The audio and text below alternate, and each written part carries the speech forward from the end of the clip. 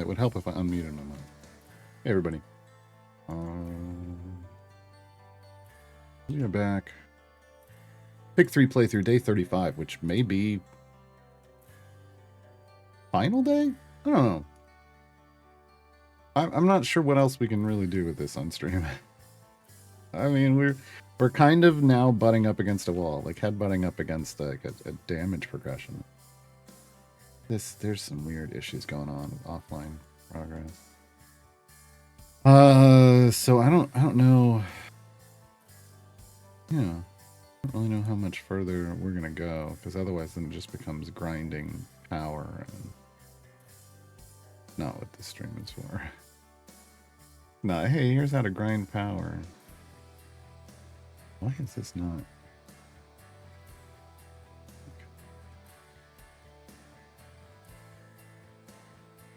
Let me get this set up in the background. Alright, that's fine. I guess I should have checked. Did we do? No, we still need humanoids and fiends and stuff. Why did this load all three in? You saw me just change it. Oh my god. Game's losing it. Game's losing it. 7.5 years in, the game can't do its job anymore. Alright. Don't know why. Don't know why. Alright, we are here. Beware the Jabberwock. Complete Area 1000. This is a basic adventure. This is why I say we're kind of at the point where we're entering into like grind mode. Yeah.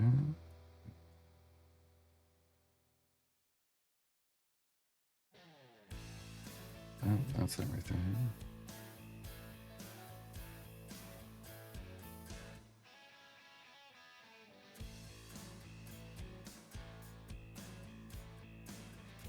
Because we're gonna need to do. I mean, obviously, you know, we're only. What's weird is like the last time we did this, we were like 6 weeks into trial. Like I did tier 6 of trials. But we weren't able to push this far. Like I think we unlocked Xeraphon, but we didn't even come to Wild Beyond the Witchlight.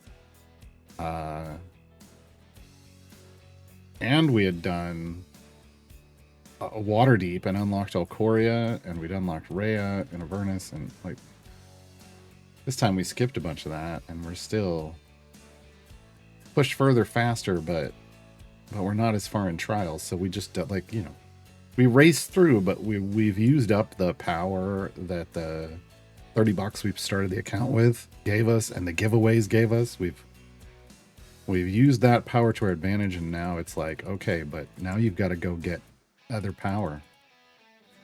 You don't have it yet.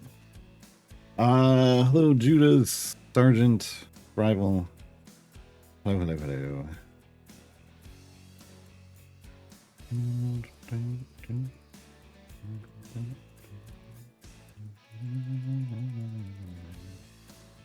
Okay, so 1,000. I mean, I don't even. What's weird is we haven't even gotten in. You know what? We're just gonna use the hour-long. We haven't used hour-long potions like really at all in this playthrough, which is not usual, but sure, let's go. Why does everybody have like a gems thing on the official Discord now? I don't understand. Don't understand.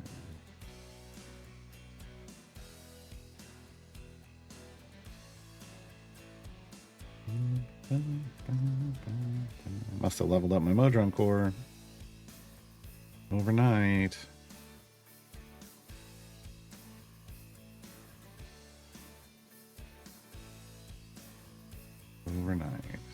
Look. Yeah, it's just it was the modest one. So the modest is now at 6. I don't care. It gives me pipes for the fast car, which is only level 5. Which is only level 5. Hey, Niskis.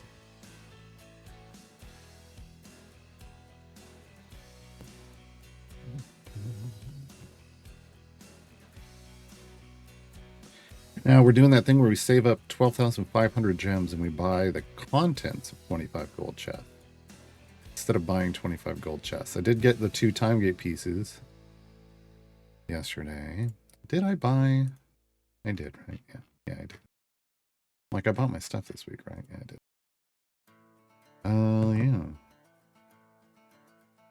I think the only things that would be left to do is there are some patron variants. There's efficient patron variants in Icewind Dale. Maybe we try those. That would give us some more patron power.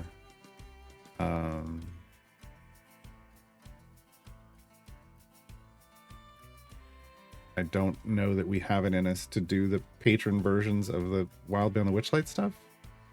Very high area goals. Yeah, that's just where we are. We're just we need a, you know, a deeper bench and a more powerful, more geared up bench. Like, I mean, we've got level 6 people sitting on the bench at the moment, showing their faces. Like, that's not great, right?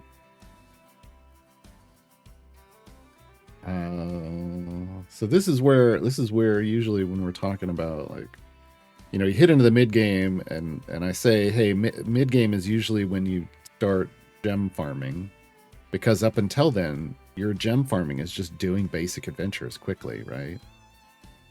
I mean, we could start knocking off variants too, base variants for gems as well, but this is where maybe it's like, okay, then you sit down and you figure out a gem farm. We got a gem farming team, and that may very well be where this account is at, because it may be at the point where it needs to gem farm just to build up the blacksmithing contracts to be able to level up, like, raise our power floor on all of our champions so that they can do some of this content. Very well, maybe where we're at, which isn't the worst thing in the world. Let's burn some of these. I mean, that feels normal to me, instead of like trying to force it early. This feels like a good place. We're trying to do all the Wild Beyond the Witchlight. If we can do that, like, we've, you know, we might try the next one. I don't think that's good. Well, Xerxes isn't that bad. At least starting off, we could probably get some decent gems out of Xerxes before we then dive into a gem farming. I guess maybe we've got a little more we could play. But at some point, it's just going to be, okay, time to set up a gem farm and gem farm. Hey, Dance Lover. Okay, I was trying to remember earlier, why did I need to have the bot open, and what new Korean command was I going to create? And now I remember it was a tunic command.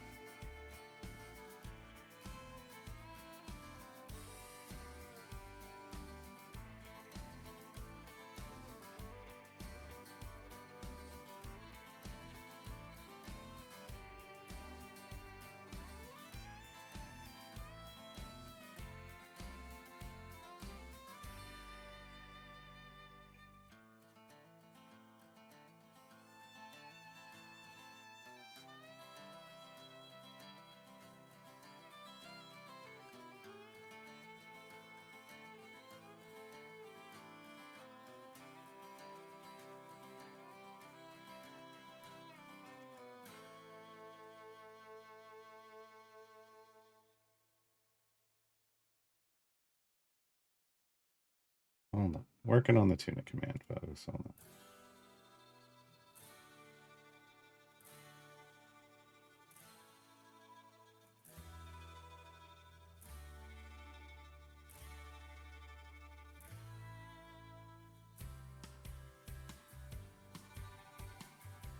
on. Okay.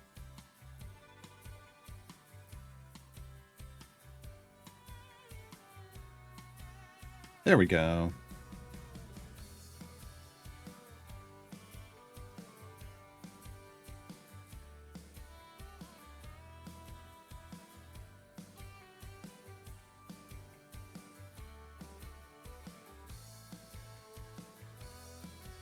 Hydrate and angels.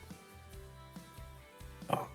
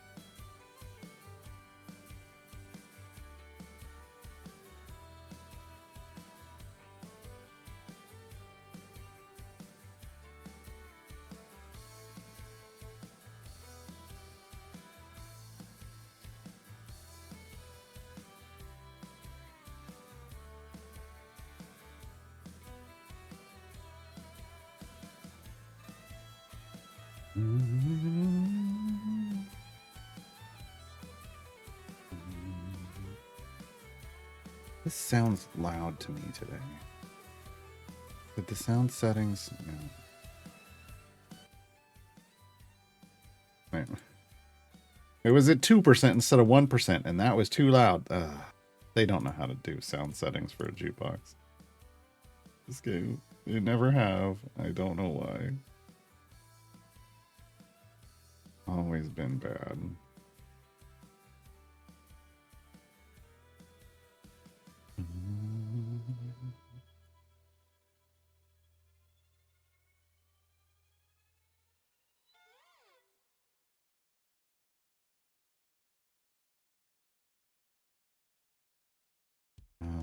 I do. Oh, I remember. I have pigments.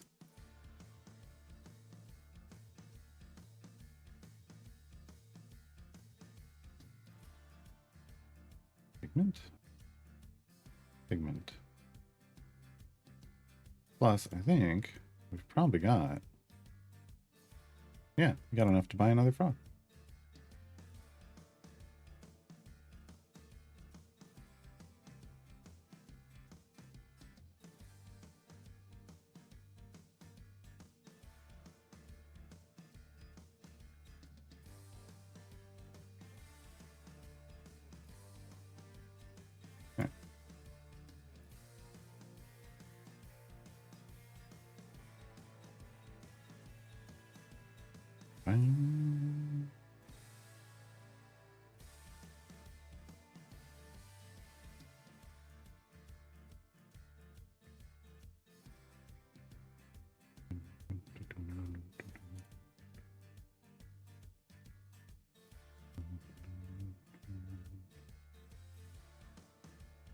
Oh, we did 10,900.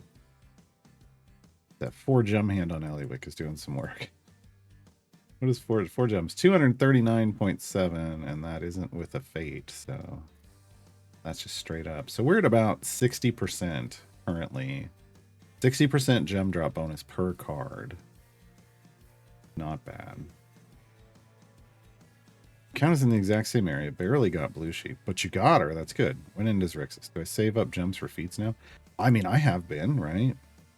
But I've been getting speed feats because I kind of knew I wanted the account to be ready for when I hit this point, and it became and I needed a gem farm. I wanted that speed. I wanted a speed team just to be able to speed through content this quickly, but B, be ready for that gem farm that I knew was going to have to happen at some point in the mid game. So like the last, I've kind of prioritized them indifferently, you know. Had to prioritize them somehow, but the last one I got was BBEGs because it was a big one, because now it makes it so that up here at the top, and when we move forward, we're at like 12. Occasionally we're going to drop down to 8. Like we're 12 when Sentry doesn't kick in. When Sentry kicks in, I think we drop down to 8. Yeah, there's an 8. Yeah, see, there's some 8s. The Sentry was working. So, you know, cutting the PBG can effectively cut the request requirements in half from 25 to 12. And then when Sentry kicks in, she drops it down another 4. She takes another 4 off that. So I've been doing that kind of stuff, right? We've still got some other feats that would be good. I need carefully balanced 80% on Human. And that would get us closer to that, you know. I mean, when you're dealing with 8 on the lowest, you can technically get Human up to 8 times credit if we cap out the item with the feats and stuff, so that you're basically 1 kill clearing. So getting the feat for Human will be next. And then it'll be, I think Whittle's got a feat that I don't have yet, so does Deacon, but those weren't as important to me starting off. So like you got to figure out kind of priority lists. Like I started with like Diana's. Those are big. You know, we got like Shandy, one of Shandy's. She still has another one that I don't have yet. Not super worried about that one. It's going to be The one that I don't have for Shandy. So here I have the dash one. Obviously, you get that one by default. But she's got this one that takes the dash timer down to 10 seconds. That is efficiency in gem farms specifically. It doesn't really matter anywhere except for a gem farm where you're cycling the same thing over and over. It gets the gem farm up to speed quicker, and then it's only early on when you're like where I'm at, where you don't have infinite potions. Once you reach infinite potion status with your gem farm, like you'll be 10x speed even without Shandy, so it doesn't matter. But early on it matters. I don't lean into the pushing feats early on because honestly most of them aren't a big deal. Most of them. There are some that could be solid. We just haven't really tried to figure that out yet. Okay, this is where we kind of run into our walls, about 600. I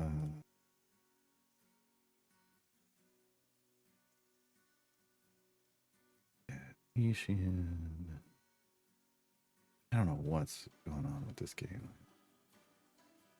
There we go. Nope. We're just gonna have to. It's just we're gonna fall over, so we gotta do the full swap.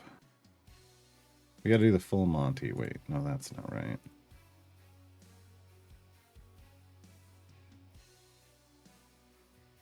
I'm gonna change everything up.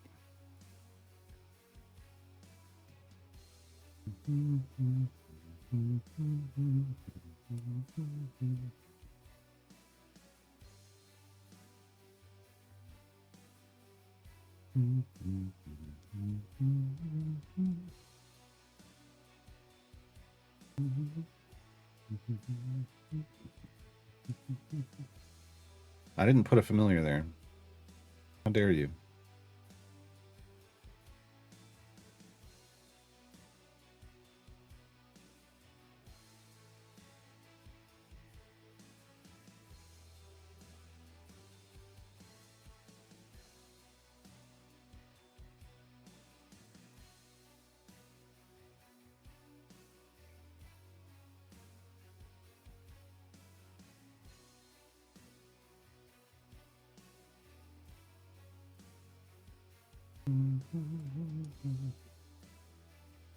Now where I do want a familiar is right there.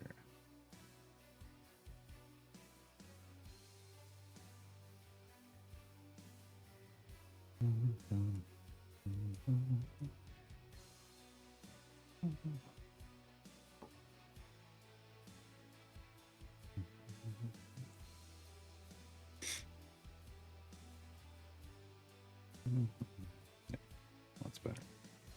That's better.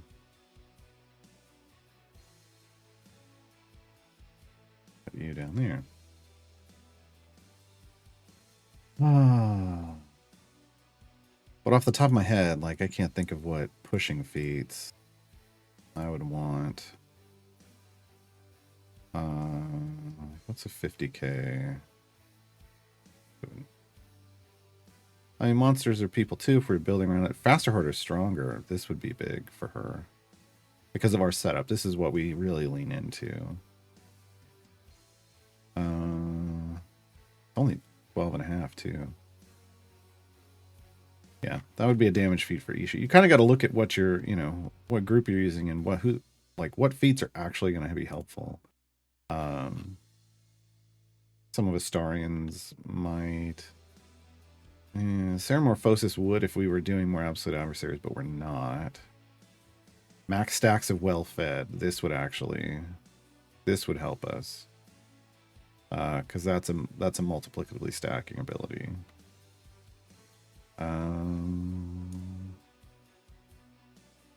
Volo's, is it Volo's Guide to Monsters? Probably. Yeah. So there's some pushing feats we could get to. I would still do all the speed feats first because then I'm earning gems faster, and then I can buy all the pushing feats faster. Right? Are chests the only thing to spend Modron event currency on? Event currency in general, yes. That's event currency in general, because that's how the game works. So the only thing you can do with the event currency is buy chest packs. Should you just be spending them immediately? Not necessarily. Not necessarily. So the way I do it is I think the way I demonstrated on this account was I unlocked each of the champions, and then I pushed deep for favor. We got E41 gone, so that was plenty. And that deep push for favor, like we got a little bit of favor on our first two pushes, but then that one big deep push for favor also showed us how far we could go for variance, for the purposes of variance, right? So I knew at that point we could probably go to tier 3. We could get into tier 3, but we couldn't complete all of tier 3. And that's where we finished variants 1 and 2 for each champion, but there was no way we could get variant 3. At that point, I pop Electrum chests, try to get to green or better, and then silvers to make sure that they're green or better. Once they're green or better, then I pop the golds that I earned. The idea is you then pop the golds that you earned from the variants first, see how everything falls, and then start filling in gaps with and balancing things out with event tokens. But you don't necessarily want to spend them right away. I ended up having to spend some early, but it was fine. Educated and informed decisions. But ultimately, find it can be better to wait until the 3rd week after you have all of your champions unlocked and you've done everything for their variants, and then you see how their gear is and where their pity timers are, and maybe you chase a pity timer here or there if someone's close. Otherwise, I like to buy the gear to get item levels up roughly equal so that they're all functionally usable. At this stage in the game, I need functionally usable champions for variants and patron stuff. So that's how I do it. Because if you burn them all just at the beginning, you're front loading the first 2 champions that are unlocked, and then the other 3 potentially, might get the shaft, right? And not in the good way. But yeah, that is the only way to spend event currency. Human at the back can be good for more DPS in the middle. I understand how Human works. I understand how Human works.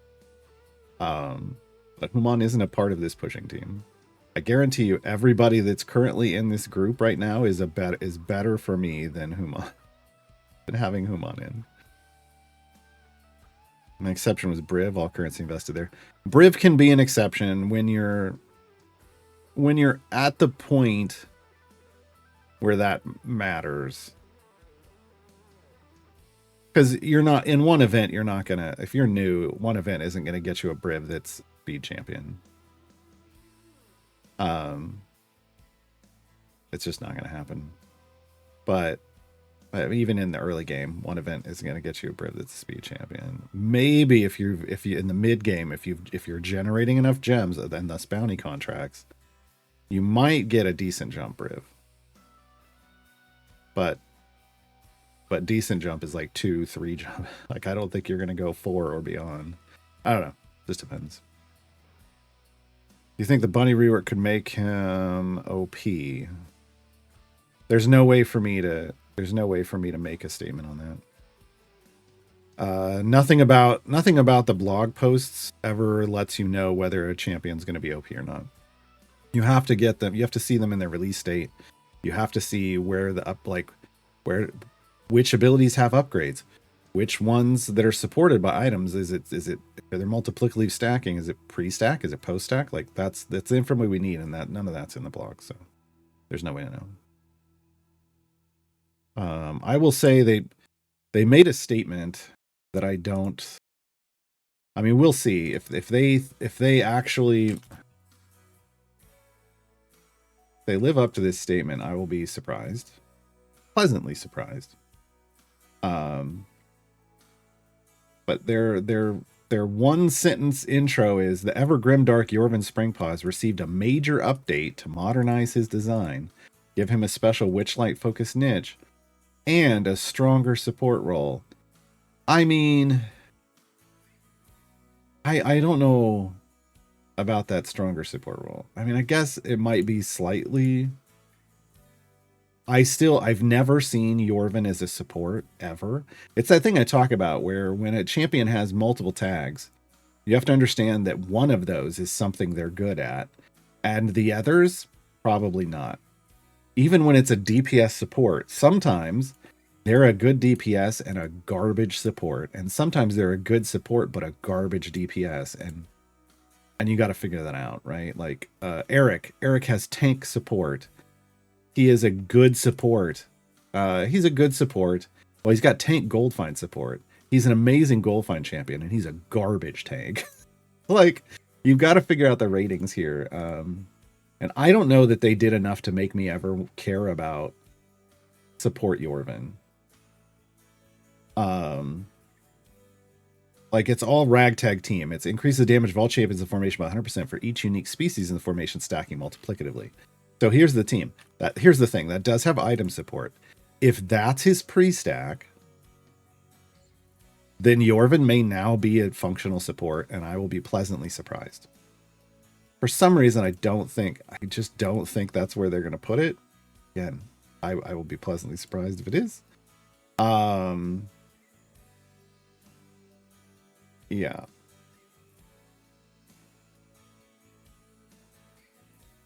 I think they're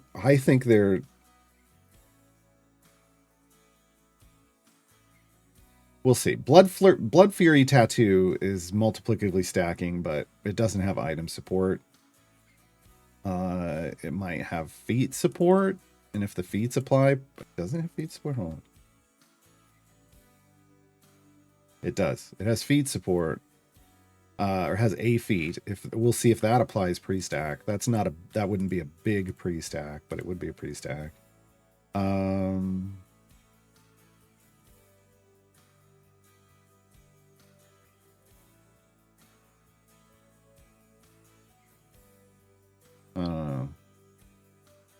It feels like the only thing that can really be pre-stack is Ragtag Team.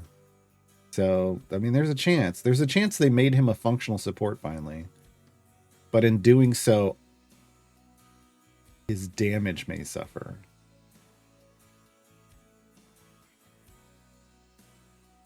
And he may no longer be he may remain an okay, a solid damage dealer. He just may not get better. We'll see. Trying to read the spec choices again. Yeah, that one doesn't. That doesn't matter.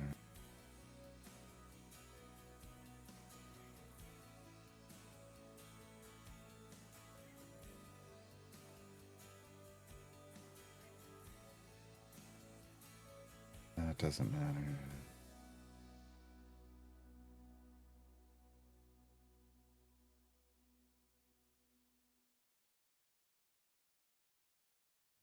Yeah, I don't know. I think they went before he used to be a DPS, a good DPS, and a bad support. And now I think if they pre-stack that, he's going to be a really solid support. Like, I don't know if he's going to be OP. We'll just have to look at the numbers. And an okay DPS. He does have a boost for doing all the Witchlight stuff, and that could be helpful. We've seen, like, with Commodore Crux, how that can be a big deal. So, yeah. I don't know. It's going to be interesting. But there's no way to know. Like, you can just kind of theorize, or excuse me, hypothesize up front. Get those words correct. No, that's not how theories are. That's not what theories are. Hypothesize about what can happen, but you can't really know.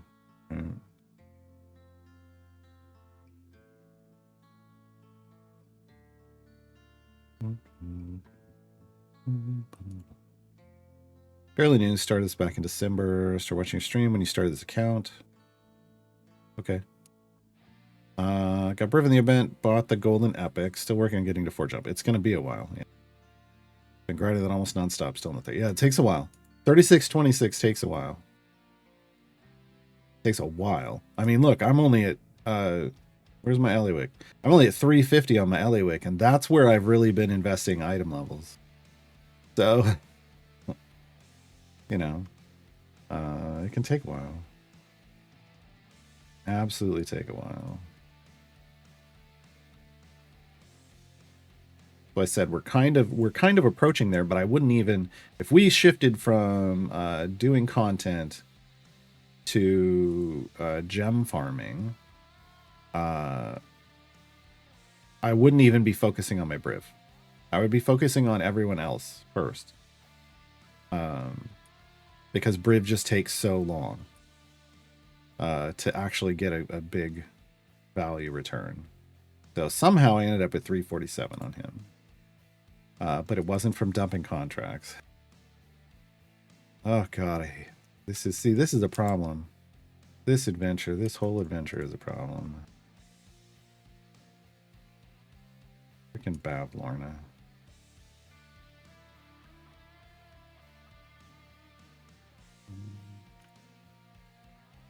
Witchlight is the most, honestly, for me, it's the most frustrating campaign in terms of the bosses. They're just all jerks. Like, the hags are just jerks, and you're dealing with the hags over and over and over again.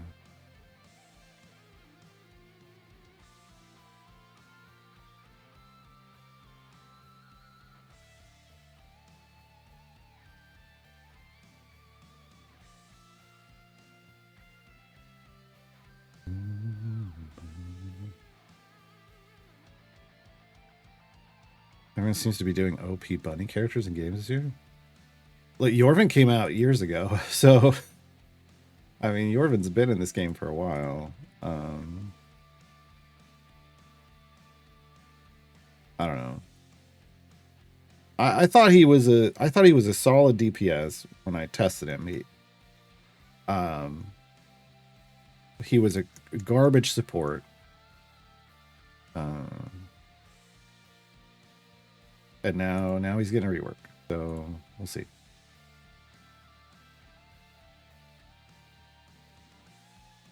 Yeah, but what I'm saying is I don't think anybody at CNE is going, hey, a bunch of other studios are putting.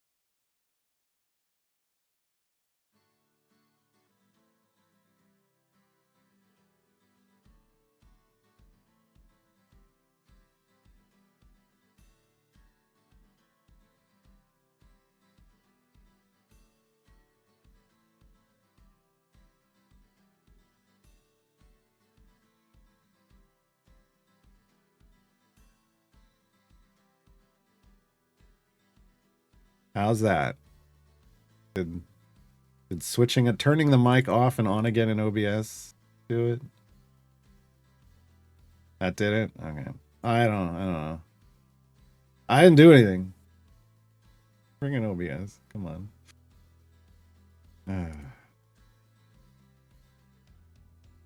Why? All right, so we're not doing any damage. Well, we're doing a little bit of damage to the Jabberwock.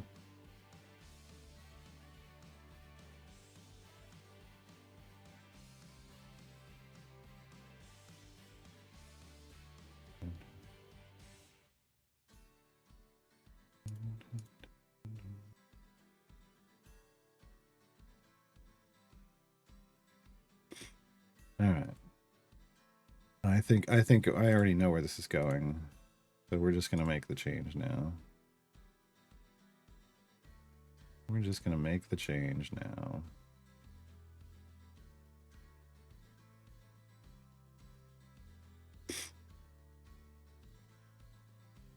This isn't usually my go-to combo for making Karlach attack faster, but as you'll note by the blur that is Karlach, it does work.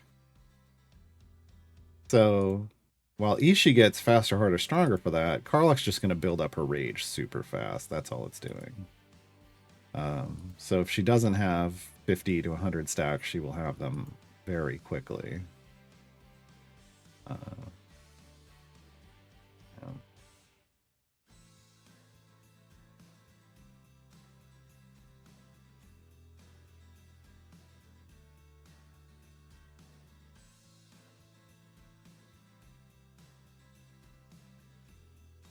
This is, I don't know if we're gonna make it though, folks.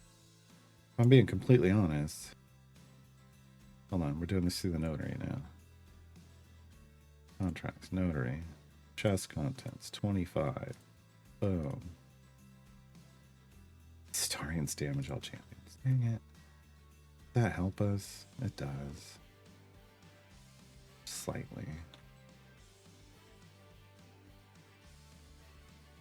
Oh, I can't save that.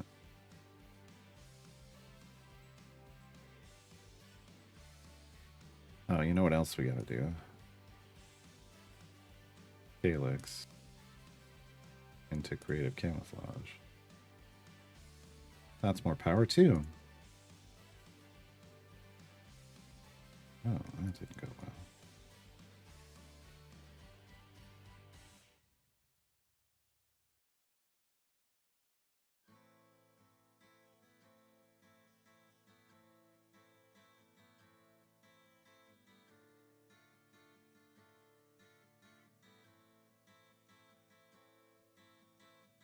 But I want to point out, when on the last new account we did with Karlach, Strongheart, and Duke Ravengard, Karlach was in mostly blues with average item level around 50, compared to full epic 600s. But with the Duke Ravengard and Strongheart combo, we were breaking E300 easily. So this is why I recommend Karlach. Said it before, I'll say it again. I'll say it again. I recommend Karlach because excuse me.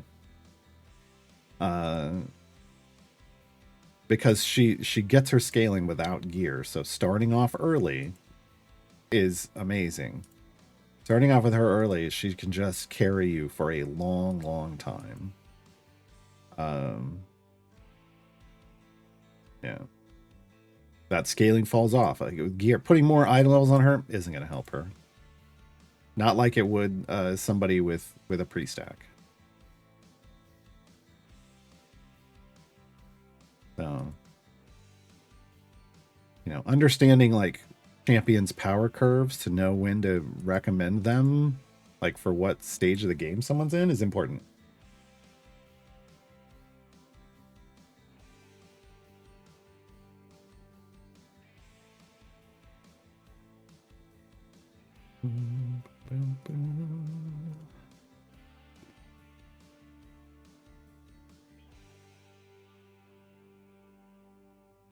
This Friday, for TGIF, thank God it's Friday.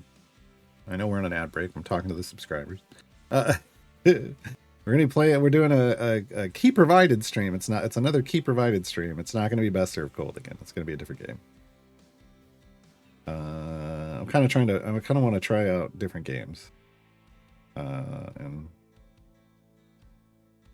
I've been getting a lot of people who are. I've been getting a lot of things where I have opportunities to get keys for games and try games out, and I kind of want to do that. I want to do that. Because it rotates some more games through in front of people, which is good. Check out different kinds of things, but also I want to try out lots of different games too.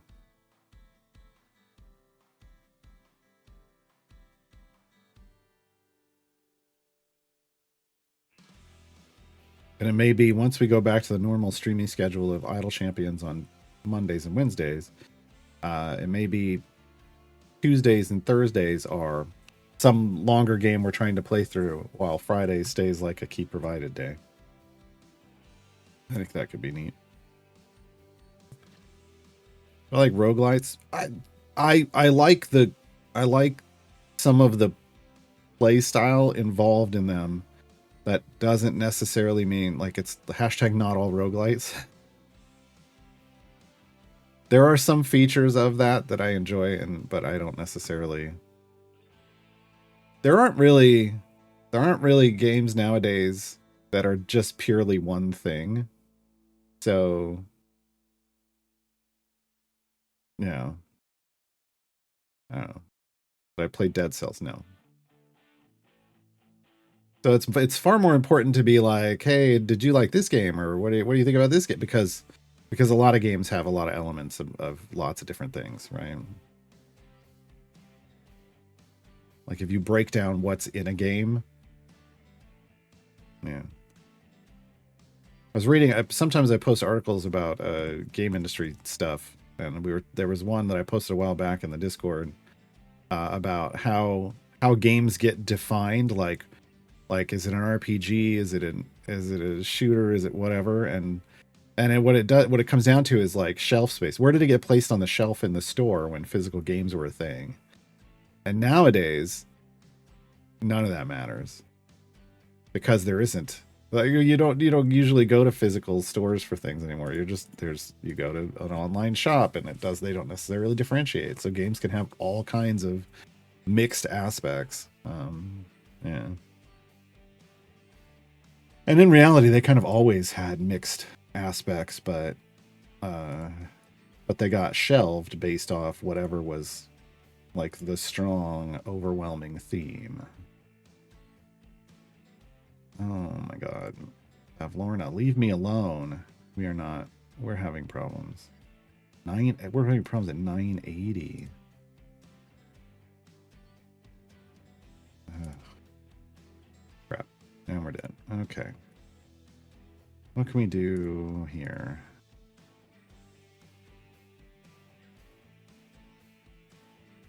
I mean, this is potentially...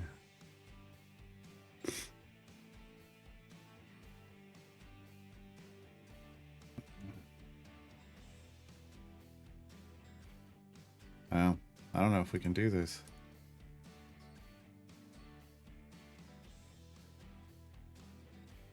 Wow. When you go to GameStop, the games are in alphabetical order. That makes sense nowadays, but they used to be in like sections. Gale's, we've tried this the other day. Gale doesn't really help here. Well, actually, we had a 300 spike. Ride that. Ride it, my pony. No, not enough. Okay. All right, so here's what we're gonna do. We're gonna take a Whittle and a Lindra. And we're going to make different choices. I'm gonna choose Gale. Gale, I choose you. I'm gonna go damage to enemies in a small area.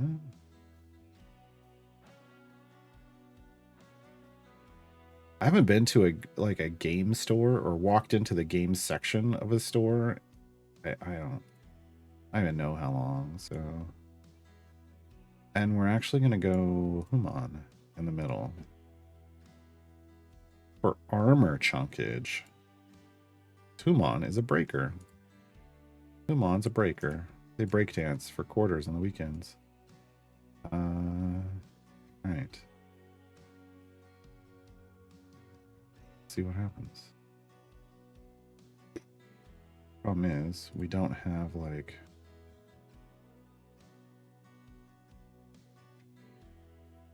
Yeah. That's not gonna help. Not enough. We lost too much.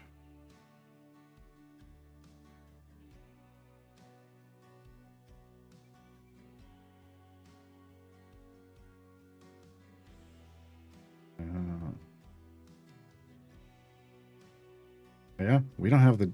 hold on. Henry's Orb. We've looted some, some feats. I need to make some adjustments, maybe. Maybe, no, I don't even have any. Maybe do they? Rapid retreats is not something I care about. Only got 3. No, okay. And this is pretty much it. This is all we got. Yeah, this account just doesn't have the power to finish a base adventure because it's to Area 1000. Beetle, why would Beetle help? I'll try. But honestly, why would Beetle? Well, we'll see. I don't see Beetle on their own as being a strong damage dealer. Or support, I should say. I feel like their strength is just being combined with Grim, but I will try it. Yeah, none of that. I mean, we could try an Ashara. We might have to try, if we're going to use Beetle, we might have to try Grim DPS. Vent buff still applies. That is fair. But we got no damage. Yeah. And Dragon Bait already died, so that did not do anything.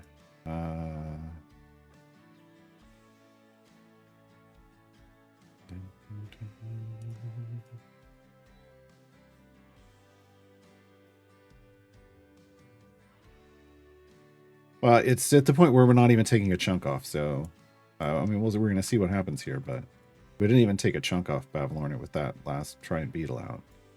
We'll see if the combo allows us to.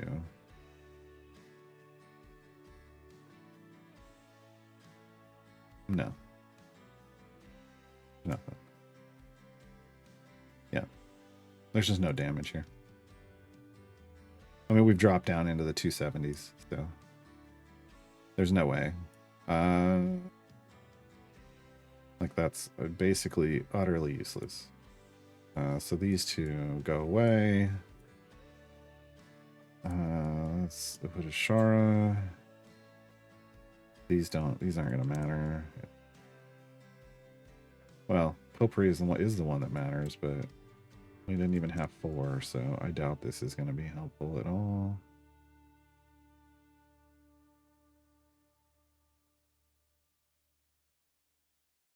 No, we're not even getting close to 300. We need 300 plus here.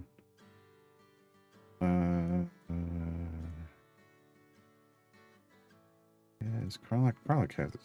No, she only has 12 Christmas, so that wouldn't matter. Nope, we're pretty toast. Pretty toasty. Pretty toasty. And honestly, this was... Even though this is more of the setup for Ishii, that was the one that was kind of doing the best.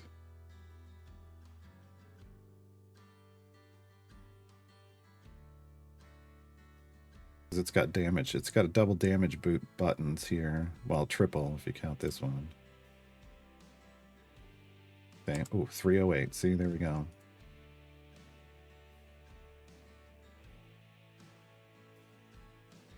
All right. I'll take it. I don't know why it worked that time and it didn't the time before, but I'll take it.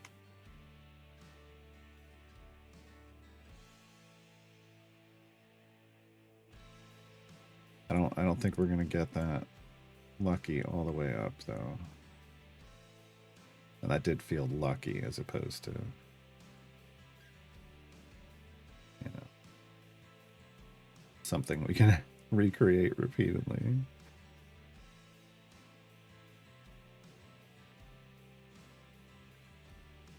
Just when we've dropped it back down.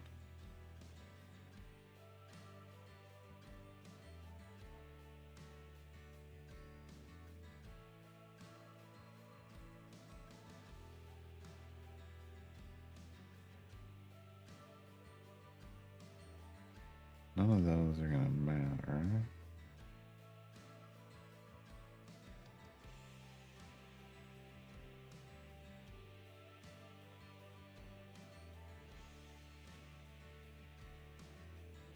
There we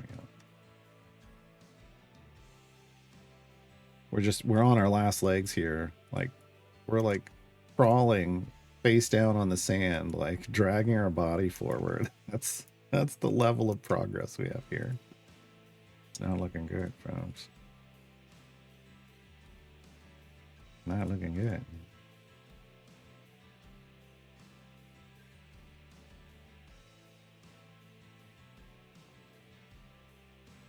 Oh, got past that one.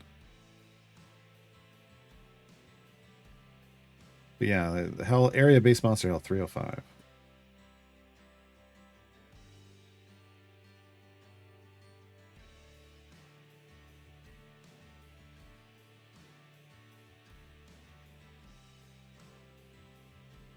So we're getting a combination of things. We're getting a combination of ramping off of Calyx and ramping off Myria dying.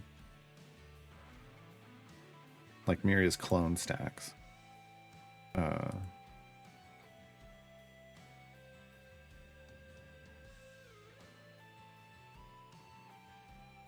I got early with this.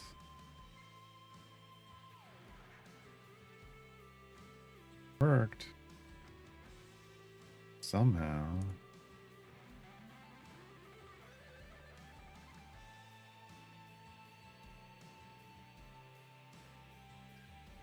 Just slowly but surely taking stuff off over here, but that's not. As Myria goes through more clones, we should be able to melt this. Hopefully.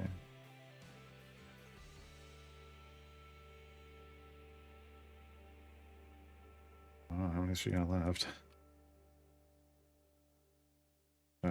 48 available. Oh, this is not bad. He's not burning through these very quickly. Key here is, can we keep Dragonbait alive even though she's eating most of the damage? There we go. Okay.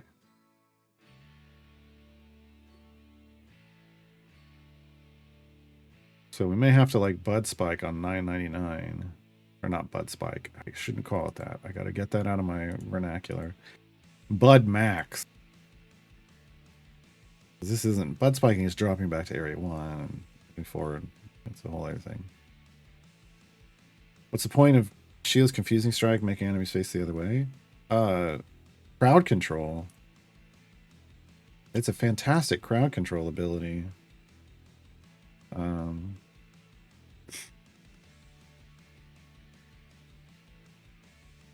They're turning the other way. They're kind of stunned. They're facing the other way. They're not attacking you. Great crowd control. What happened? We died. God dang it. All right. 308 is where they want E308 here. I was busy watching this, but other people died because they were hitting other parts of the... Okay, this is where we get the damage ramping. We need to get... He has more... He has more. Wrong person, Garland. I wish there was a way we could see this over her head or something. There it is, 312. Let's go, let's go, let's go, let's go. Stay away, stay away. Yes! I am a god! I am not.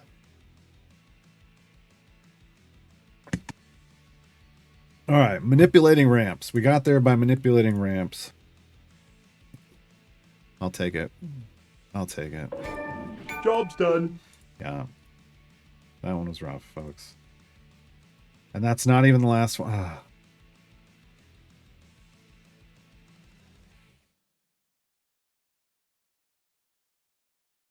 Can't do that one. I can't do that one. It's gonna be worse than the one before it. I can't do that one. So, light as Rixus. So, light as Rixus. Actually, what I need to look at is so Trials about Tiamat. What am I on? I'm on Legend. I have enough to do it, so I'm looking for a blue. There's no blue heads in here. I need to create a campaign. Go swamp. Throw out our Makos.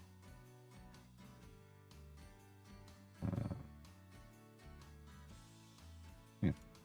Okay. So, Seeds of Destruction. It's 200 areas. Okay.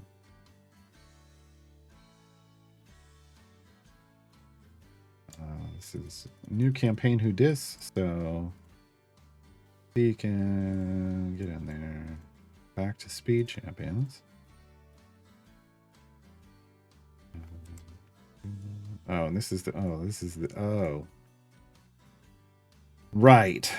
This is the one that puts an NPC in the middle. Right. I remember now. This one's definitely interesting.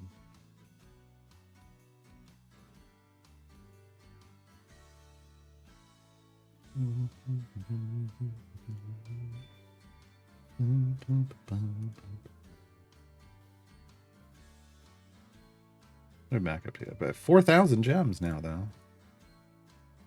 We got 2,000 just by finishing that adventure.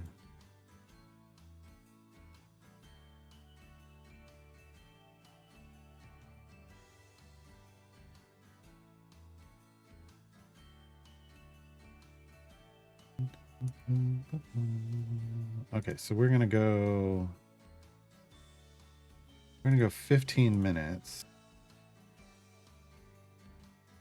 on our first run here.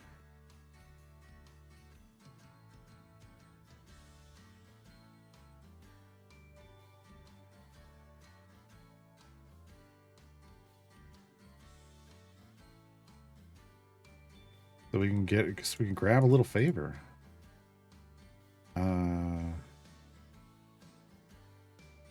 The Witchlight was over here. We actually earned favor on that D push.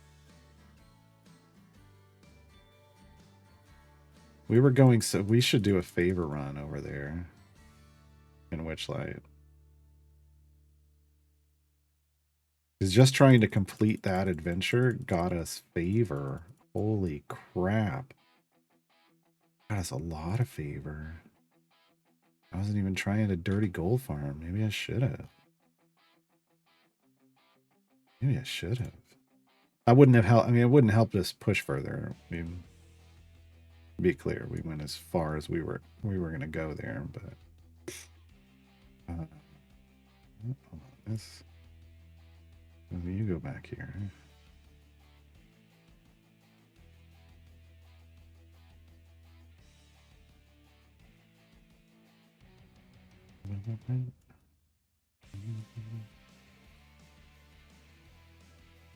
But it is interesting that we didn't even do another favor push there, but we pushed all the way towards the end.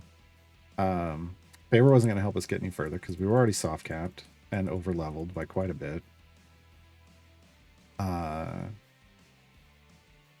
But there's definitely the potential to go back and do a deep favor run and end up with a lot more favor than we had before. But wish I should have, if I'd have been paying attention, I should have just dirty gold farmed there at the end of that, like towards the end of that run. Because going back and doing a deep favor push, what's second? I mean, we could go to an area that isn't going to have Bav Lorna in it. Which is going to be nice. But we're still going to, it's going to take us the same amount of time because we're going to be going to the same kind of area. Not like we're going to go much further. We're just going to get more, we would just get more favor for it.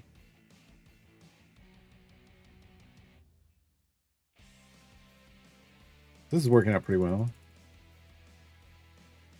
We're already rocking and rolling in the free world.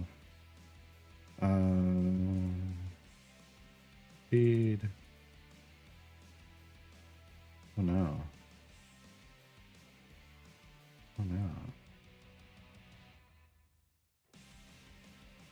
that's fine.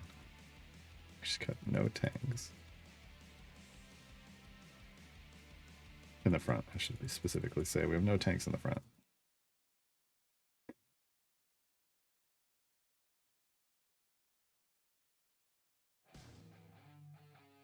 Kind of running Caddy Bree DPS in the back.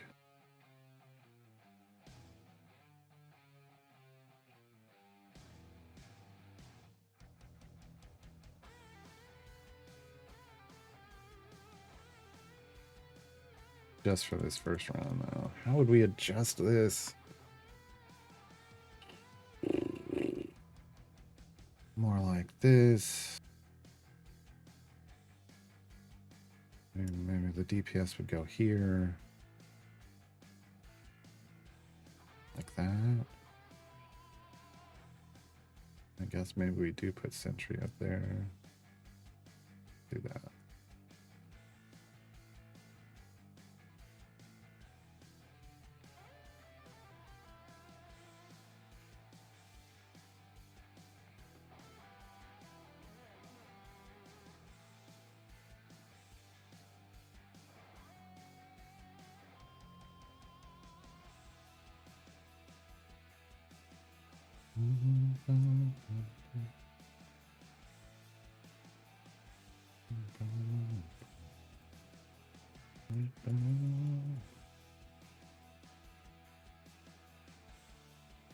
Four gem cards on Eliwick. Now I kind of want to go further. Now I kind of want to go further than 15. How much we got left of that 15? Oh, I got 10 minutes left. That'll be good. Take advantage of that. While we can.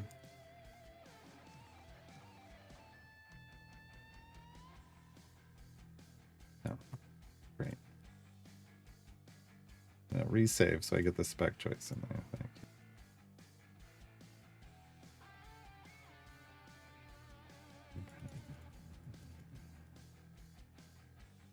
I'm trying to make this, it did. It's like I was trying to make this Diana DPS, and that's exactly what it did. All right. Even though Diana is not a DPS. She's often the DPS in our speed teams. Just means she's positioned in the right place, and we got nobody else doing it.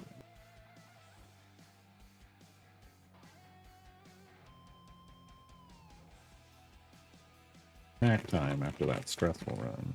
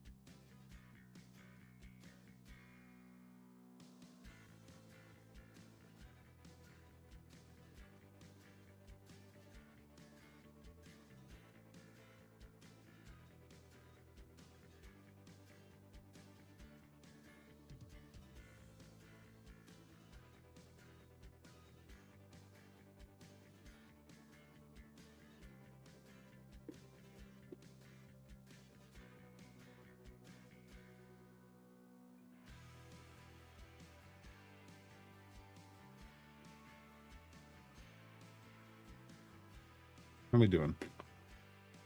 Only EO9 favor so far.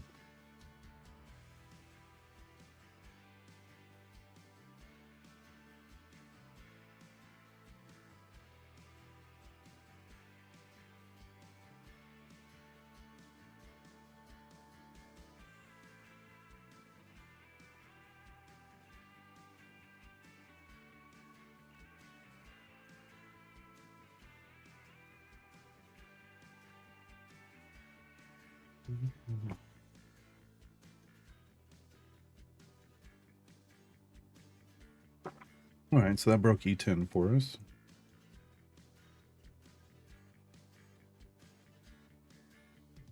Not the worst place to start.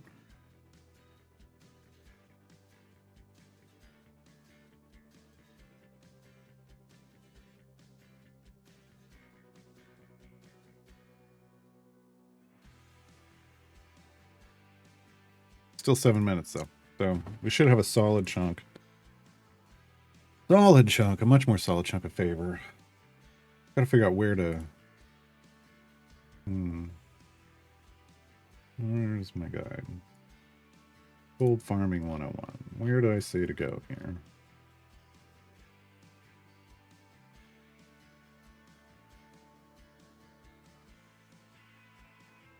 Evacuation of Waterdeep, which is obviously not this one.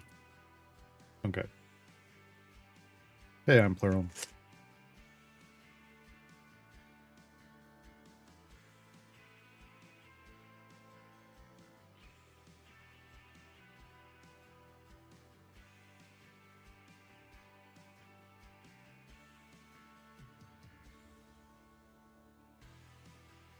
What the hell? Why were we not doing enough damage there? Kind of ending the end of the damage. All right. All right.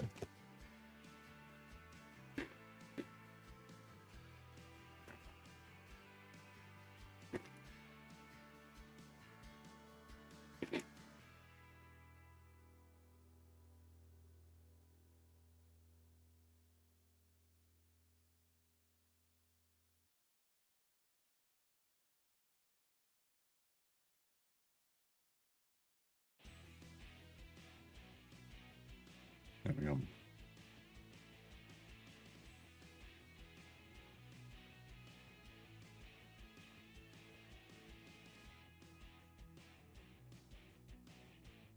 Wrecked. Absolutely wrecked. Wow. Okay. All right.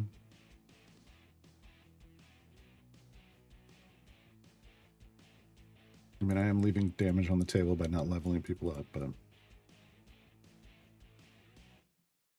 we don't have a tank in the party now, so the purple worm's just going to devour us.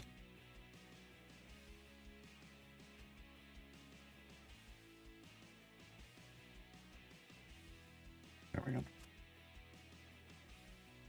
Bolts to the rescue!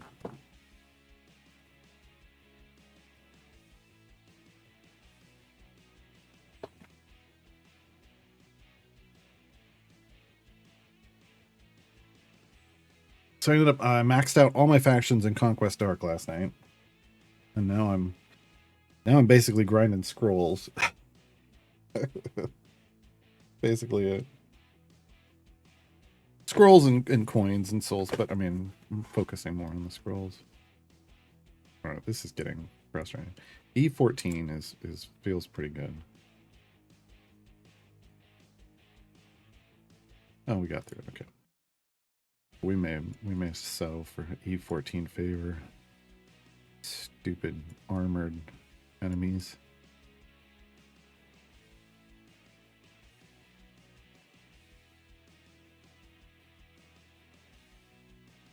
Really?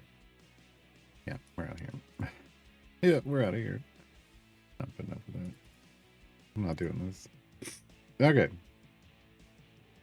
Here we go. This is the deep favor run anyway. So the evacuation of Waterdeep is the better area here to do a deep push anyway. So we're going to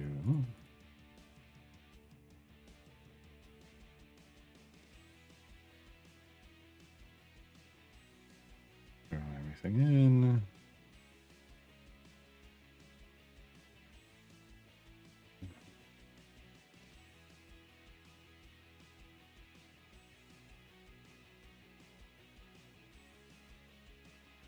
Let's unlock the Zaka loves the visual of escorting her corpse on the stretcher.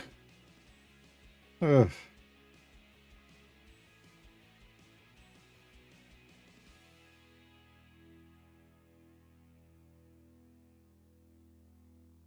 It was neat that, with that formation allows you to kind of surround her as you're progressing so that you can bring her back to life, right? It is neat. All right, we're going to go all the things. All the things, please.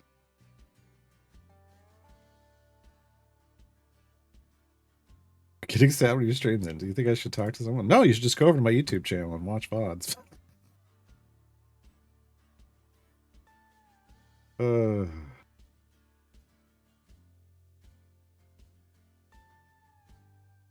I've been trying to get to make sure I'm uploading stuff.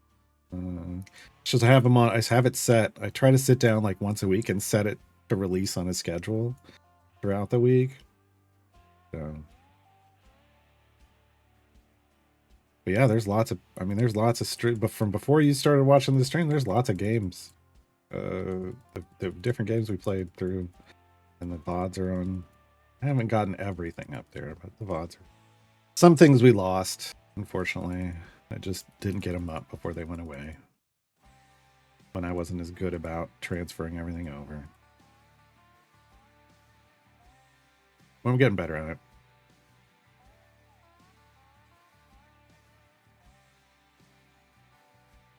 I have to get up at 3 a.m. to watch. Oh, that's rough. I don't know. Yeah, there's people all over the world watching stuff. That's why my VODs get a lot. Like the VODs even here on Twitch get more views than my live streams because there's the Idle Champions community is a widespread community, so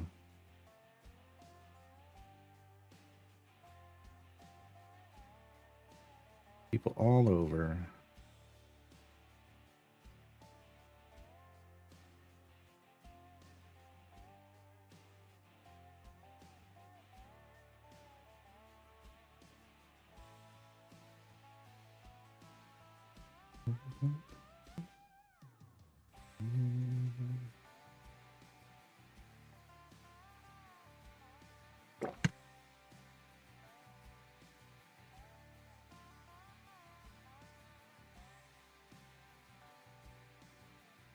And I've thought about adjusting like my streaming schedule at times, but it's like no matter what happens, like if I change it, there's gonna be people that are happy and people that are unhappy.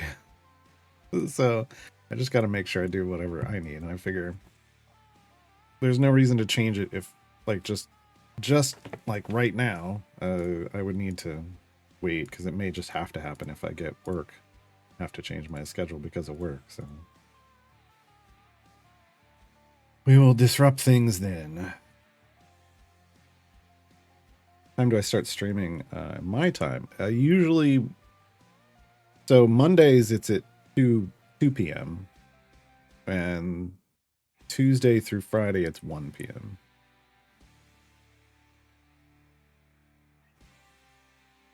Saturdays it's 11 a.m.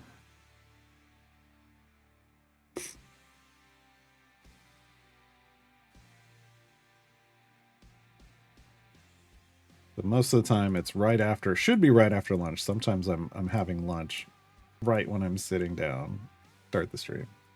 But then it ends right before dinner. Right? It just kind of makes sense. Sandwich it in between lunch and dinner.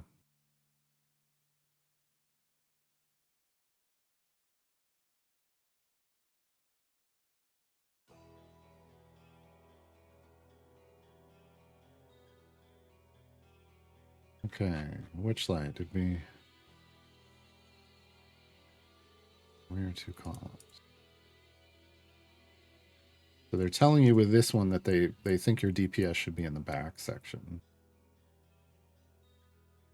Hit it from the back, basically, is what they're saying. All right.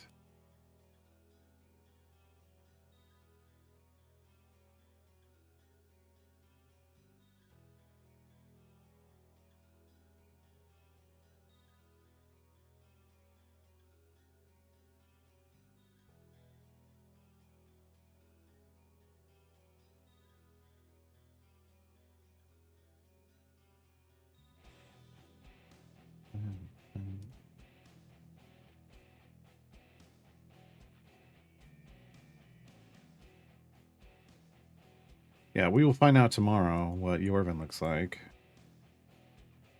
with the rework. Reminds me, I need to prep his guide. I guess I could be doing that right now.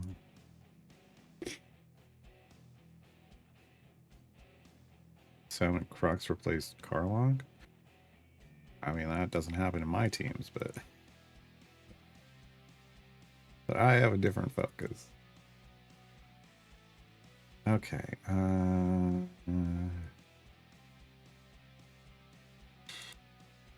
Where's Yorvin at? There we go. Yorvin was a year 5 champion.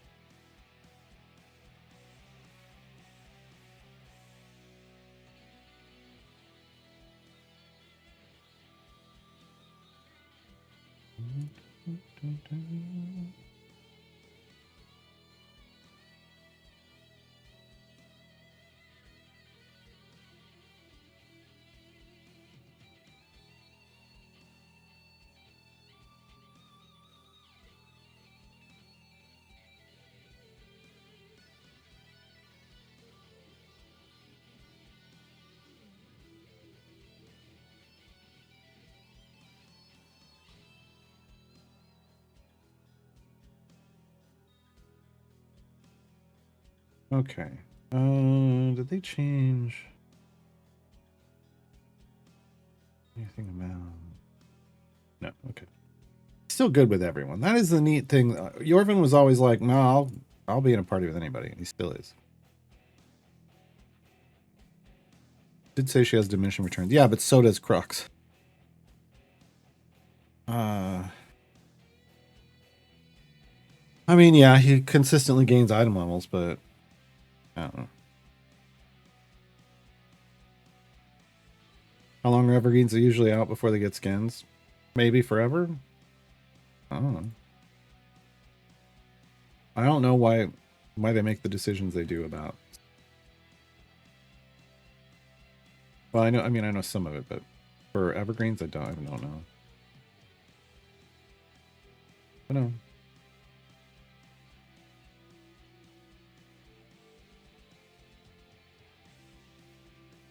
Yes.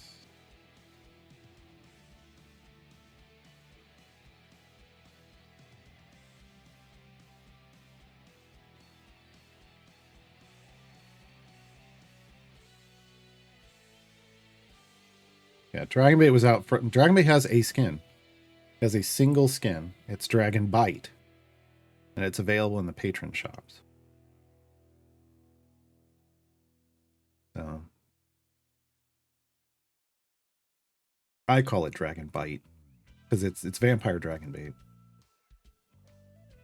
It's probably strong. Yeah, vampire dragon bait.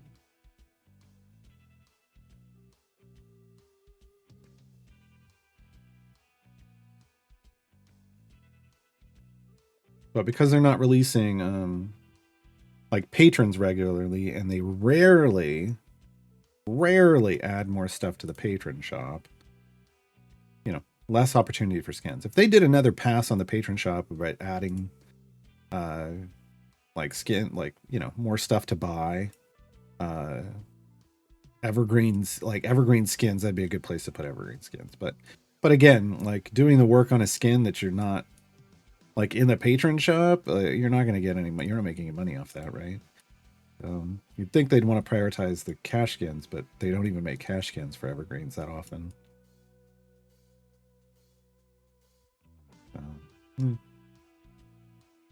Yeah, they did Drit skins because he's Dritzed. I mean, like, hello.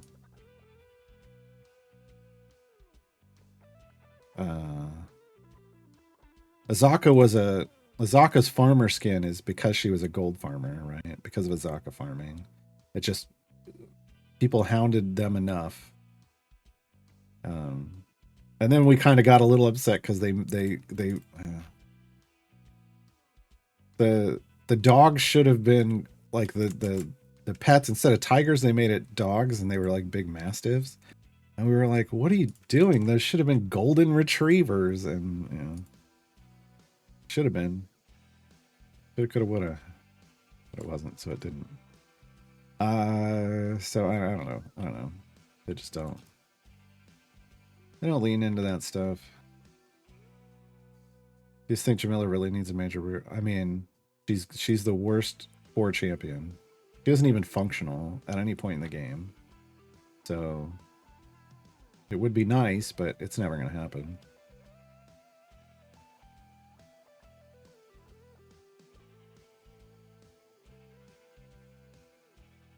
They kind of, you know, they made a mistake with 4 champions. And that they put too many DPS champions that aren't like all of them should have been DPS / support or something. There's too many pure DPS champions. There's Jarlaxle, there's Delina, there's Jamila, right? But then you also had back in the day, you also had Ashara. I will still do Ashara, who's DPS support. You've got Archon, who's DPS tank, which may as well functionally just be a DPS. And you had Hitch in Delina's spot, who was a DPS support. There were too many DPS options, and not enough depth in the game and the champion pool. And by the time you had more depth, they weren't useful anymore. Those core champions weren't useful anymore. So, yeah. But you know, the core champions are really only supposed to be useful for you when you start. You're supposed to just get out of them quickly. That's the idea. And in that sense, there are enough core champions that are functional for you to play through the beginning of the game. But you're basically ignoring Jamila and Archon, honestly. You can make a functional team out of the other 10. You just ignore them. Well, Delina, you use Hitch immediately. Because you can get Hitch immediately, you use Hitch immediately. But yeah, so...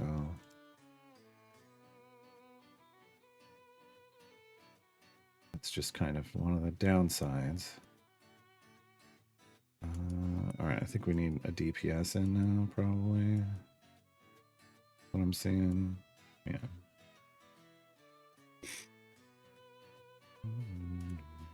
Oh, Makos, yeah. Makos is DPS support too. Yeah, there are too many. There was a point in time where I remember in year 1 where I used Jamila as a DPS for like a week. Same with Archon for like a week. But it didn't take much for them to fall off. You didn't use Ashara, you didn't get a chance. Ah, that's fine. She is still there, and she will be functional for you forever. She is the only core champion that scales throughout the game. Well, she's the best scaling one. Tyrell can be a solid scaling as a tank. Tyrell, you get to a strong point with Tyrell. Wow. Wait, why? That's the problem. We've got Ishii up in the front. What are you doing, girl?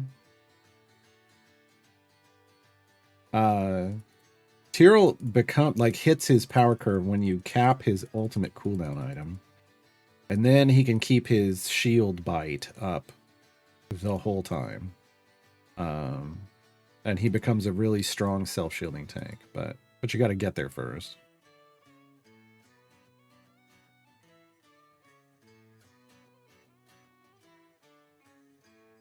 One of the core champs should be speed. That's Minsk.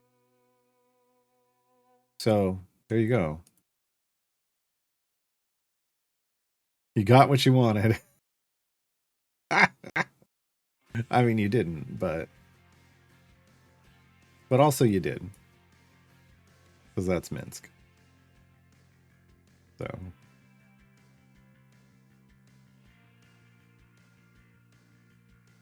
he actually used to be a worse speed champion. So yay, I guess. Yay for making him better. They did make him better.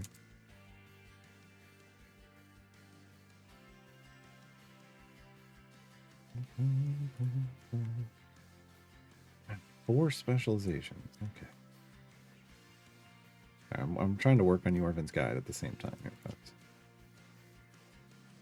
Yeah, so I don't know. I don't think they really. I mean, it was kind of obvious they didn't really know where they were going at the start of this game. They tried to make the thing. They were like, well, we wanted to make them very generally useful, but they missed the mark with so many damage dealers, right?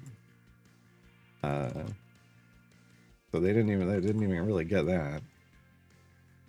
Now over time, obviously, we have, you know, there's such a now 149 champions. There's a lot of options. But it took a while to get there, right? Okay, now we need a pushing team. We're just getting rolled in the 600s. All right. Let's just start where we kind of want. Let's do this. She's going to be back here with Whittle. Lendra. We're also going to want Miria. Still, this is useless, so we do this. See, we're making it work. We're making it work. The problem is then we can't use Caddy Brie. God, I hate this. I hate this. And we can't use Caddy Brie or Volo.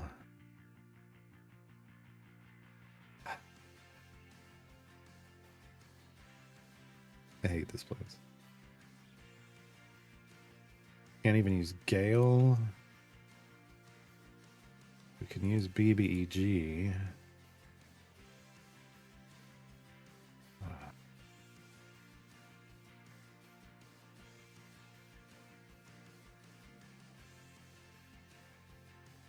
Yeah, there's a reason I don't shave it all off.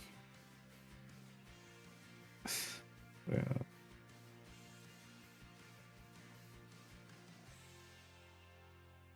This is where a Valentine would be great, but I don't have Valentine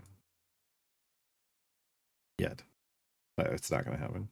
This account isn't going to live that long, but this is where a Valentine would come in handy.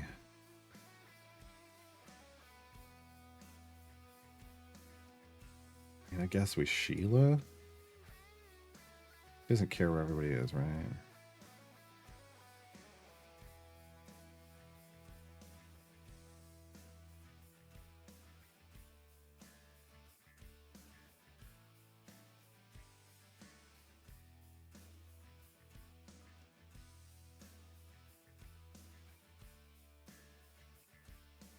Hey, Kirkos. All right, so this will push a little bit further. Maybe not much. I don't know. Not doing great.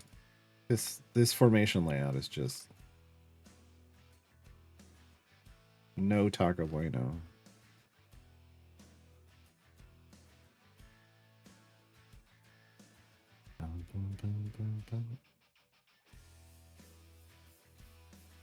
Okay. Oh yes. to delete this whole section. Makes me so. All right. Feel kind of like Valentine with Grimm.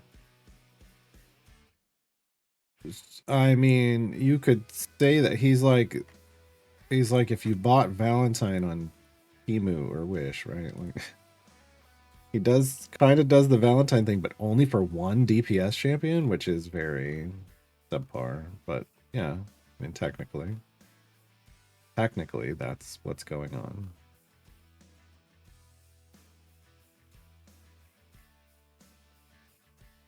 Just not really super valuable.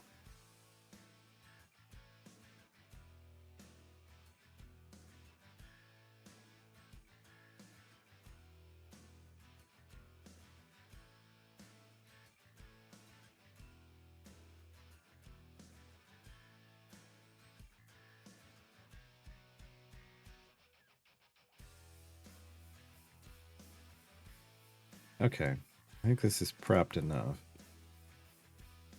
I can close it and I can start paying more attention to me. Thorbu versus Miria for scaling. Who should I invest in? These are Miria is not a DPS, but I guess you're thinking like Zorbu support. Zorbu support is like I think it's a Jarl or it's an Artemis thing. Miria is by far the more functional champion in my opinion. Yeah, personally, I think Miria is the better choice there. Yeah, Bobby almost becomes better than Zorbu, but as a support.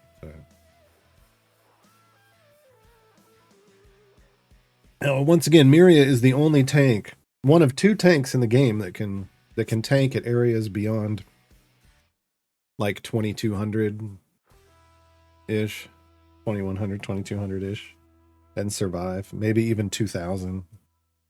I don't know. Depends on your health.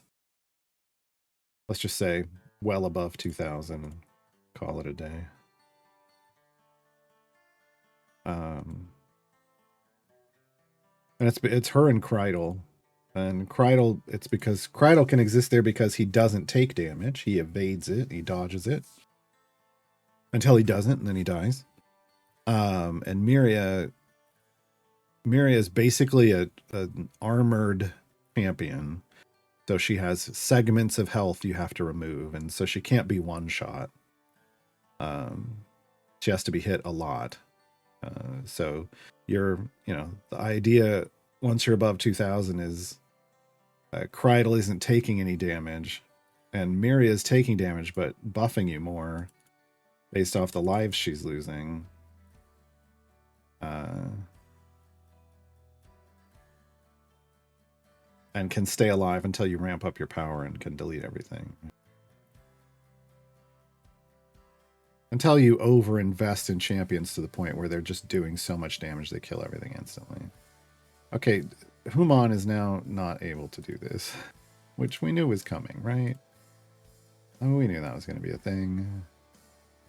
But do we do Gale, who isn't going to buff anyone? He's just going to exist?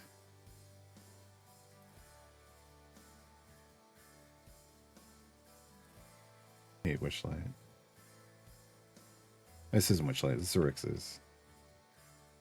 Xerxes is rough. Battle a decent champion? I mean, again, he's one of two champions two tanks that can exist towards the end of the game. Does that mean he's the best buffing tank? No. He's just who you have to use if you go that far. You don't have a choice. Or it's that or no tanks at all, right? Which is what some people choose. Wow, we just don't have the damage. Why do we not have the damage? Oh, it's just because, yeah, this layout. I'm like, normally we have more than this. But yeah, normally we have a decent freaking champion. Yeah, Krydle is available in this. The limitation on Krydle is that he only buffs the back 2 columns, so you've got to be built. You've got to have the capability to build formations that buff the back 2 columns. All right, yeah, we're just not. Oh, you know what? You know what would probably help is if we turned off speed. I know there's probably going to be people that are like, what? But Ishii actually ramps her damage higher if you turn off your speed potions. Can Evelyn? No, I said the only 2 champions that can exist. I wasn't being facetious.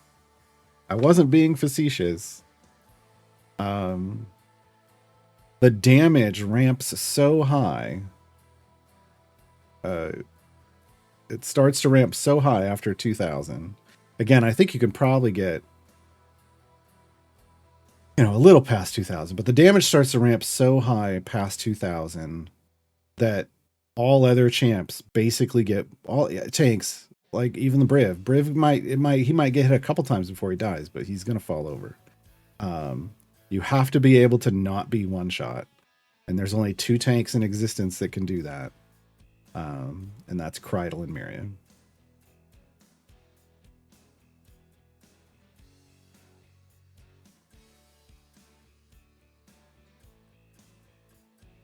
Well, it doesn't matter. Belushi doesn't matter. Belushi turns into a tank, and then she has normal health, and then she gets hit again, and then she's dead. I'm not. This isn't me not knowing how the game works. I'm telling you that this is how the game works. I understand.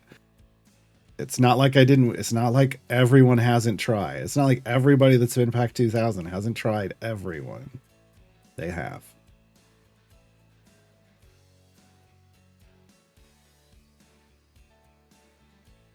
Miria exists until she's out of clones, but she gets more clones the further she goes. So she has a decent amount of time to stay alive.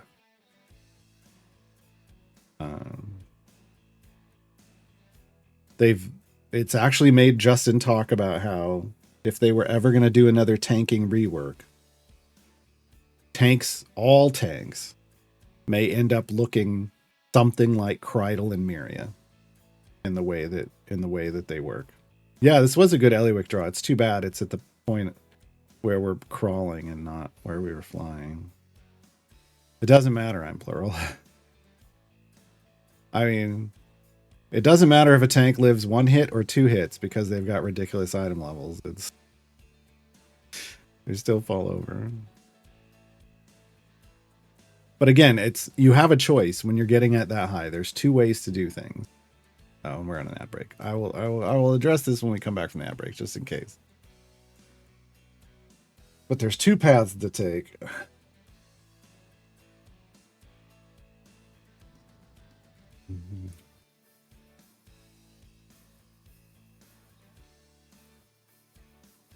E28 isn't bad for first run. First deep run. Coming up on our 12.5K for gems too.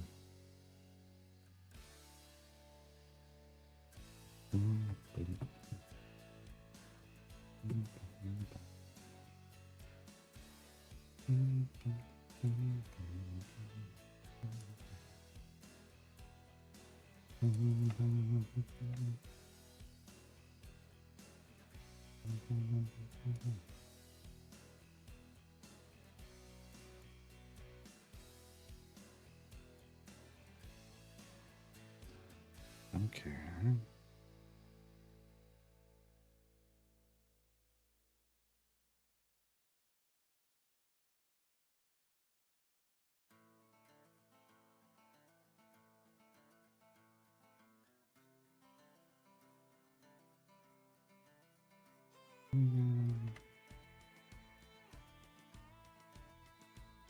All right, we're back. Okay, so I paused this. I'm plural was like, even with do the tanks even die with ridiculous item levels? Yeah. There's 2 with ridiculous item levels. There's 2 paths you can go past 2000. And it's Miri and Krydle is one path. The other path is ridiculous item levels, and you don't put them in tanks. You ridiculous item levels on your like damage party, like your pushing party, lots of legendaries, and you just do so much damage that you never get hit. But even then, you're gonna end up dealing with segmented health champion or enemies, like, you know, hit based or armored, that are gonna take you gotta punch through them, and you're gonna take hits while that's happening, and you can either hope you make it, or have Bridal or Mary up front anyway, just long enough, you know, that are surviving just long enough for you to punch through that and then move on. Like that's it. You can either rely on just outrageous damage, or you rely on Cradle and Miriam. But like I said, they were talking about, you know, if we rework tanking again, because they've done it before, like how tanking and health and healing all work.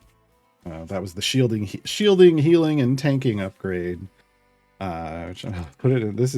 That's not what they call it. It's what we called it.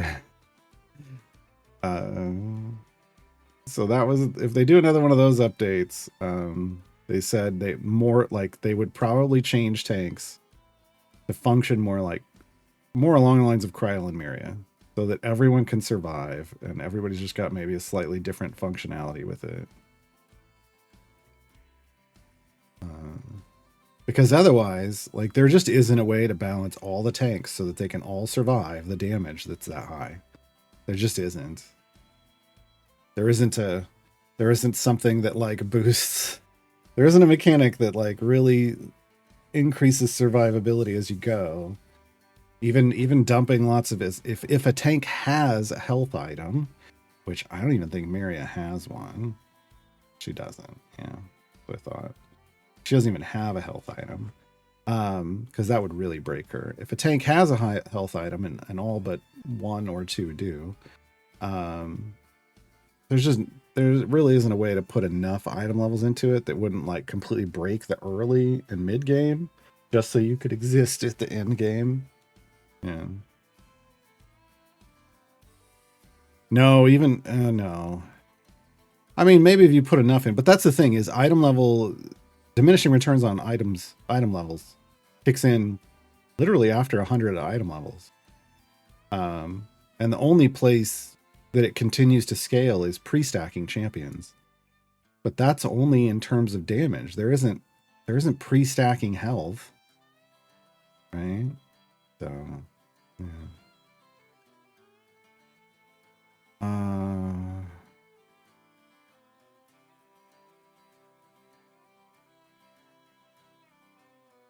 For initial push for Trials of Mount Tiamat, for the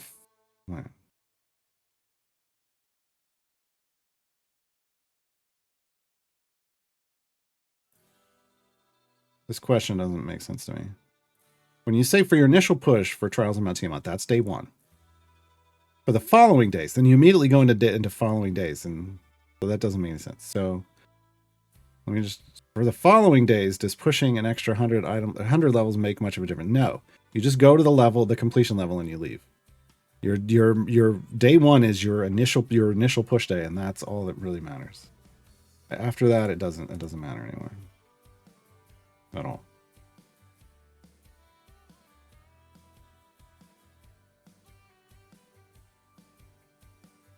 But that's your job, is to do that on day 1. And then the other days, you just get your completion and you bounce.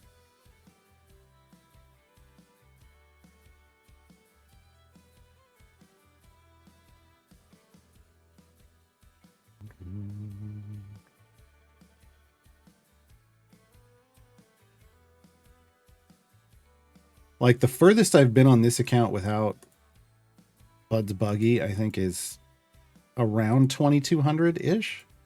Maybe 2150 to 2250, in that range. With Bud's Buggy, I've gone all the way to 2501. But that means just scaling damage. But that then does rely on Krydle and Myria.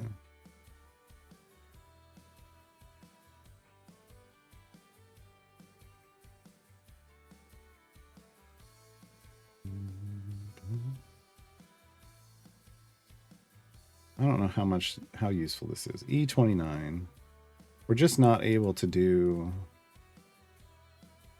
much for gold other than just keep pushing a bit. But that was slow because this formation's garbage. Like the formation layout is garbage. Can't use our big buffers unless I get rid of some of our other big buffer, right? Like it's like, I mean, we could get rid of Eliwick. I'm liking those gems. But we could get rid of Eliwick. If we get rid of Eliwick, I've got to move.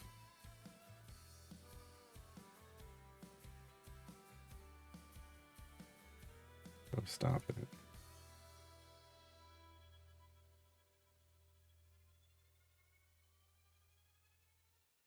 To get rid of Eliwick, we'd have to move Whittle back and Ishii up front.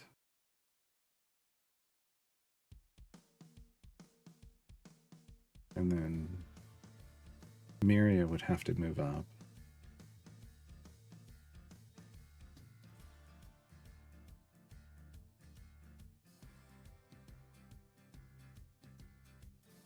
Yeah, so like this, and then we do this.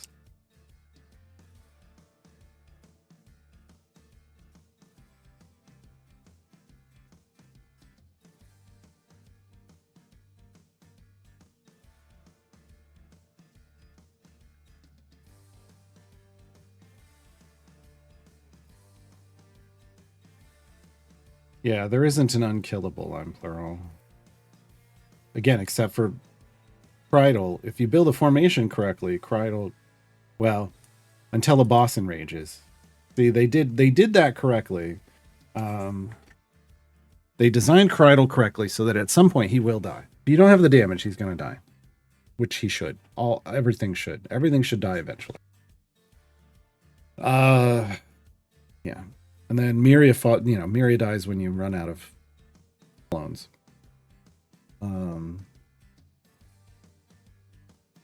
So the challenge then becomes like with health, like, you just can't scale health infinitely. You'll constantly get some bonus, but not what you think. If you do the math, you see it.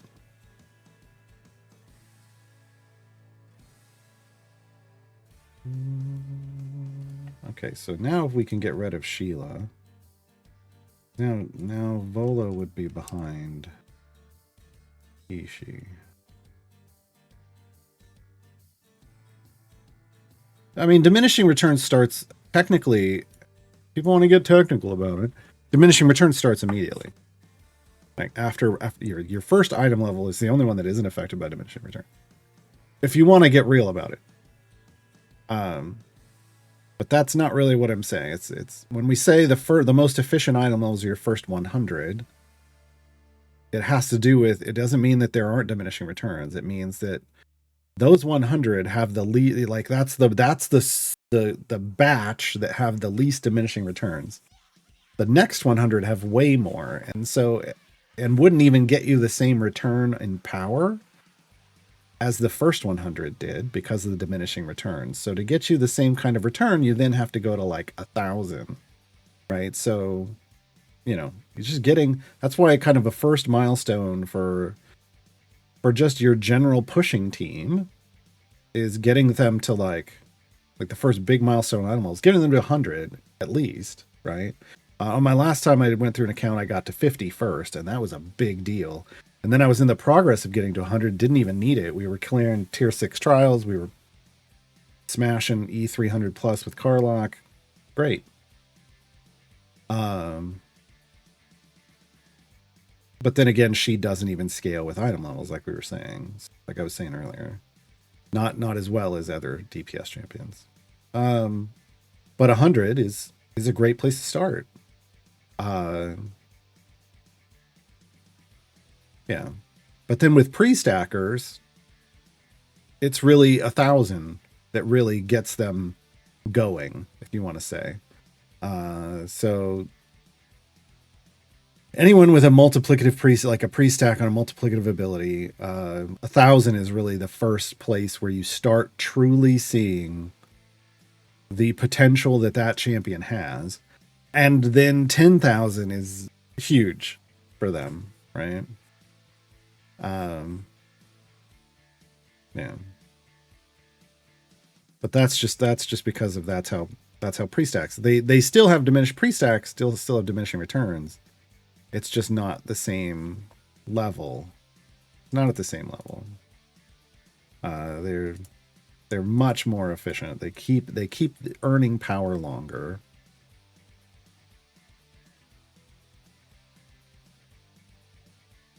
Diminishing returns is like driving a new car off the dealer lot. It loses value immediately. Exactly. Yeah. While you're on the before you claim it, that first item level is before you take it off the lot when you could still return it, and then while it's still in the return period. But once you're out of the return period, that's item level 2. Diminishing returns kicks in.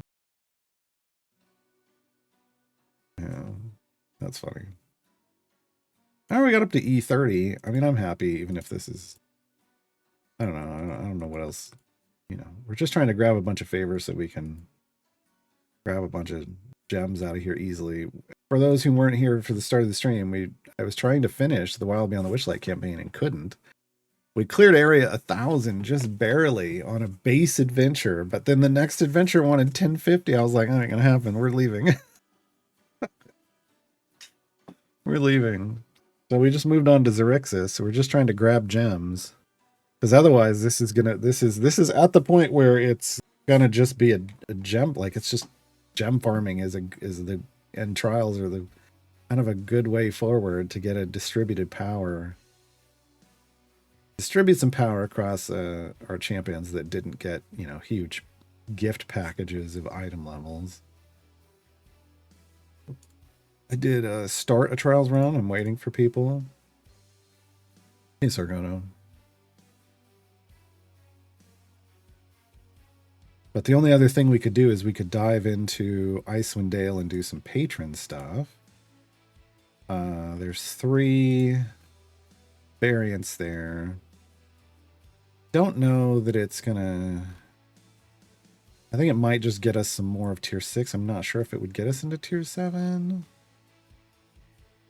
Can't remember, so we might have to go check.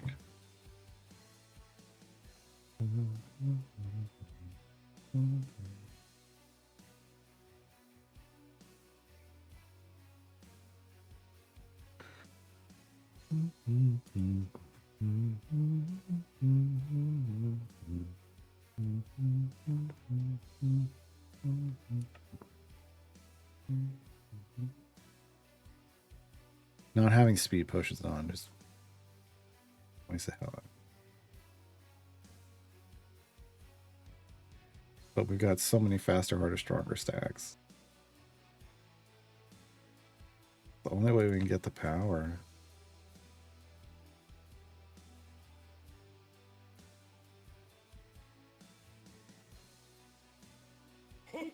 Renzo thanks his sidekick. I'd really like a different tank in the front than Human, to be honest. So I go to thank you for 4 months with Prime. But even if I put Gale up there, we don't get a buff from him.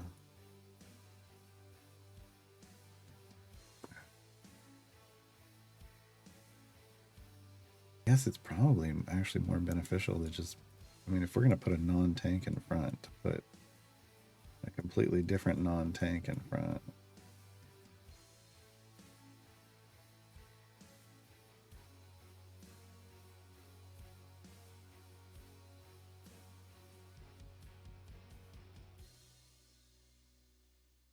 And then at least we'd get his boss damage buff off Human.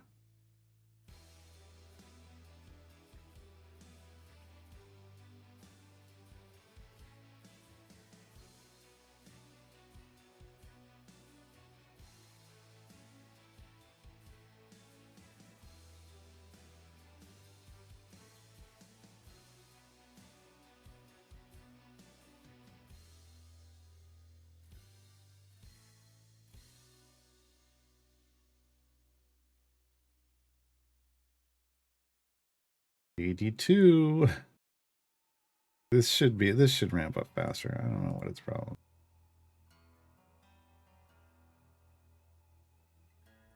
Now, what's your problem, buddy? Killing things, though. There we go.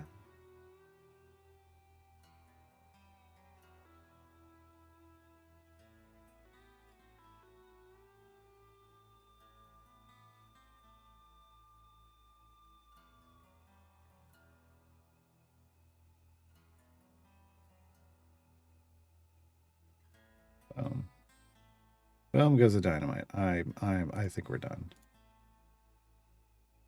I think we're done. Ugh. Okay. Who lurks below?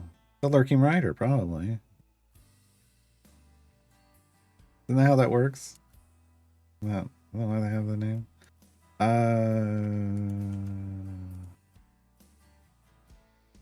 Really? Why is this not? Thought I saved start. I did, but for some reason that's not. I must have saved over the wrong information. Sounds like me.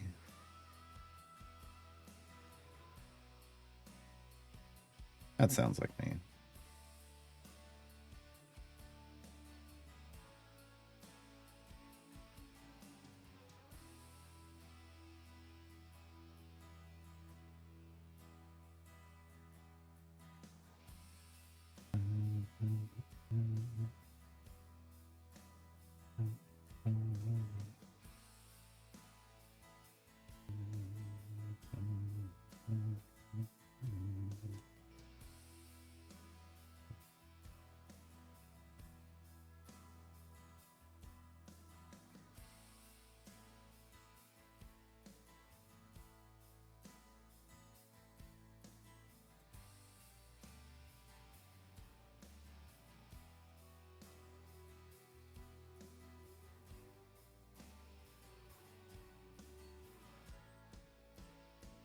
Okay, 300, that's probably just 5 minutes.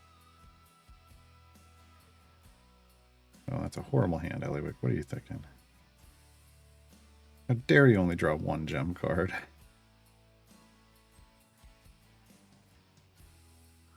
What do you think your job is? Your job is drawing gem cards. That's it. You only give me 2. Wow. Wow. Okay. We can get this one. We can buy the rest of these. What's the second one? For each feat unlocked, I've got 220 feats. Nice. That's not a bad amount of damage. We weren't even trying to unlock lots of feats, so that's a good number to get. This would have been nice to get to, but we didn't.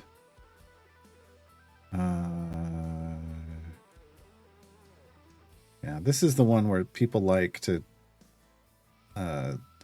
speed run and like gem farm and free plays and Xerxes, or they were trying to because it reduces the quest. This is a really weird blessing.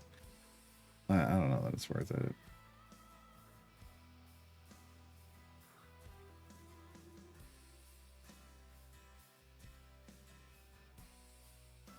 Kind of showed that they didn't really understand how that thing works. Okay. All right. There we go. Got some more blessings.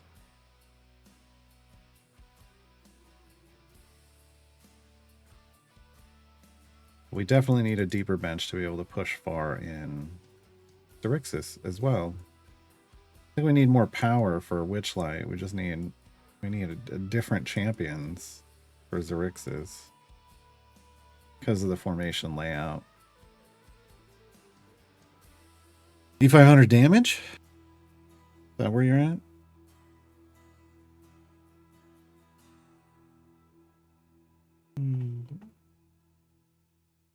I mean, that's good. Some good progress since January. Yeah.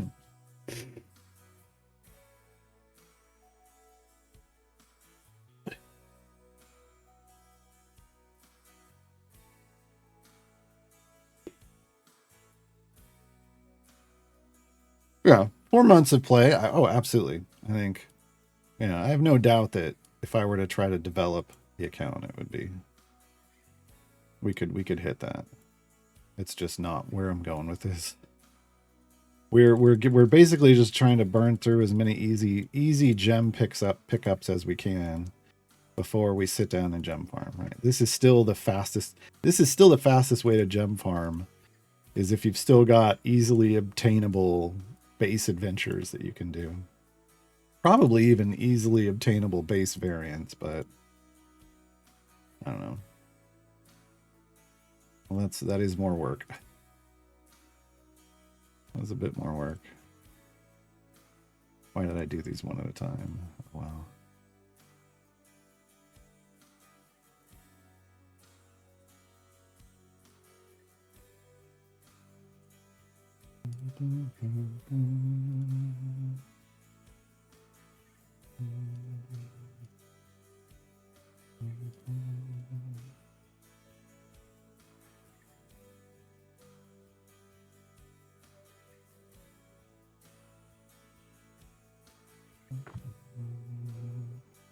Remember, holding gems now until we get 12,500. That lets us just do the notary purchase contents, which is the only way to guarantee we're getting feats. Right now, I'm not worried about shinies. At this point, for this account, a guaranteed feat is a big deal. So that's what we want. That's what we save up for and buy now, because we're already full epic on our core and evergreens. So we don't have to be pulling cards out of chests anymore. We really just want feats. We're still chasing. Basically, we're chasing Eliwick's exquisite, our celestial suite. That's what it is, which only comes from gold chests. So that's giving us the guaranteed 1 in 25 odds to try to pull that.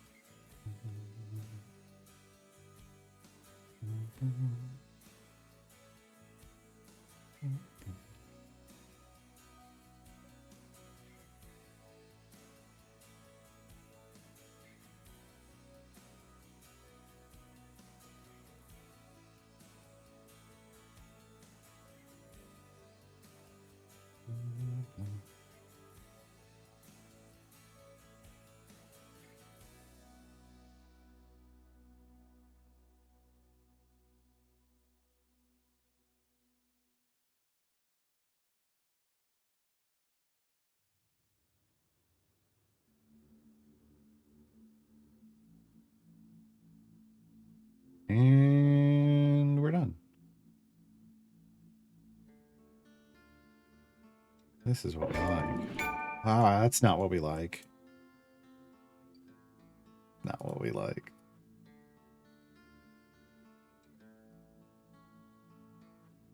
Oh, I forgot to save it again. All right. Really gotta save it this time.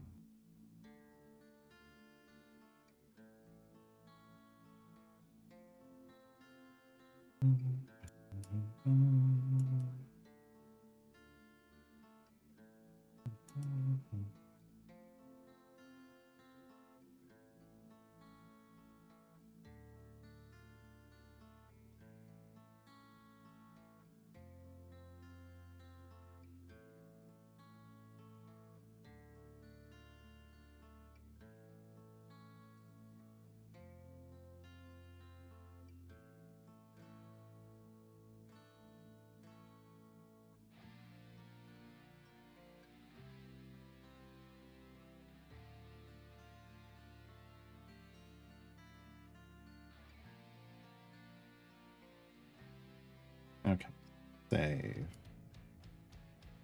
Thank you. Play more of those. Sure. And that gave us the gems we needed. Boom. What did we get? Intimidating presence for Mahan. Okay. Sure.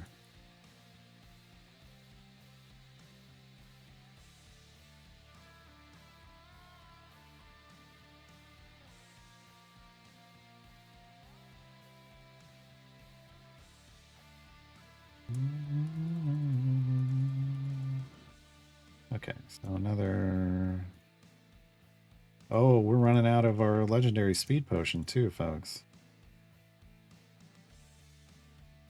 We're running out of our legendary speed potion.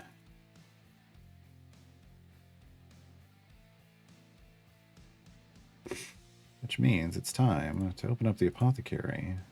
Go to brew, speed, legendary. Well, let's go. I haven't had to notice I haven't been breaking down potions. I haven't needed to. Like, we're not running out of speed potions at all currently. So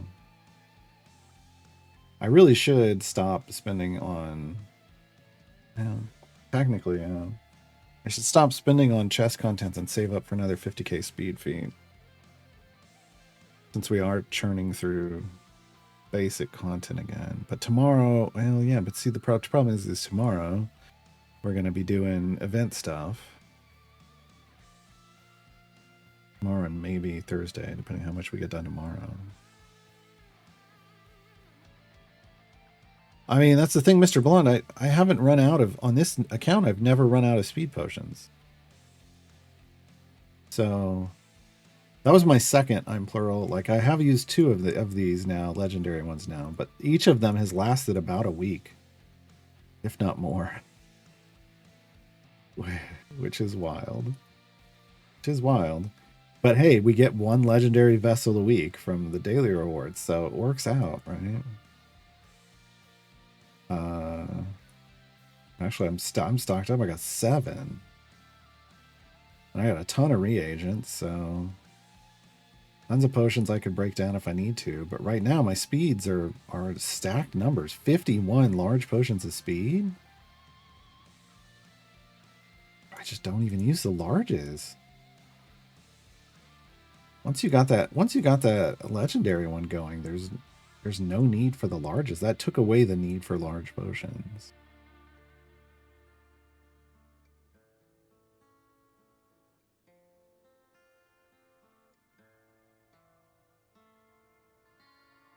Which is an interesting thing to consider. Like, do you then break the larges down to make the other ones? I mean, the only use for the large is to overcap the speed, but it's, yeah, I don't know. It's like a whole different world now with the apothecary system. Definitely feature, not a bug. I mean, I think it's I think it makes them much more useful because of the way that because I'm not leaving my client running. People that have left their client running are saying it's still lasting a little longer than it should. I don't think that's a problem, but, you know.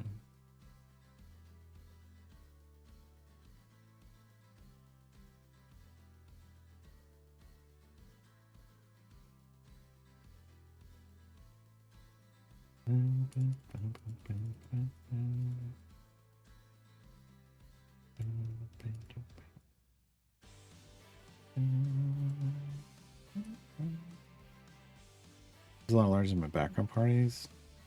I guess that makes sense. I just, if you're actually having them do variants, that makes sense because it does take a lot longer back there. It's just not a thing I do, so it doesn't make sense for me.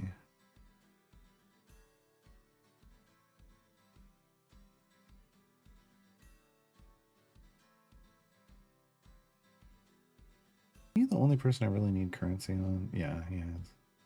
He's so much further behind everybody else. But Mert's really the only place I need to do challenges in.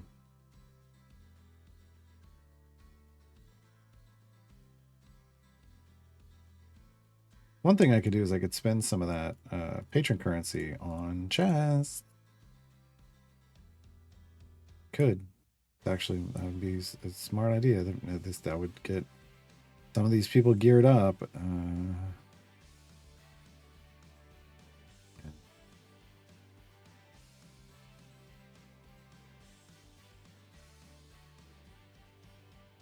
Like, there's no one in this list anymore. There's currently no one in this list. Now I need blue or better. Save. So all of these people would benefit from me popping patron chests. So 2, 4, 6 from Mert. 4, 6, 7 in Vajra. 4 in Strahd. So we go to Strahd first. No. 3 in Zariel. We go to Zariel first. We go with the one with the fewest number of people first. Because then we pull them out of other queues. What's the overlap there? Any overlap? No. Interesting. There's going to be an overlap here. Okay. Yes. Okay, so let's go pop some Zariel chests. That's not where I meant to go. At least to go in here for chests.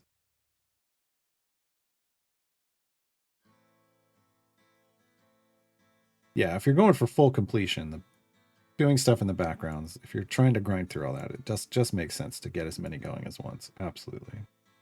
Once you're to that point in the late game, right?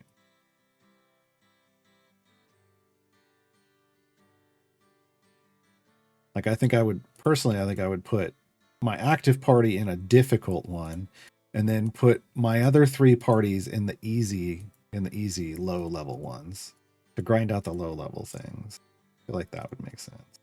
All right, Zariel. This 20. So we can. Oh yeah, we can't buy a lot. We're not gonna get a lot out of this. I want 7,500 for next week. That did it. Okay. Also, about 3. Nope. Oh, wrong person.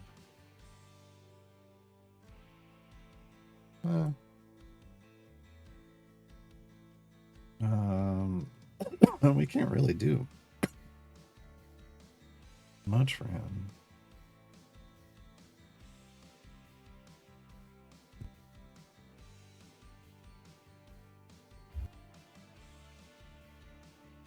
Ugh, scratchy throat.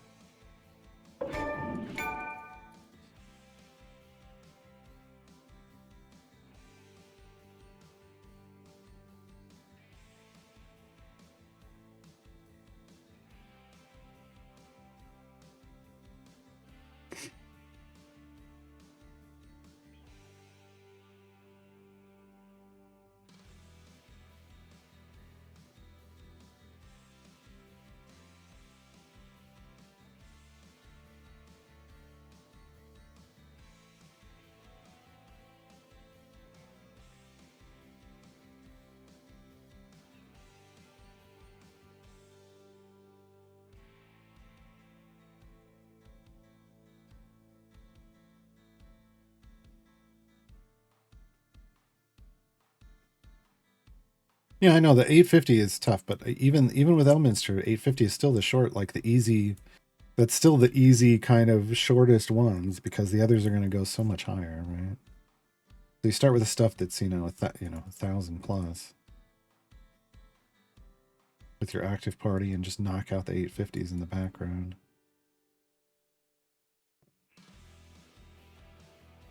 Okay.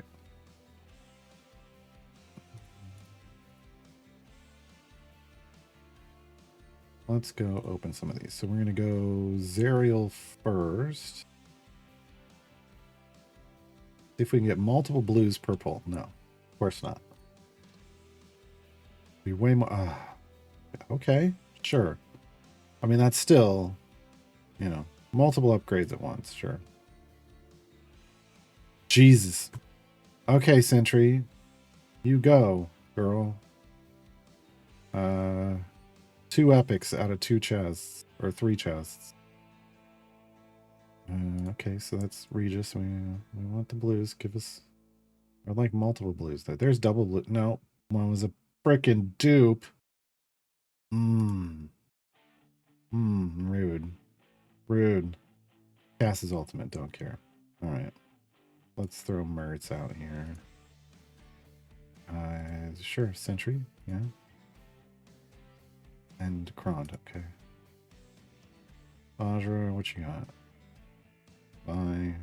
That's good. That was Vi's speed effect. Another epic. We're getting real great luck on epics out of these patron chests. I gotta say. Okay. Okay. I will take those. I think that was overall a good pull. Yeah. Sentry is now no longer on that list. She's now 4 blue, 2 epic. Wild. Wild. That works. So we still got to get these up to blues, but we made a little bit of a dent in it.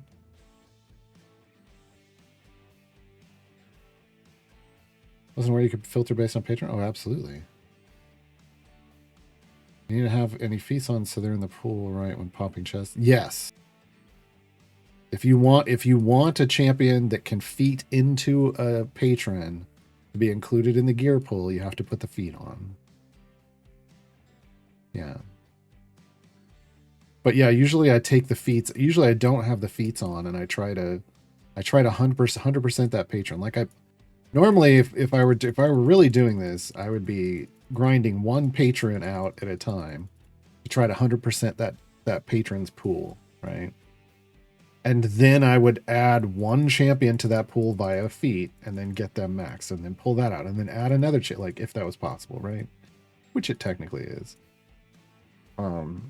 But usually that's when you start grinding. You get into that more when you're going to grind out more patron stuff. We're not quite to that. I think if I stopped doing gems, I could go do... There is some patron stuff we were just talking about. There's some patron... There are 3 patron variants in Icewind Dale. Technically, we should go try to do those, see if we can.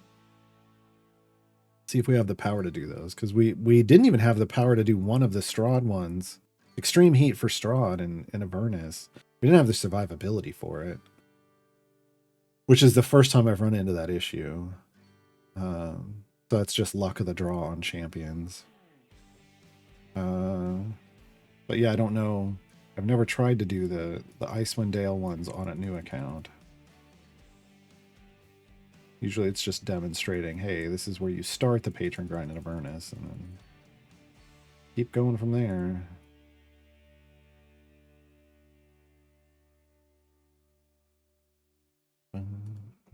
Anybody join my trials yet? Yeah, somebody joined. Nice. Nice.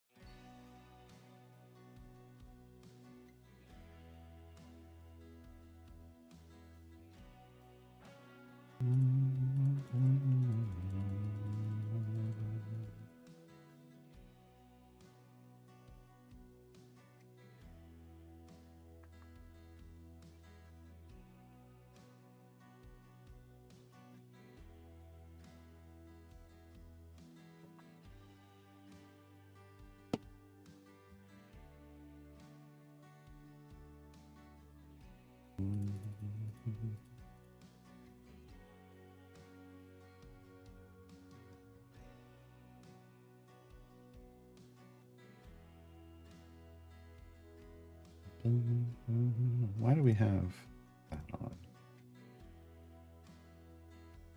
That makes no sense.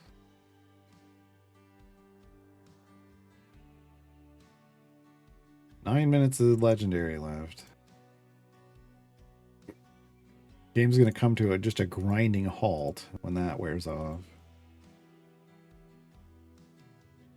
It should be easy to know that it's time to replace it.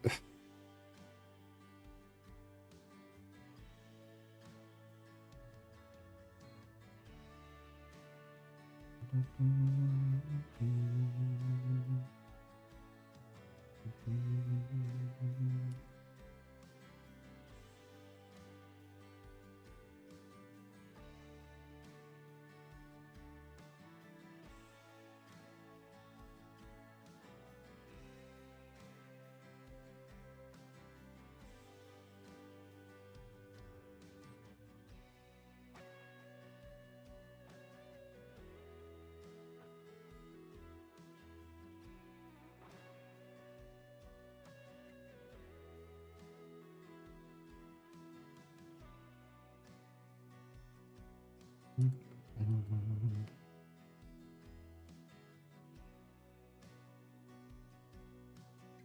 here's what I want to look at. Resort.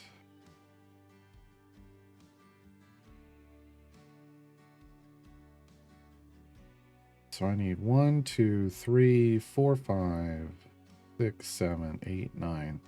I need 10 more speed champions to have all the speed champions. Woof.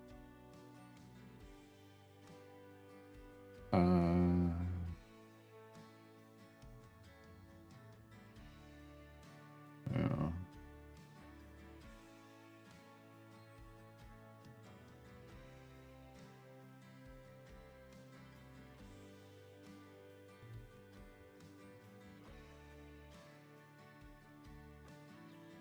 For gem farming, though, really Thalora is the only one I feel like is truly missing.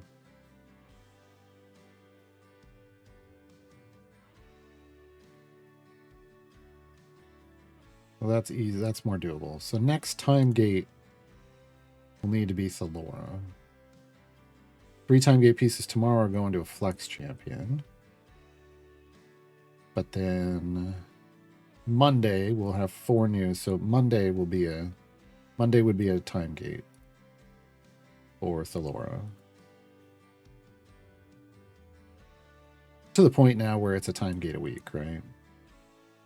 You're not spending pieces on something else like event champ unlocks. We're getting a little over 6 a week, but minimum of 6 a week. 2 from the drop, which is every 5 days, and then 4 from patrons. But since I just spent a bunch of that currency, I'm gonna have to pause and do some patron stuff to build that currency back up again. That's the downside. If I just left that currency, I would have been able to keep just buying chests and time gate pieces for a number of more weeks before having to do any more patron variants. But now I've got to do patron. I left myself enough currency of all of them. Like these two have enough. This is after I do his currency this week. Finish his challenges, I will go to hers and she'll have enough. He'll have to do a little bit next week before I can buy stuff with him, but yeah, it's kind of how that works.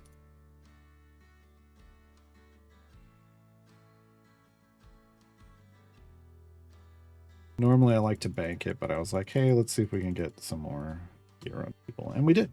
Sentry now actually useful as a pushing champion if we put some item levels on her. We wouldn't use her in because we've got other people in C4 we'd be using, but she's in a more useful position.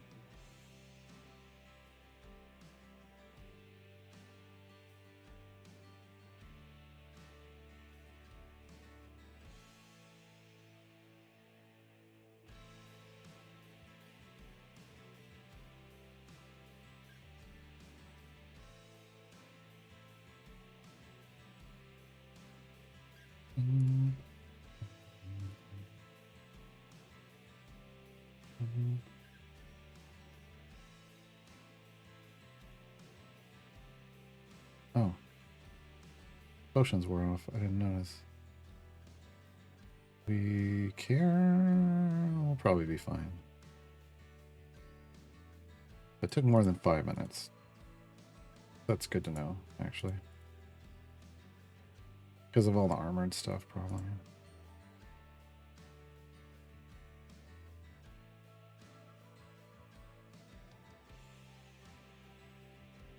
Yeah.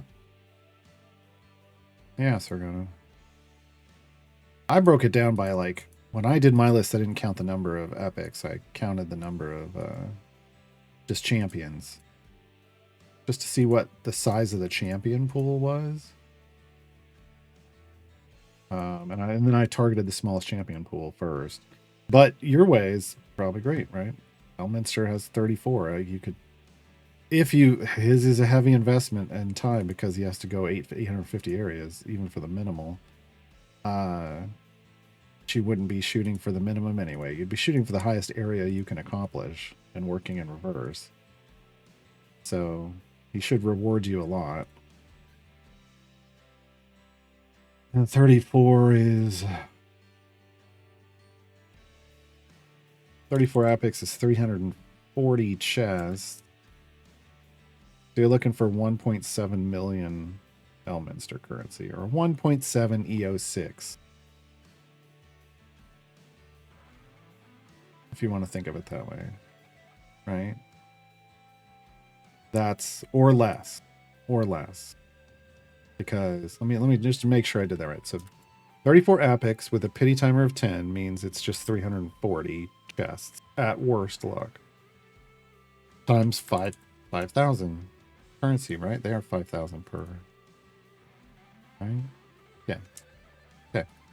So yeah, 1.7 million or less Elminster currency you could get done in less than that. But if there was a variant that granted you 1.7 million currency and you could do it, then you'd be done in one shot, right? And I don't think that exists, but I could be wrong. I could be wrong. But again, that's why you shoot for the highest level area level variant you can do, because it's going to have the most influence and the most currency. It's definitely, you definitely can't get that much currency from one, because what is it? It's 2 currency, isn't it? Just 2 currency per area, so you're not going that far. So it's going to take a while. It's going to take a while, but at least you know the number, right? Like you're targeting 1.7 million. 1.7 EO6. Much easier to get EO6 influence off of something that is EO6 currency. EO6 currency just doesn't happen.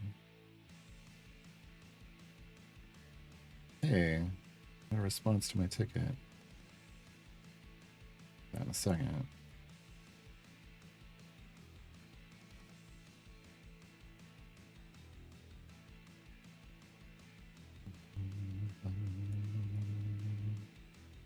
This will be good for when I'm sleeping for deep pushes. Yeah.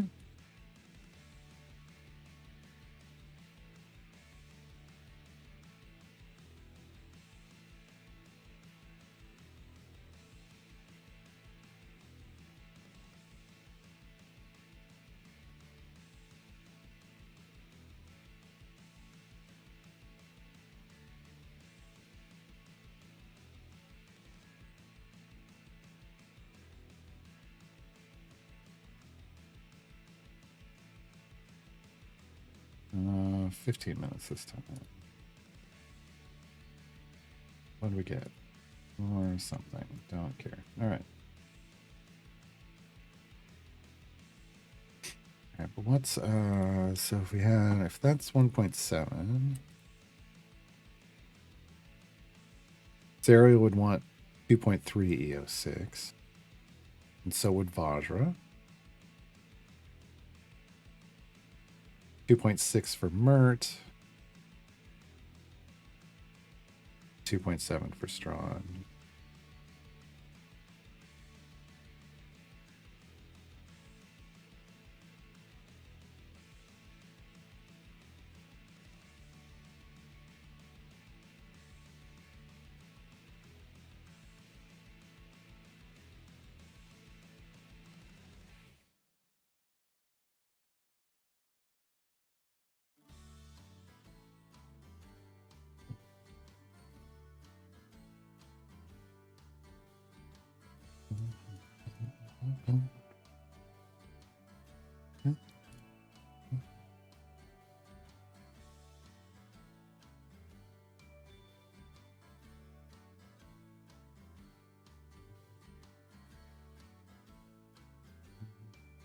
Oh yeah, 5,500. And I really just feel like I know I'm like, it'd probably be better if I saved up for speed feats, because that's guaranteed speed. But I just want to keep pulling that handle on the slot machine, looking for that, looking for that Eliwick feat. Really do. Really, really do. Oh no. I don't even like gambling. But, you know, Eliwick feat. But Eliwick feat.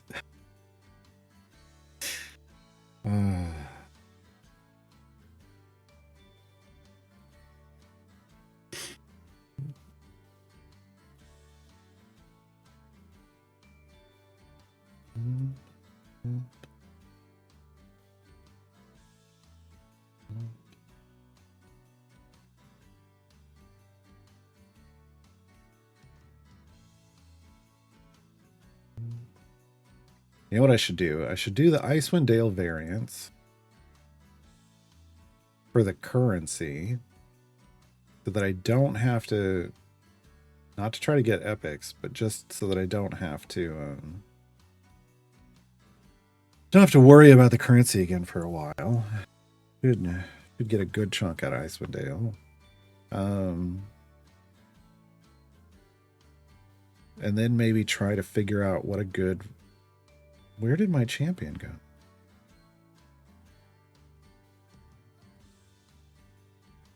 Why did I lose a champion and not get them back again?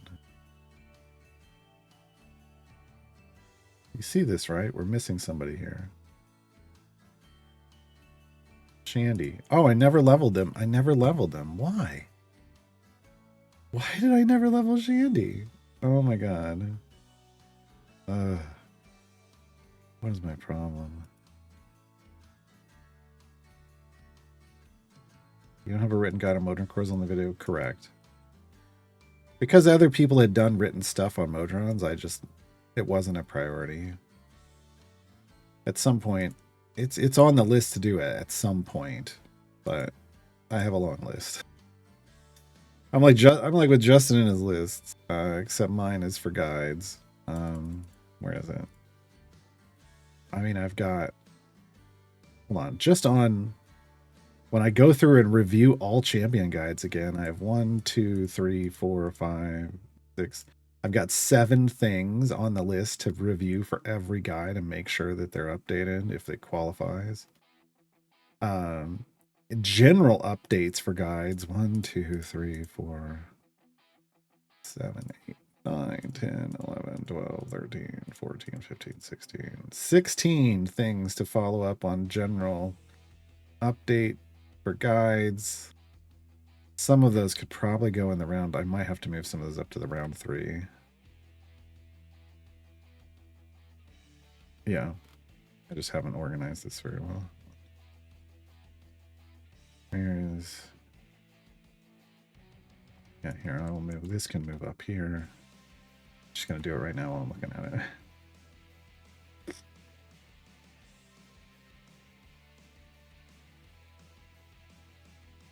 Yeah, that could go up there.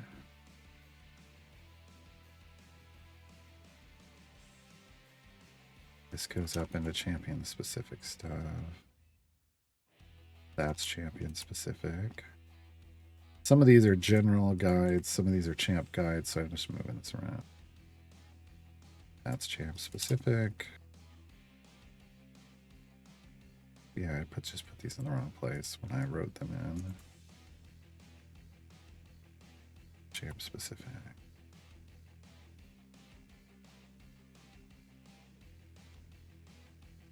Let me get an updated.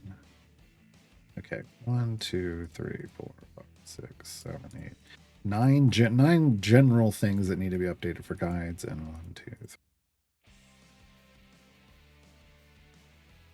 12, 13, and 14 things on champ guide updates. And that's just updates. But then on the to make guide list, there's 3 on the priority list. So those would get made first. One is a bud spiking guide, one is a never split the party guide, and one is a Tale of Two Champions guide.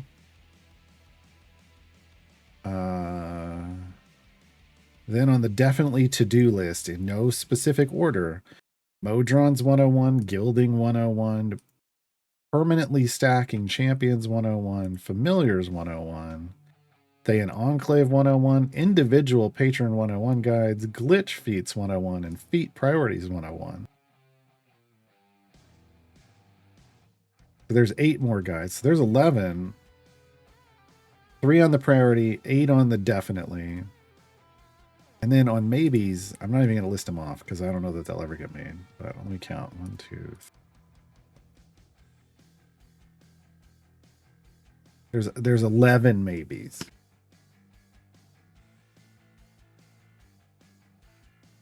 Glitch feats, yeah, there are these things called glitch feats that change someone's species. So a list of all the champions that have them, and Basically, and why, like situations where you would use them and that kind of stuff. You know, maybe just kind of an introductory. Like, what are they good for, right?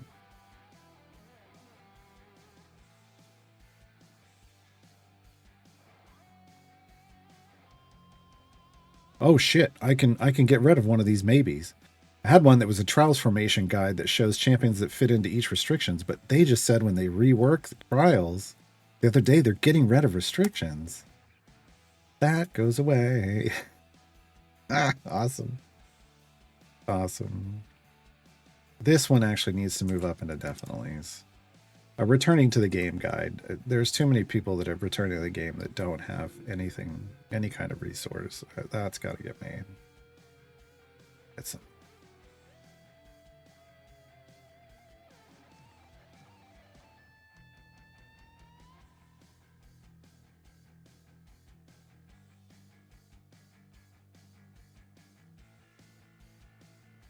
yeah, they're questionable. So yeah, I got a lot of stuff on the potential to-do list. It's a time thing. Like I can either create guides or I can stream. Sometimes I create guides while streaming, but it is, I don't know, obviously less interactive. Um, on Mondays and Wednesdays when we get the pop-up, it's so difficult to do. Even on Wednesdays with an event where I need to make a champion guide, it becomes difficult to do. So yeah.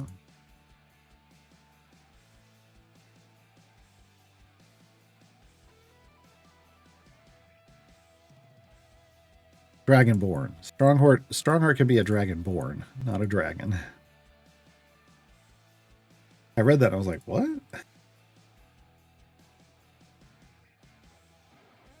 Ugh.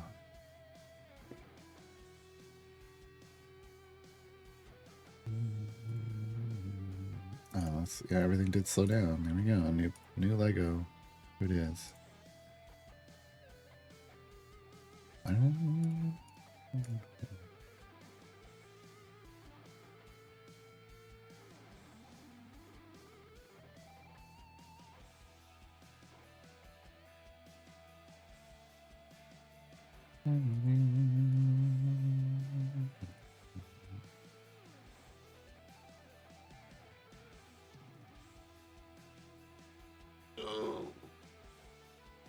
Oh.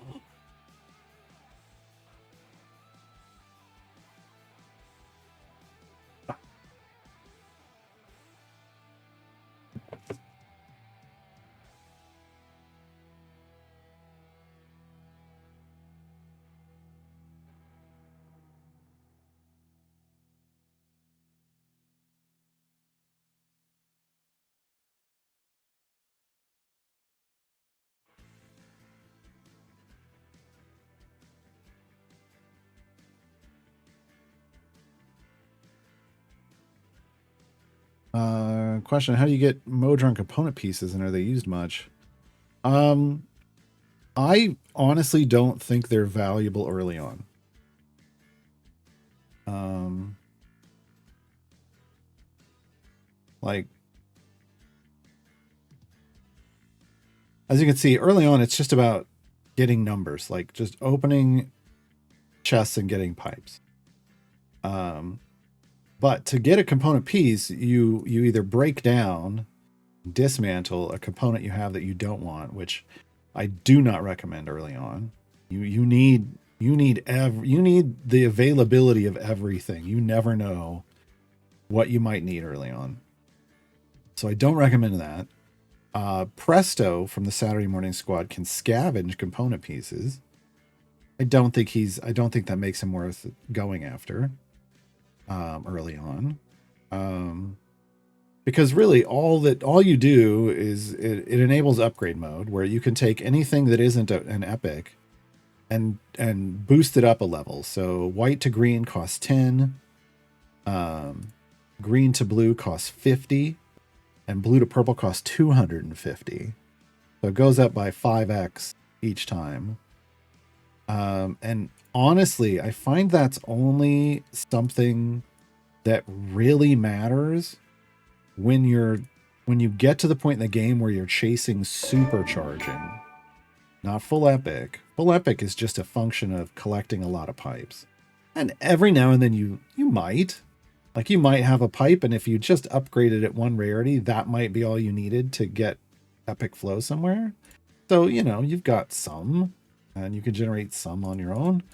But until that situation actually shows up, really the useful place is when you start trying to supercharge, and at that point when you're building, you know, wild buff boxes, you may not have the epic directed T's you need, but you have it in purple, but you have them in blue, and then you just upgrade them to purple to get the flow values need, or just a directed normal like corner or straight that's in a green. You might need the purple version just to get the multiplier. That, you know, that's what you're doing. You're never upgraded, but you never want to upgrade straight, like, or undirected pipes. If you're ever going to upgrade pipes, do not upgrade undirected pipes. So those are just, in fact, later on, like on my main account, if I need Modron component pieces, the things I dismantle are undirected pipes. Except for undirected crosses, right? You need all the quads, the cross pieces you can get. But everything else, you know, undirected greens, all the undirected greens are usually where I go first, and usually that's enough. And usually that's enough for me to be happy with and have enough pieces that I need. Right? It's just clearing out greens.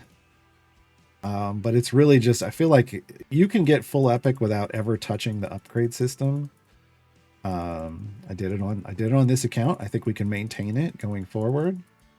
As we level up this core, I think we hit full epic earlier than I'm used to, honestly. We got lucky with our drops and hit it at level 5. Usually I'm around 7 or 8 by the time we get there. Yeah. But once you start chasing that supercharging, the values are so high that you have to have perfect epic pieces to get to the value. And then you can use the lower level, the lower rarity stuff just to you know, once you're up high enough, like just to distribute and get to places. Those can be fine. But you're using the perfect epic pieces to maximize your flow when you need to build it.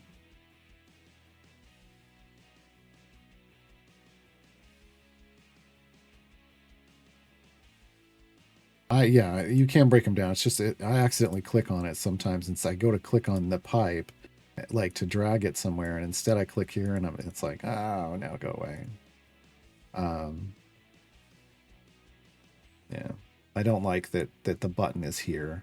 I wish there was another button that was somewhere else, like there was a dismantle button, and you couldn't accidentally click on it.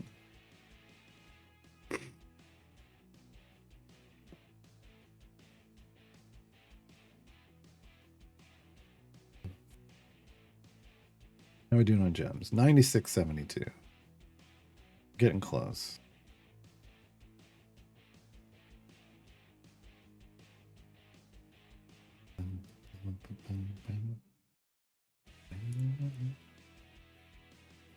If I need...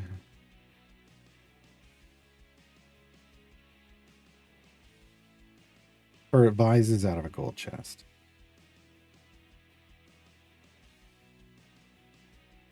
Did she need a speed feat? She does. So we've got 2... With the deck of many things, we got Vise speed feat out of gold chest that we kind of want.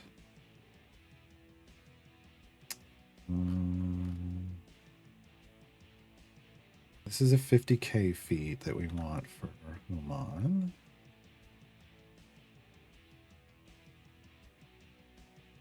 And that's the 50k feat we want for Shandy. Helix, technically this is a speed feat. As is this, and it's only 12.5k. Because basically, when they go to spawn an extra enemy, they'll spawn however many that you have feats in for. That is their speed function. I don't think she has anything else. No, we're looking at that earlier. BBGs, we got his. This is a good pushing feed for that. Don't worry about that. Can't believe Whittle only has 2 default feeds. She needs a Whittle help. Tasty Friends. So Tasty Friends out of gold chest. There's 3 feats we're looking for out of gold chest. But then she's got a 50k one. Then Deacons is 50k. Deacon also needs a little help.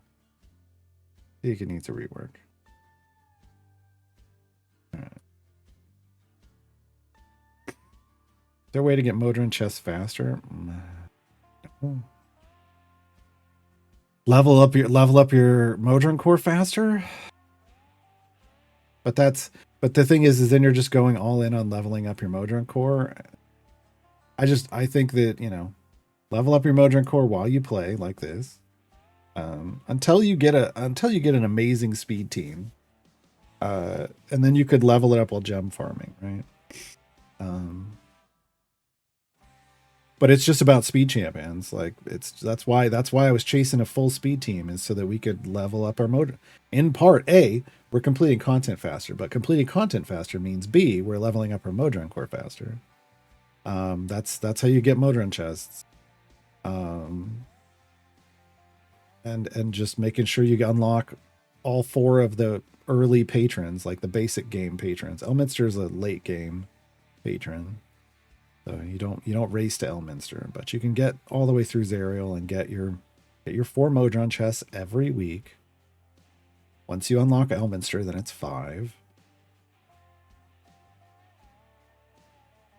That's it. You know, once you unlock, you know, split the party 2, make sure that your modest core is back here. Once you get split the party 3, you know, level it up to 3 and then park it back here. Just, you know, you just let them do their thing in the background. Some people like to get Nordum and then park Nordum in a background party with one of those. I don't think he's... I mean, if you've already got Diana and you're just like, man, I don't really know. I don't really care. All I want is someone who's going to give me slightly more experience in the background. It's not even a lot. Like his base value is 20%, which means he earns you 0.2. Every 5 areas, he's going to earn you 1 more XP. Now, gear is going to modify that, but it doesn't modify it as much as we'd all like until you get high levels of gear.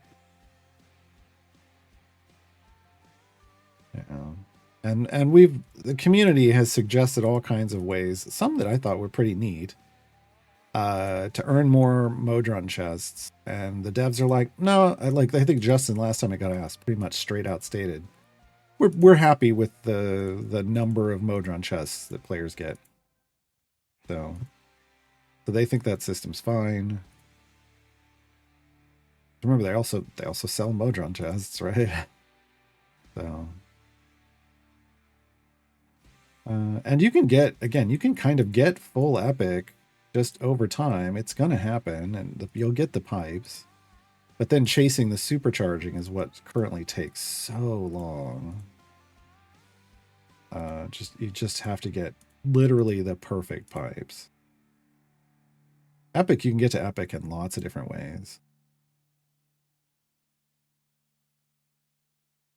Where you get emergence. Oh, you do not know. Okay, first off, emergence token. There's not an emergence token. It's corrupted gems, is what they are. You earn them from completing, like, there's the quests and the guide quests in the game, but also when there's an emergence event. But do not buy these. Do not buy these. This is the worst. This is one of the worst way. This isn't the worst way. This is the worst way to spend your emergence stuff. But you don't buy chests with corrupted gems. You buy support pigment. Support pigment is a guaranteed triple damage for your party. This is way more important than gambling on a Modron component chest. once you get once you get like all of your champions that you want to have these on in full support pigments, because you can have one per item, one per epic item per champion with the support role, which means you're getting 3 to the 6 power just off that one champion because they all multiplicatively stack. Once you get a full party of that, sure, but that's at least, or that's, you know, could be 60 support pigments, which could be like, that's a lot of emergence events because they only happen every a couple months or something. Yeah, every like 3 months. I mean, you get some in some other places, but not a lot, right? But I just put some froggies out today because I was like, man, I'll take my froggy power. But that's better than trying to open a Modron chest and hope you get a piece you want. Like I don't even do that, but at a certain point, if I got to the point where all of my support champions had pigments, then I would consider, like, I would keep 6 in my inventory here in pigments, and then, you know, and make sure I have 6 there, and then I would start opening Modron chests. But by the time I get there, that is such a long grind. By the time I get there, I'm probably going to have fully supercharged all of my cores. Like, so it's a little bit of bait there. You can absolutely do it if you want, but it's not, really isn't worth it, in my opinion.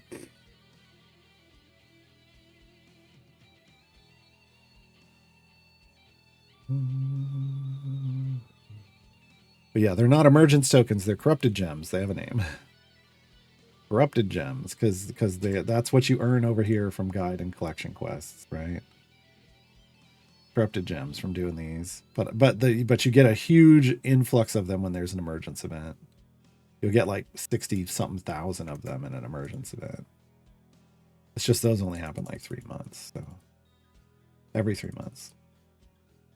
So you can earn them in between that. You can earn some by doing.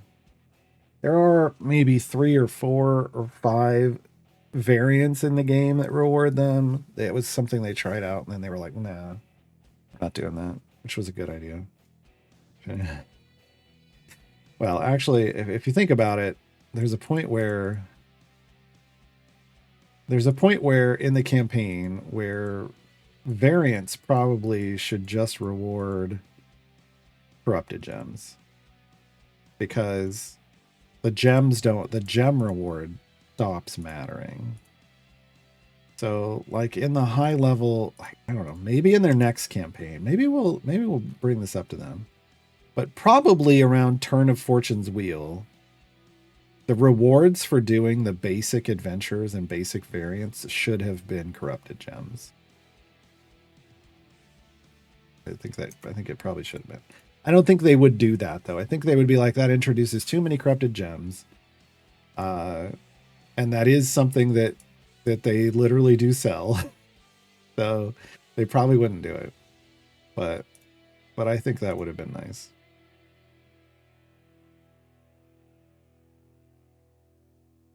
No, you can buy a bunch of those. I think you can buy a bunch of these. I don't. Okay. Oh, stock. They have a remaining stock. So there's 8 available. And then they'll refill at the next emergence event. I've never clicked on this, so unlimited on the group chest. Okay. Probably unlimited. Nope. Supplies are only 8. Interesting.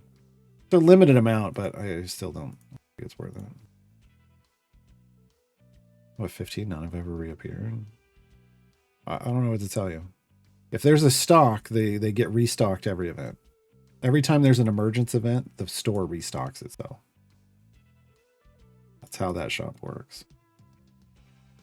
So the only way you're going to find out if that's true, you got to wait until the next emergence event in 70 days and see what happens. Yeah, if you bought 15, that means you've bought 8 and then you restocked and bought 7 more, or you bought 7 and restocked and bought 8 more. because you couldn't even get 15 because I've never bought them and there's only 8 there. Right. Okay. How many gems do I have? 12,500. Excellent. Okay. I think what we're gonna do though is we're gonna go back to Icewind Dale.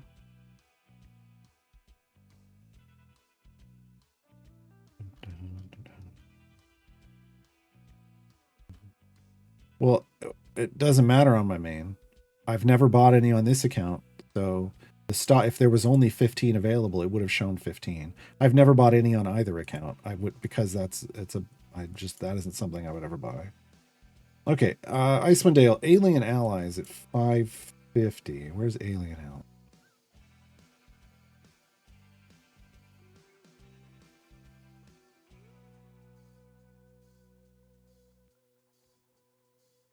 Hold on.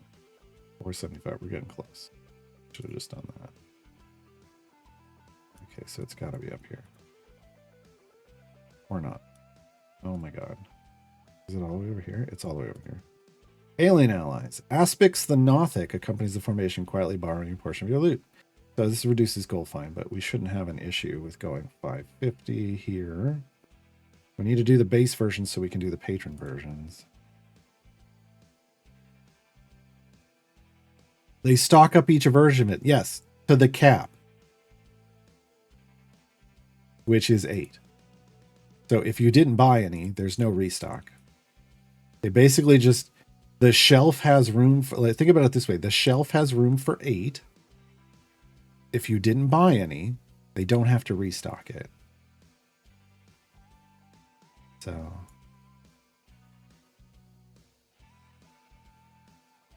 yeah.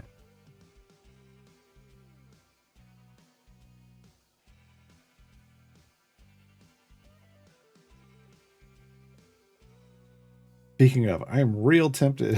I don't know why this is tempting, but actually, solid paycheck and benefits. Pepsi's hiring merchandisers for stores. I'm like, no, I did that when I was in college. I did it for a chip company. I could totally do that. Where you drive a route in your own car to different stores and go in and just front their shelves and fill with whatever stock's in the back. I'm like, well, I could totally do that.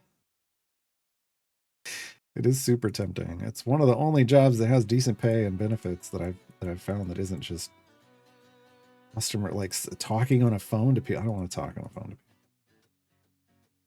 people. I don't want to do that.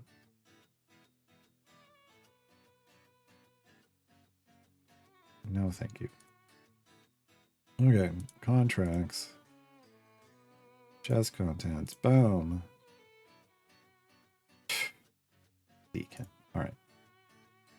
All right, I see how it is. No more of that. No more gambling for a while.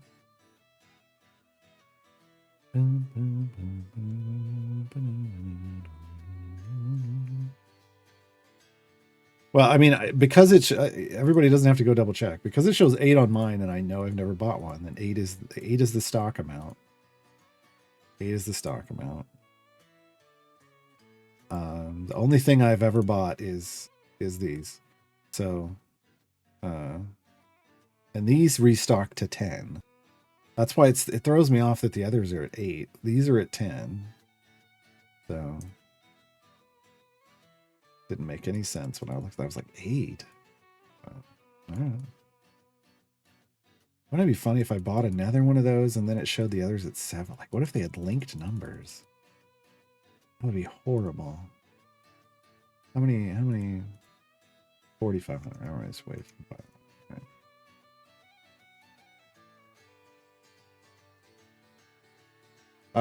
Considering Caleb's speed feat, does that mean he'll spawn 2 favorite? Well, he can spawn up to 4. So he spawns 1 by default, and then he's got 3 feats. He can spawn 1 extra per feat. So he spawns 1 by default. If we got this one, or if I bought this one for 12.5, he'd spawn 2. If you do his event and get this one, he spawns 3, and if you get this out of the chest, he spawns 4. Because I do that on my main account. It's 4 things at once, because The ooze is like an ooze boy who walks out. The construct is a Modron. I believe it's a Modron. And then the celestial is a unicorn with like multicolored mane. Yeah.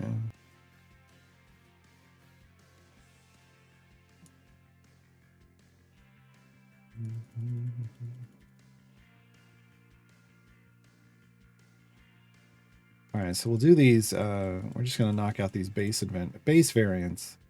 So Alien Allies has a 550 goal. Keep your friends close to 600, and Icequake is 675. We should be able to knock all those out without any issues. And then we'll be doing when we're not doing event stuff, we'll be doing the patron versions of those. That really makes the most sense at the moment for the account.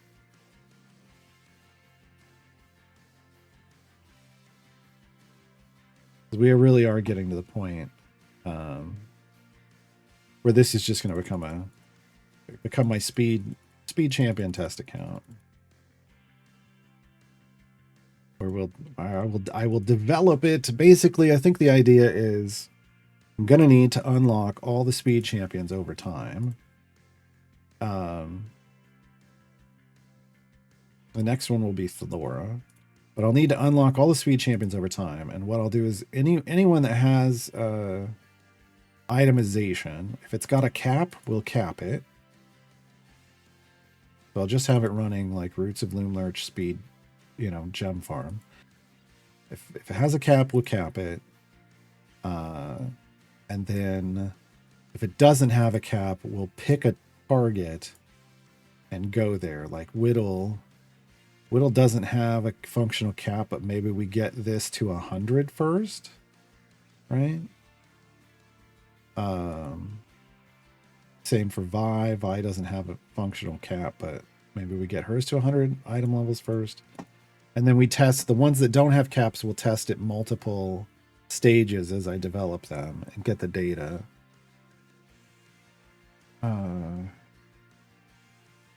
But I think we'll target stage 1 will be 100 on uncapped items.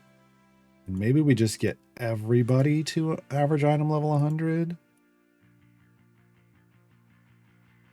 Maybe. It might make sense. But some people are going to be over that.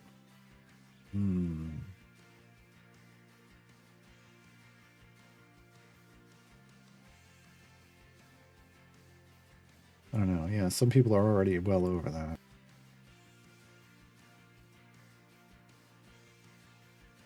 We'll just target the item that they need at 100 and go from there.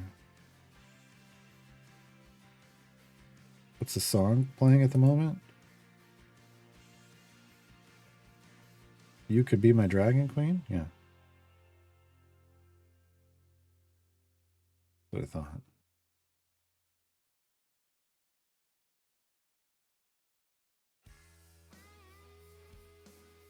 That's the Taylor Swift song. That's the song that we styled in the style of Taylor Swift singing a love song to Tiamat.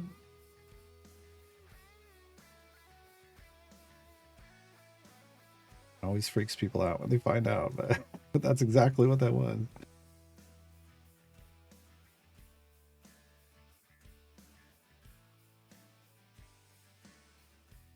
Oh, I don't know. I don't know who does the skins. You'd have to ask Mars or Sean. Yeah, whoever's on stream next. I thought Mars was supposed to have a stream today, and I didn't see a cancellation notice, but I also didn't see it on. So I thought that was on the schedule today. Let me go. Yeah, it didn't happen.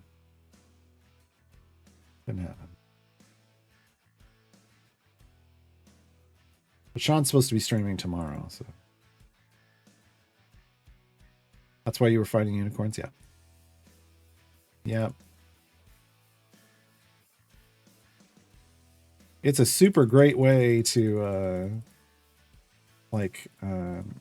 to bring in those creature types, like enemy types, if you're trying to stack up a Volo, which I guess we've never really tried to stack up Volo. Volo could be even stronger than I think we've been using him as. observing more monster types makes him even stronger.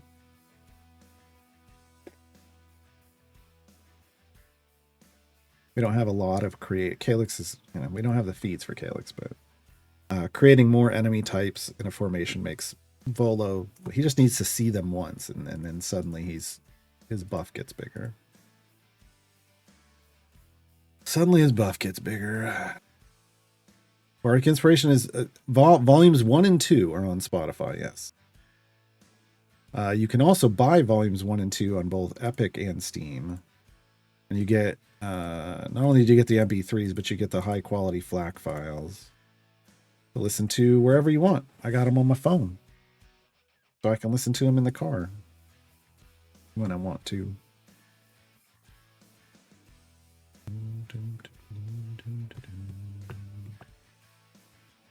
But Volume 3 isn't available anywhere except in-game. Anywhere except in-game.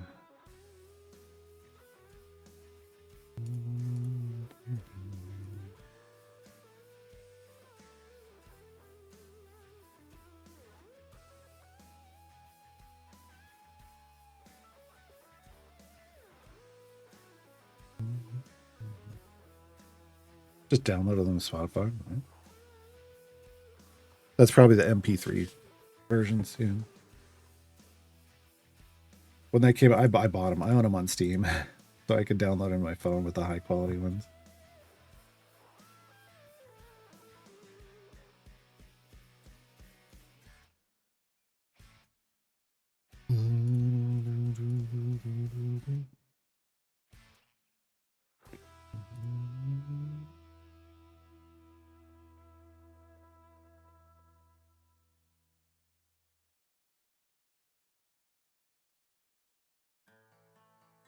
I don't know what other stores they're available on, honestly. Or download or streaming platforms. I know for sure you can purchase them on Epic and Steam. They're under DLC for the game. What they're listed as. I do not know outside of Spotify what other streaming services they're available on.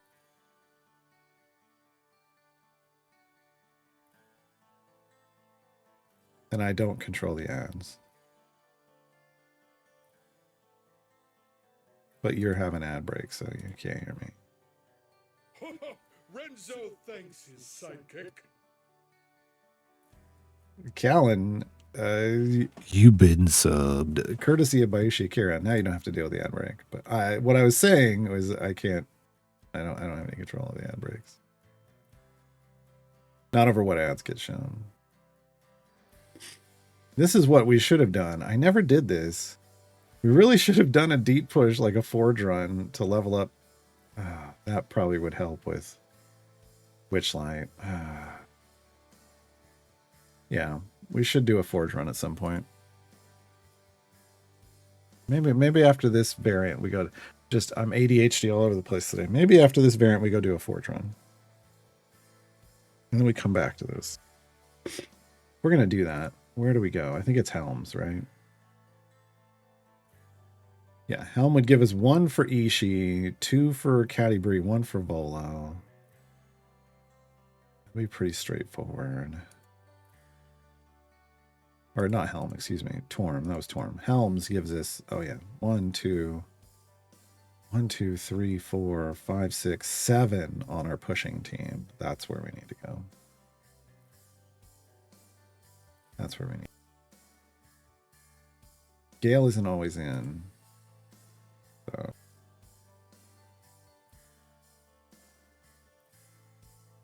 Haven't even. Oh, you know what I should do? Maybe I should put legendaries on champions. Because I haven't even done that in a while. Hey, how about I forge some legendaries, folks? Why have I forgotten to even put legendaries on champions? Ishii's only got those. Volo could have another. Volo, have another. This is the first place we needed. First place we need to spin scales is just putting them on to champions that we're pushing with. Have another whittle. I can't believe I forgot to do this. And no one said anything either. Not your fault. Not your fault. BBG's got one. I might not have scales left after this, but that'd be fine because this is the more efficient play. Anyway, I'm not putting them on Gale because we just don't seem to be using them and pushing that much. We'll put them on Calyx though.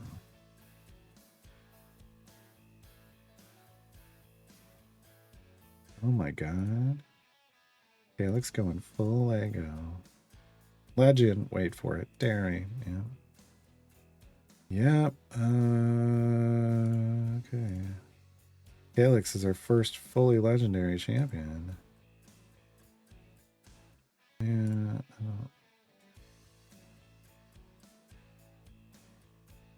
Plant category. Oh, well, we just gotta do this.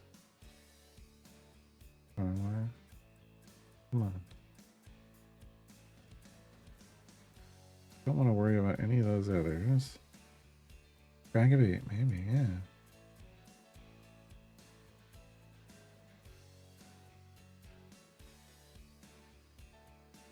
Okay. That's actually going to be really helpful.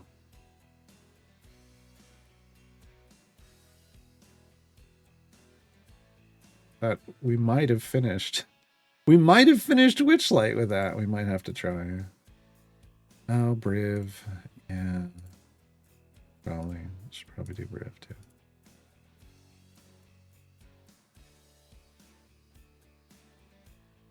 Okay.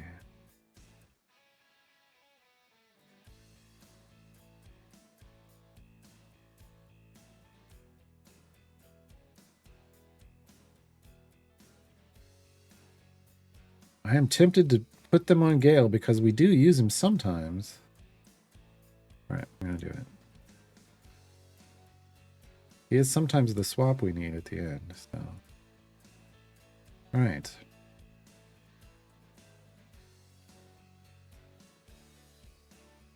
I love that Penelope shows up here because she's got an epic somehow. She has gear, but it came out of like a chest. We don't even have Penelope. It came out of like something else. The guaranteed gear for Penelope somehow? When did I get Penelope chests? I don't know. I got gear out of it. I don't have Penelope, right? No. Yeah. All right. We completed, right? No. No, we didn't complete. I'm like, we finished, right? No, we didn't. Oh my god. Oh my god. Oh, well, that did it.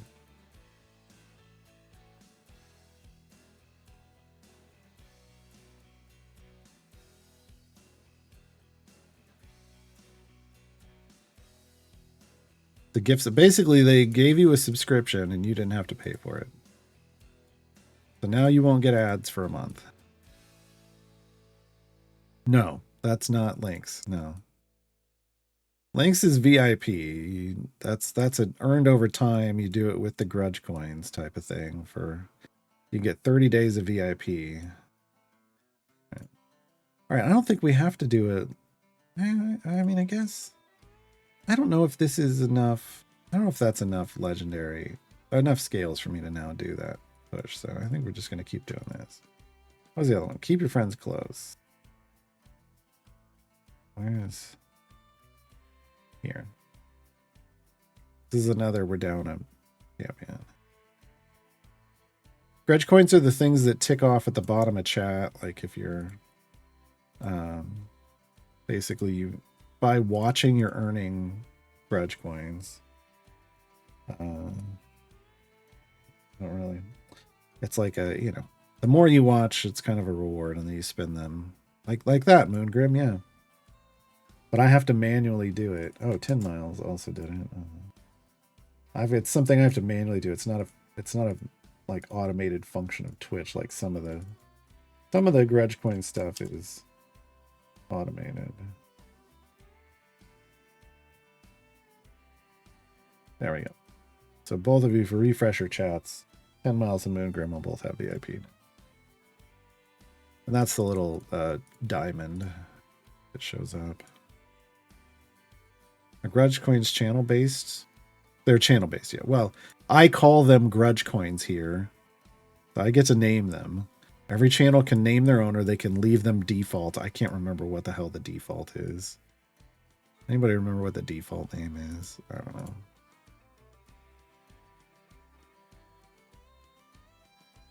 Channel points. That's what it is. It's called channel points normally.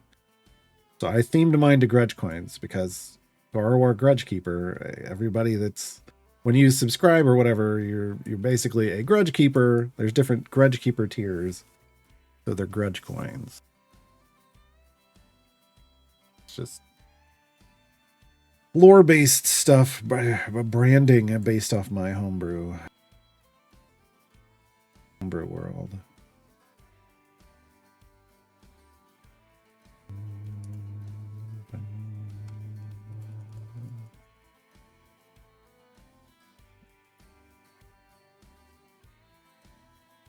But no, I don't think. Well, I mean, there's still that's 11,000.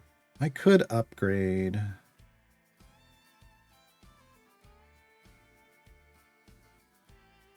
I mean, it's only like 500 per, so we could get some upgrades still by doing a forge run.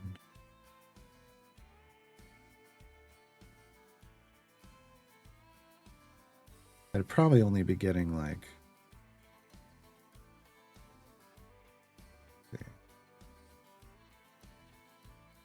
Oh, now there's a lot more over here.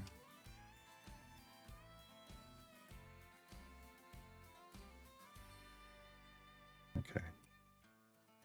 Only 4 still.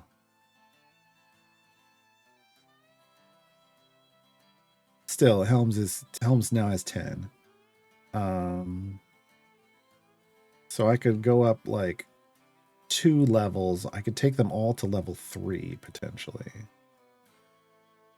I could take them all to level 3 potentially.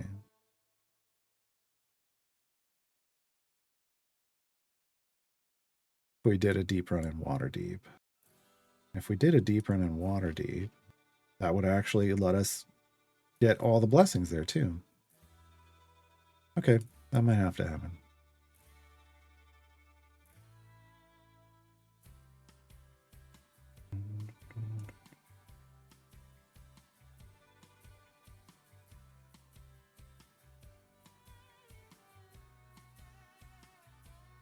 But basically, the more you watch a streamer, the more channel points you earn, and there will be a little thing that shows up,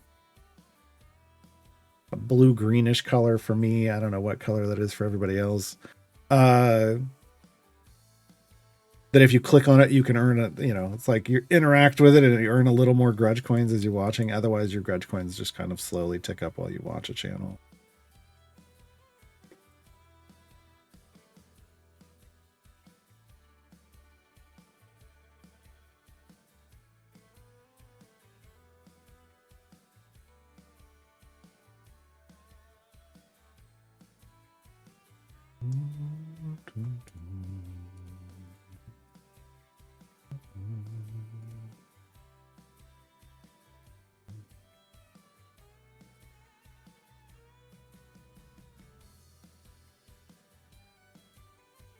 Yeah, I was gonna say Aquamarine. I was like, well, will everybody else see it that way? I don't know. Lauren playing any of the Bardic Inspirations? I'm not sure if she's because Jason did all of these at his studio,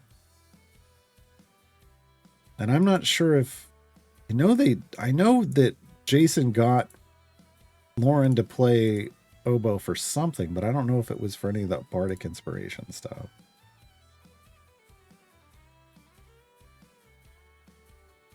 I think it was for another project he was working on.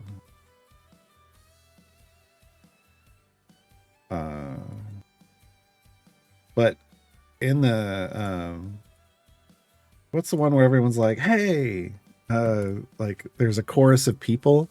That's a lot of the people from CNE. My voice is even in there. They just had me record a hey, like a couple heys into a mic and send it to them. Um, so you know, there's people in the kind of background sometimes, but I think that's the one song where that happens really.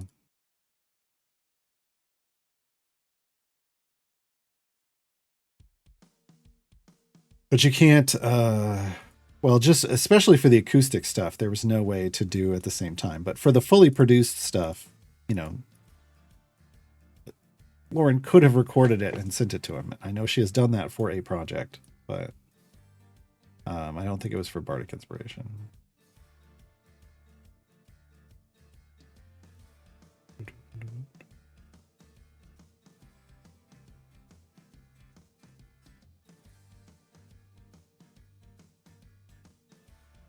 Yeah, you can't like there is one song that I have acoustic where they tried to it's Christina Ariel's for Ariza, where she tried to sing her part and it just didn't.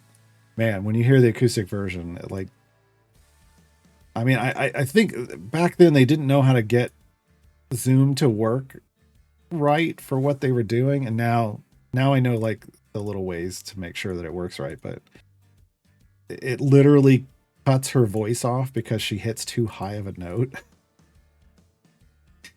Um, yeah, it's but the lag there, like you have to have like outrageously expensive software to uh and really good internet on top of it to do uh like musical collaborations over the internet. Because otherwise there's just the delay kills it completely. Even a slight delay just absolutely destroys the timing on the music. Big large imps. Oh. I have a command for that? No. Hold on. I gotta find another command to get rid of. Hold on. I went through and I deleted a command today to add. I deleted two to add one that we'll use on Friday, and then we now have a tunic command.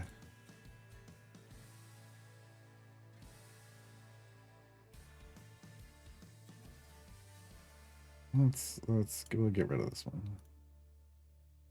Okay.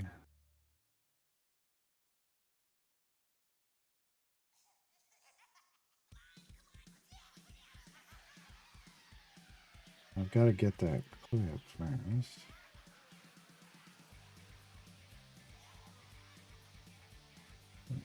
Here. Use clips all time.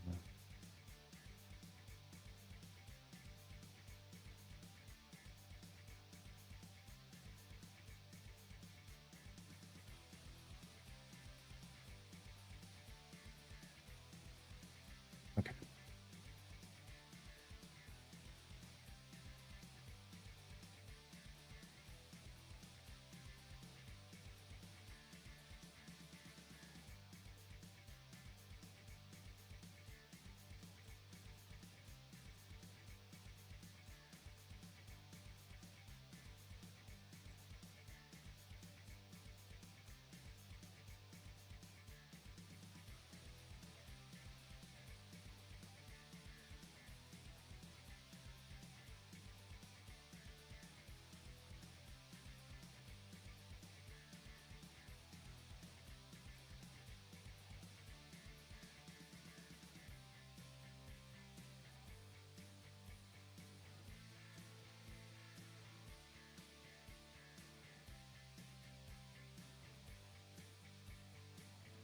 Okay.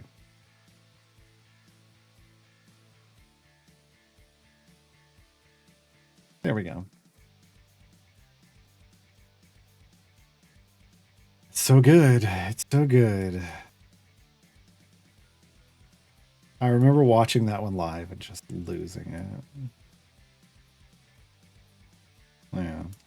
That's back then. None of those are on, like, they didn't keep any of those. I don't know if maybe the agreement with Christina and Mark was that none of that would go on YouTube, but it was literally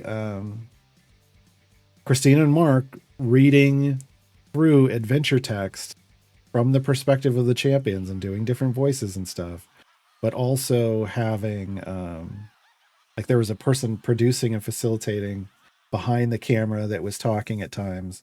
Um, but they were kind of reading like the only way they were going to voice the game, and they were doing it full improv, everything in between those lines.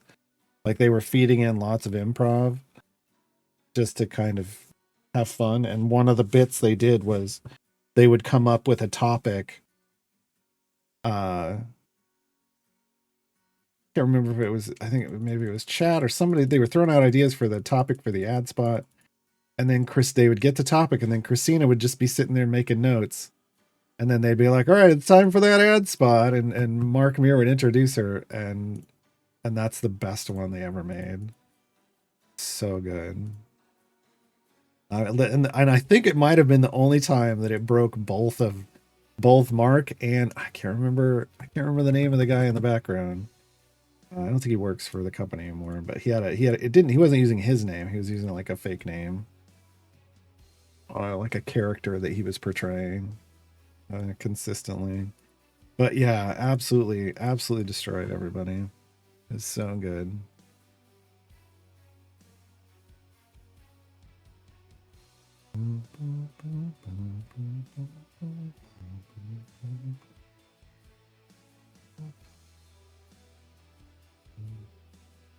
Glad to hear it, Callan. There were a lot of cool streams in the past on this channel. Starting in 2020 for obvious reasons. But they were arranging for streams before COVID ever hit. But then they heavily pivoted their marketing tactics into just streams, putting lots of streams going 24/7. Not 24/7, but streaming used to be just before 2020. Streams, there was the once a week, what I call the OG Idle Champions dev stream. And early on, it was just Dylan, and occasionally he would bring on like another one of the people that works there as a guest. So like an hour with a guest and an hour with Dylan. But starting in 2020, they had made a deal with Mars. Mars was going to start streaming like once a week or twice a week. I can't remember. And then because I had started streaming, they reached out to me and they were like, "Do you want to come do a show on Fridays?" And I was like, "Sure." But then they went into, before that, it was the once a week stream, and then once every 3 months for the quarter, like when they have the meta event that comes out, like with the login every day and claim stuff. They would have an all day stream where it was just nonstop. From the morning until the evening, with all kinds of different content, which is how like my D&D streams over there happen. But then in 2020 that changed, and then it was Monday through Friday. They had streaming schedules, and there were streams filling up all of the time slots, kind of middle of the day time slots, for a long time. That only started slowing down maybe 2 years ago, and then last year it kind of ground to a halt when they had to let go so many people, and now it's just Mars and Sean kind of holding up the tent posts. And I used to have 2 streams a week. I had one originally, it was on Fridays, then it moved to Thursdays, and then I had the Saturday stream. So but I'm only on Saturdays now, so and only because those videos, they get a lot of people on my Saturday streams that aren't normally watching during the week. And the tutorial shows do well on YouTube.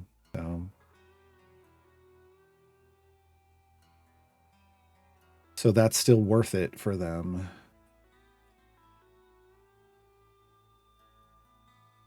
But yeah, there was a time when it was just all the time, constantly. Oh yeah, that's another good one. That was from a different show. That was from uh Champions of Lore. Mars is too. Well, here's the thing: is it's uh the tutorial show is on Saturday mornings because it hits a different grabs a different group of people than would normally be watching the rest of the streams in the week. I don't know. So it's not like they're going to give me another stream that they'd have to pay me for. They already pay Mars, and they're kind of, as you could tell, they've kind of shifted away from streaming in general. So, we died. It did. Spaghettios. You come out, you go in.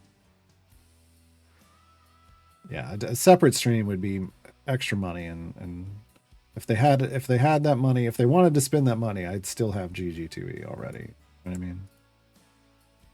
So, oh, we should probably get a DPS out here. That's actually the bigger issue, isn't it?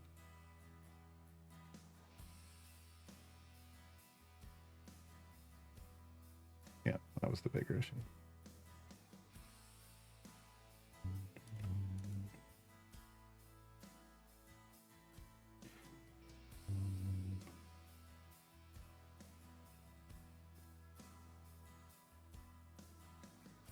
Wow. What? What happened there?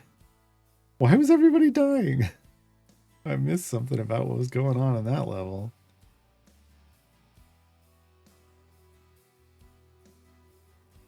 I don't know.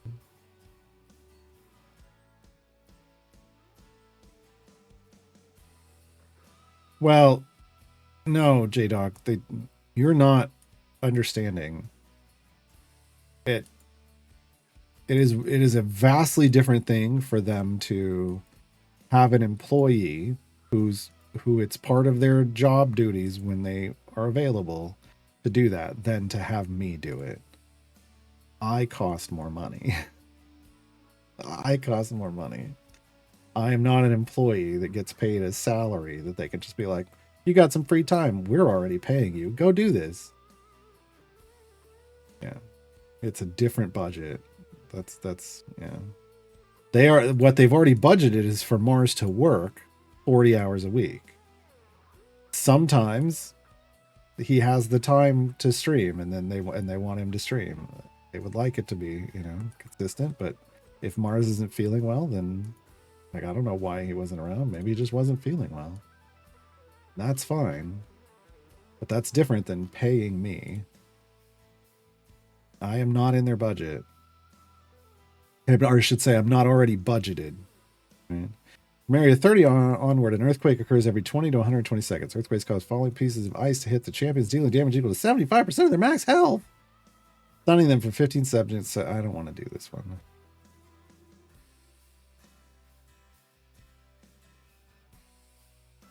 Damage is reduced. Enemies move. We're going to try it. We'll try it.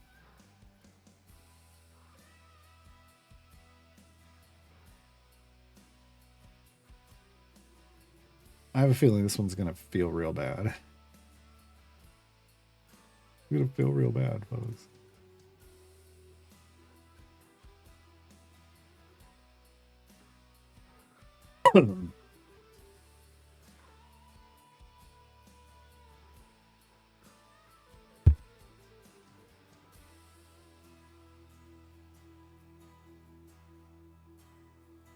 Man, my throat is scratchy today, and I don't know why. Should at least give you the pop-up on Mars. I'm not always, like, right now, I am streaming Idle Champions on Tuesdays, but that's not always going to be the case.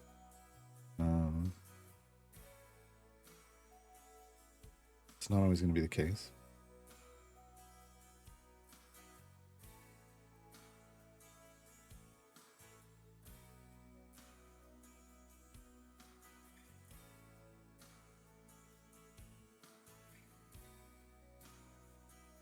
Like I said, we're kind of getting to the end of this account, so at this point,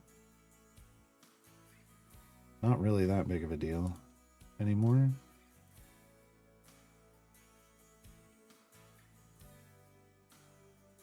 I am out of medium fire breath potions. Fortunately, I can go make some. Give me like 10. This is the downside of doing that straight to just buying chest contents. I'm not restocking potions that way. So I have to craft them, but I am getting the reagents, so I get to craft what I want, which is nice. Nice. It's very nice. Okay. So this is the last one in Icewind Dale, Icequake. We'll see if we can do it. I don't know. Falling rocks on everybody sucks. Sucks. And may require like a Vlithrin to come in and heal. The better option is to actually get rid of either Calyx either for Briv, who will just heal the party, or Calliope, who would shield the party. Briv is probably the better choice. As long as that triggers his healing effect, to be clear. But it shouldn't be an issue until we start...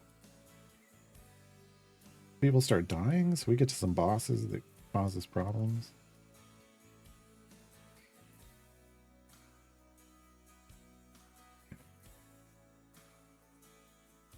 I really need to... I gotta stop looking at this. I need to save up 50,000 for a big speed feat. I want to open chests. I want to spend it, and I'm like jonesing. Give me those chest content now. Gotta wait. Just gotta wait.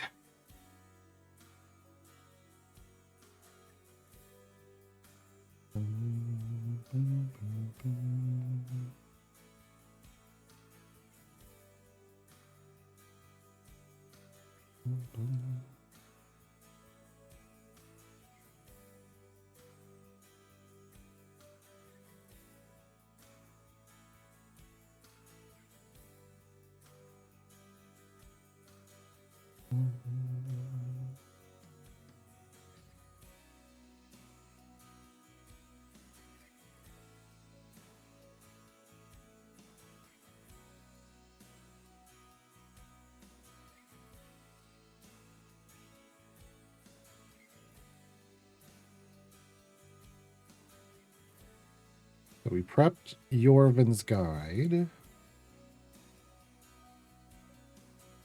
Wait, did I? Yeah, I read that already. We prepped Yorvin's Guide. So we should go in and see if there's any... I could probably put his notes in now. Well, I don't know. I don't like doing the notes before I see the scaling.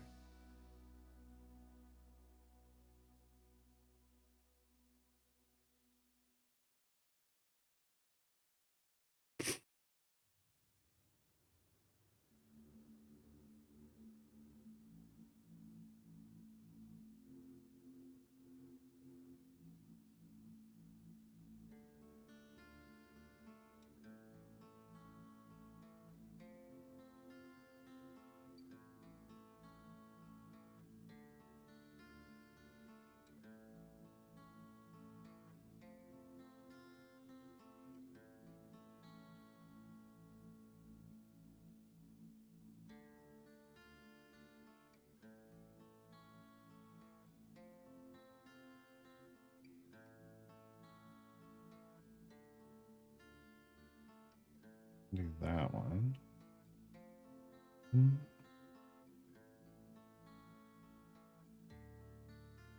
Do notes here.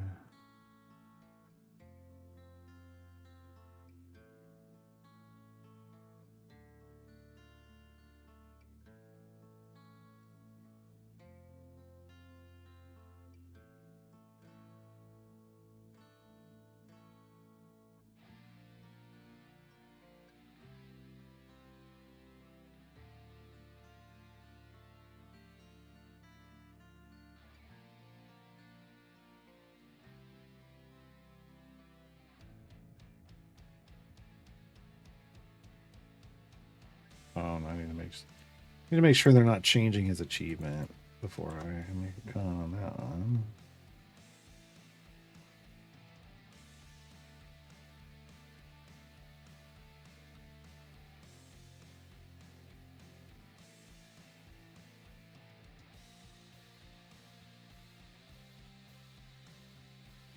Yeah, I think that's about all we can do. Let me wait. See.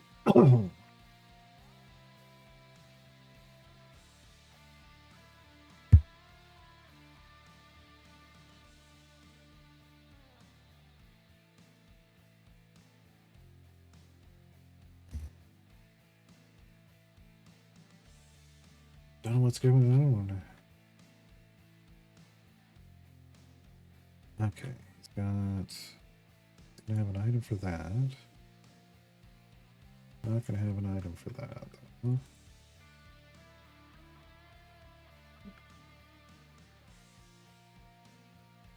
Blue.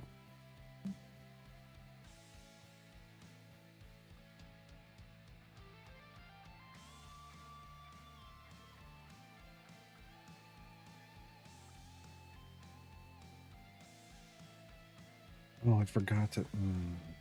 Damn it. Well, I don't know. They didn't list all of Yorvin's feats in his blog.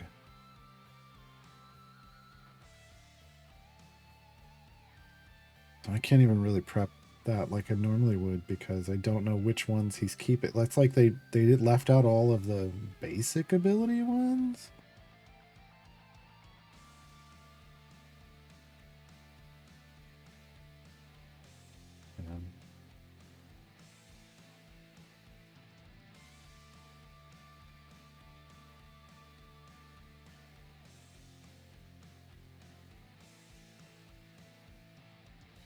Tag team.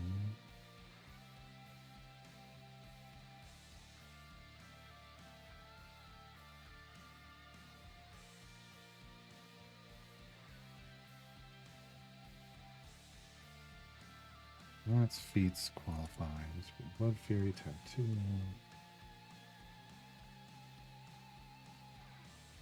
Swarm.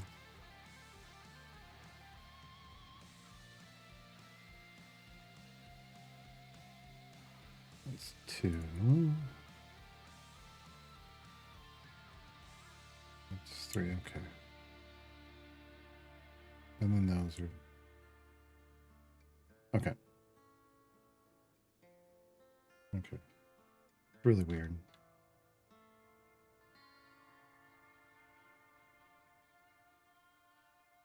Just throwing me off. All right. I think we're done there now.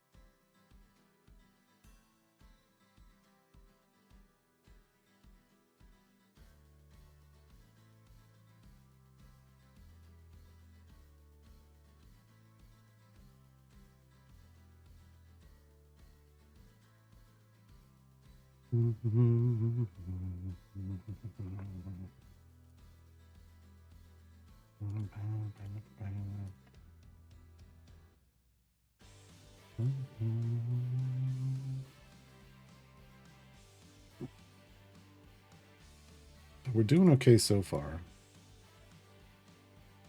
But I don't think we've run into like a bad, like at some point where the Tarask is just going to eat us.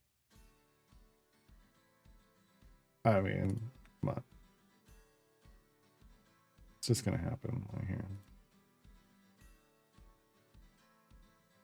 Look at that big boy. At some point, he's just going to chomp us. He's just going to lean down and we're going to disappear. In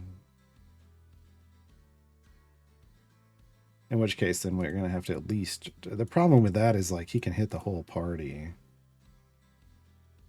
Where Calliope might be the better solution, but we're going to try Brib first.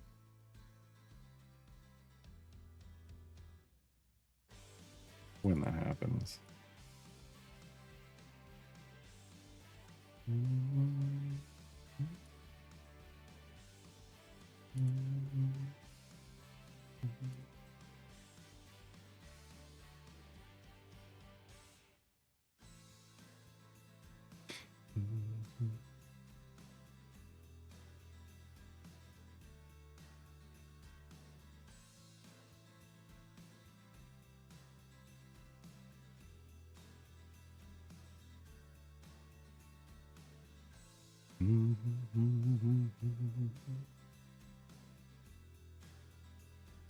It's the ice quake, underground, nothing.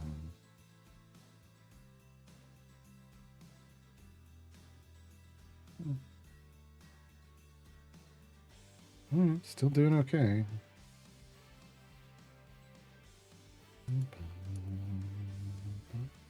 How's Mert doing in the background? Not enough still. Getting closer. Just want the bosses and the humanoids.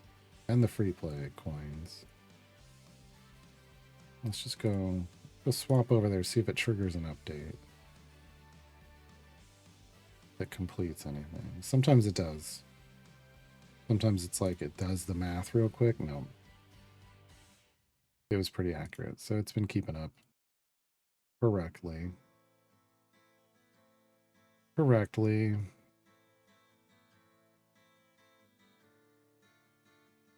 Who's retiring?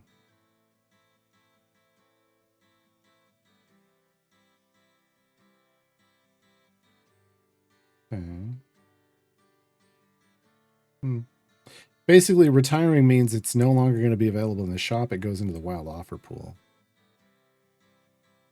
So it'll still be available via wild offers, but basically they got to make room for new stuff. We got him. Plus 13 Boon DLC? What? A weird call out. This is fantastic, though. This is one of the best skins. I mean, this is just great. It's so good. If I had disposable income. No, it's great. Maybe one day.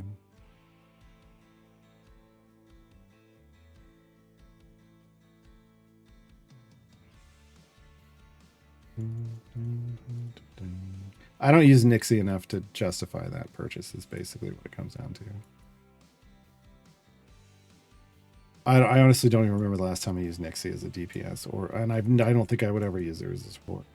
She's one of those DPS supports that's basically just a DPS to me. But oh god, I just noticed our garbage Eliwick hand. Why garbage?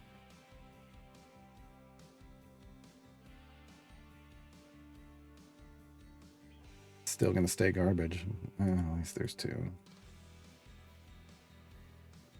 There are three. Okay, that was better. But way late in the run.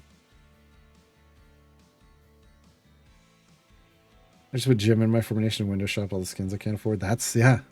Honestly, that's the best way to do it. You enjoy the skins in the game? Become a Jim main. Or at least have Jim support always. Right? Because then you'll see every skin. Whether you want to buy them or not. The downside of that is if you ever have Jim in with Dungeon Master, then you get that Eldritch Abomination skin that's Dungeon Master wearing socks with sandals. Just the cosmic horror of that is rough.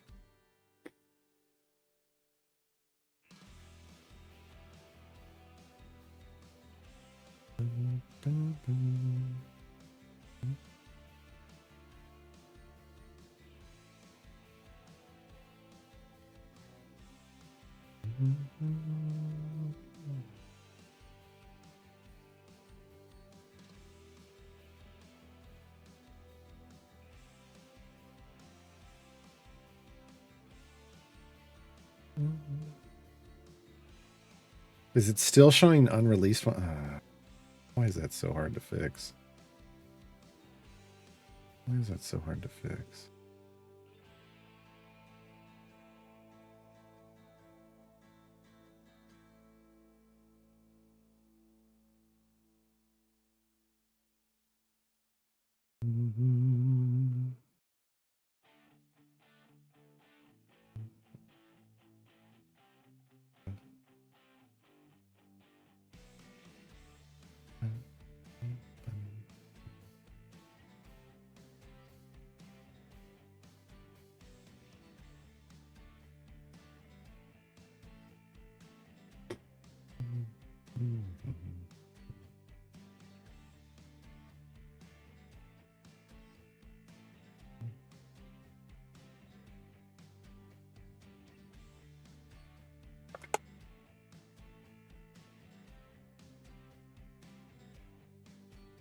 Love seeing the Tarask in the background up here when they're in the outside shots, like freaking out or running around.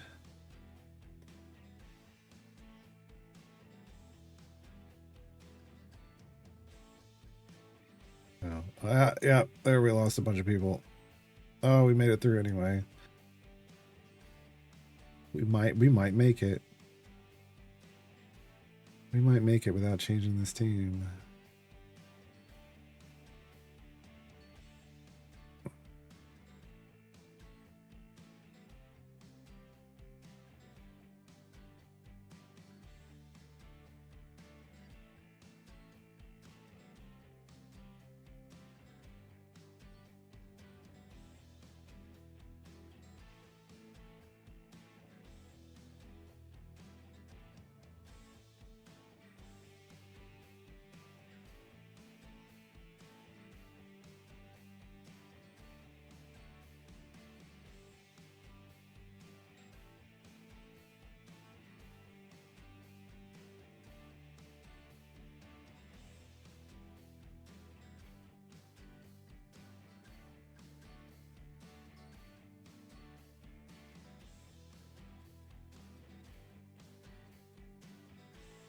There he is, running around getting his rage on.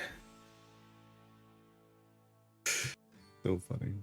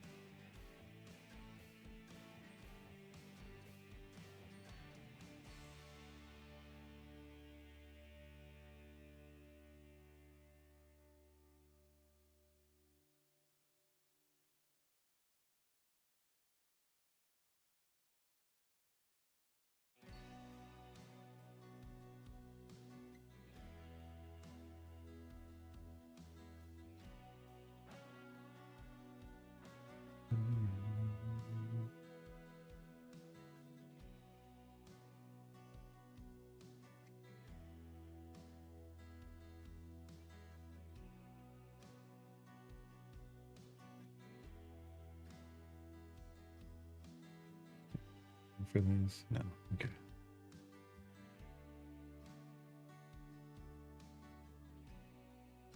Oh no, we got wrecked. Oh no, we got wrecked. We didn't get wrecked the way I thought we were gonna get wrecked, so I'm just gonna try Dragon Bait Swap.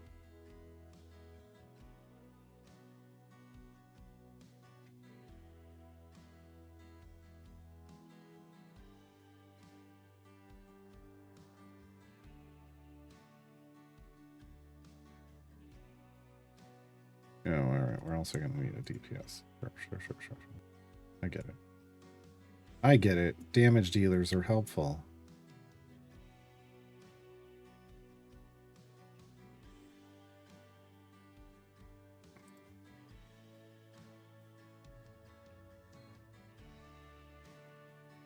Get off me. Get off me, punk. You don't want none of this. You don't want none of this. There we go. All right. We got all three of the base variants done. Now, Mert. Guess they're just all back here, huh? That's good to know. All three of them are in the last adventure node. I should probably have a note about that somewhere. Should. Will I? I don't know. But I should. I should, but will I? Oh no. Oh no. Oh no, no Eliwick.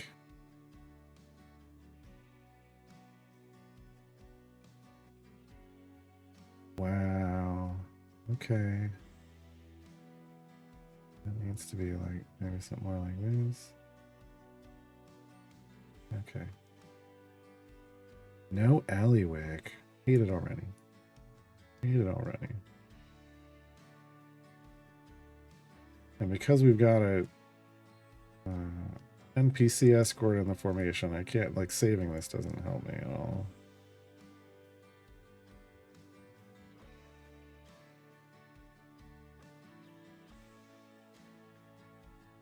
And where are we going? 650.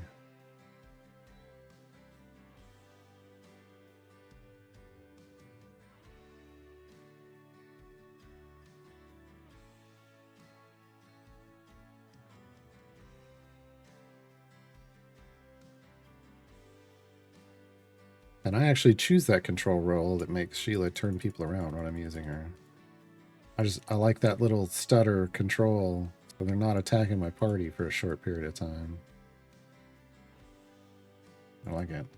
The resource that cross-references trials, abilities, and patron challenges. What? Start trying with Jarlax and then Zero ones. Oh.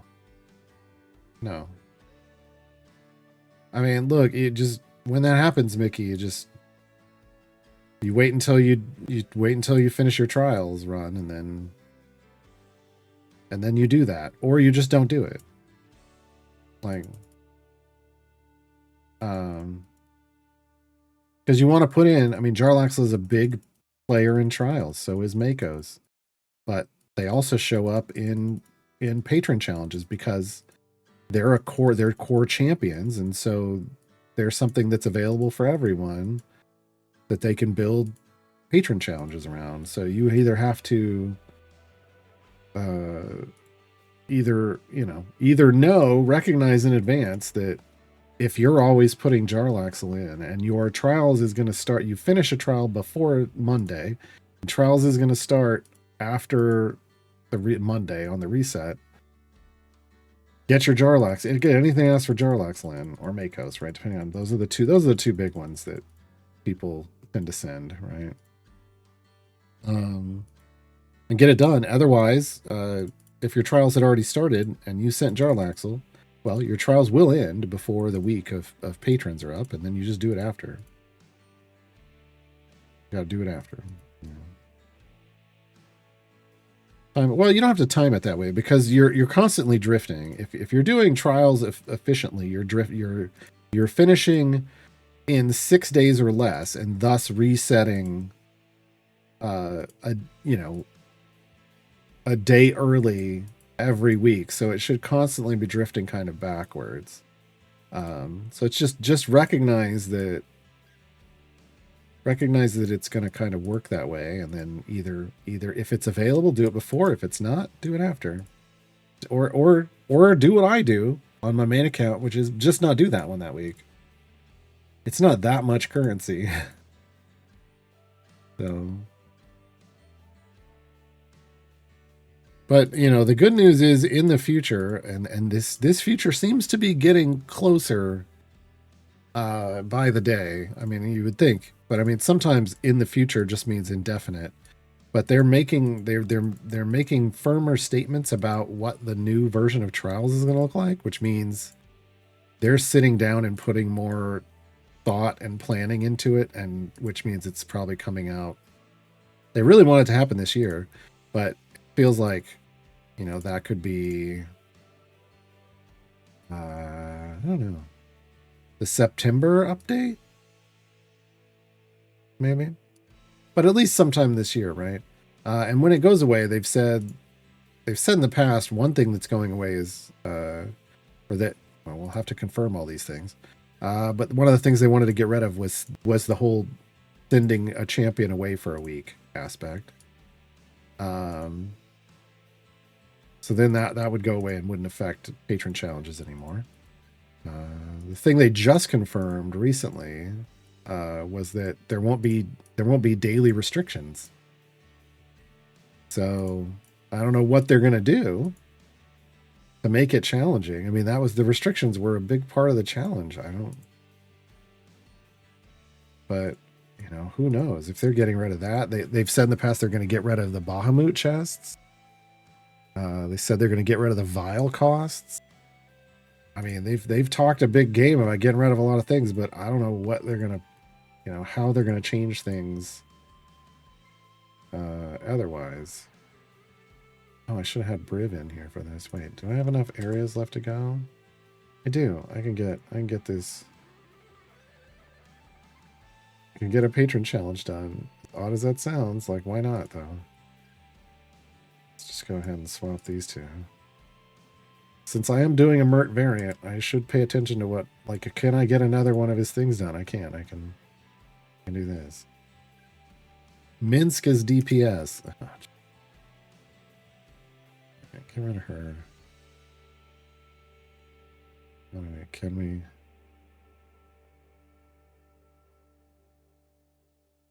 Can we make Minsk our DPS? No. No, we cannot. Geez.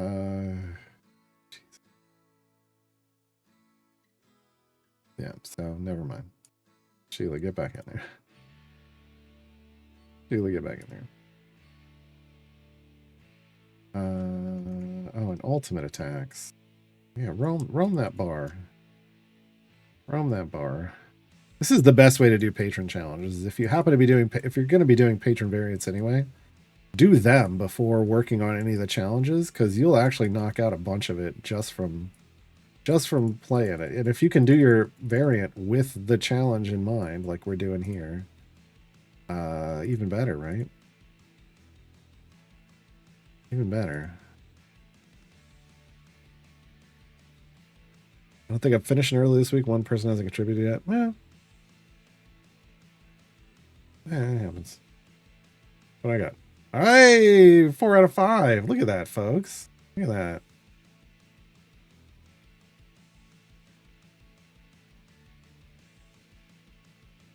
I had Bud's Buggy trigger on my trials run this week because my saved formation had Orkira and Freely in it. I was AFK. I didn't even notice. I came back to like a huge damage number that I'm not. I was like, how did I get that? Oh. So I had a solid contribution this trials run.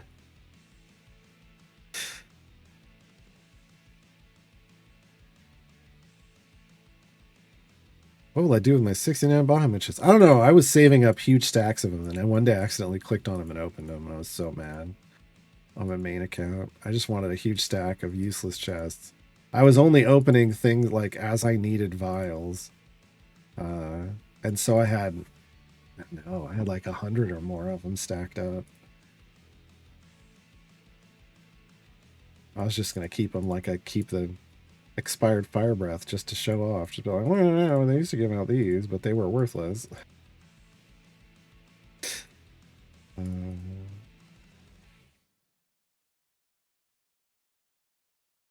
The free play cap is the one thing you always struggle with? Really? So you don't do like background patron challenge stuff is what I hear when you say that. Yeah.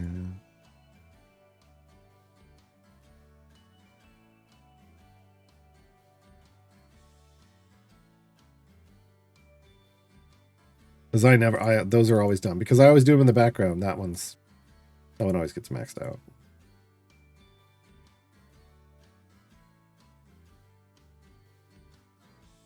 Basically, you have to do 2,500 areas worth of free play. Because it's 2 patron currency per area.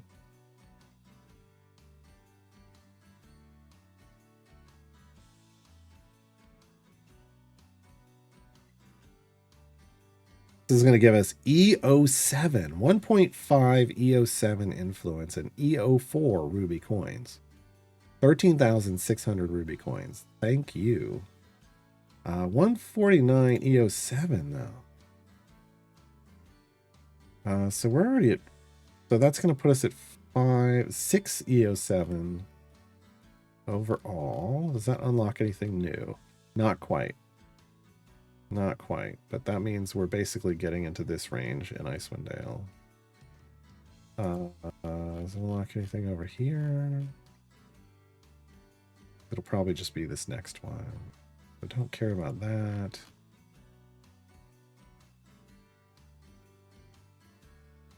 Yeah, I mean, that one's not worst, but I don't really care. That. And this one actually would be good for Ishu.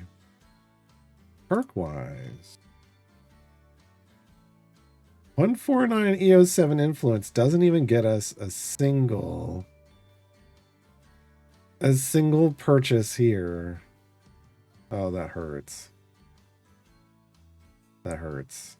It'll let us upgrade Dig Deep, but okay.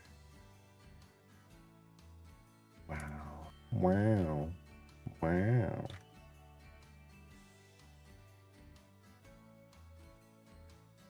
Trial started.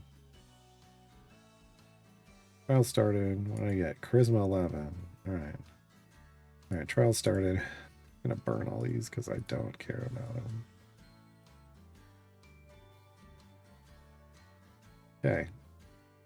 Okay. Nobody sent a Jarlaxle? Oh. That's fine. Oh, at least we got one more scales person. I appreciate that. That makes up for it. That makes up for it. So we got another scales. That's all that matters. We should have more than enough damage, but I'm shocked that given the opportunity, somebody didn't send away a Jarlaxle. We did definitely want more scales. This will get me, if we finish this, 16,000 scales.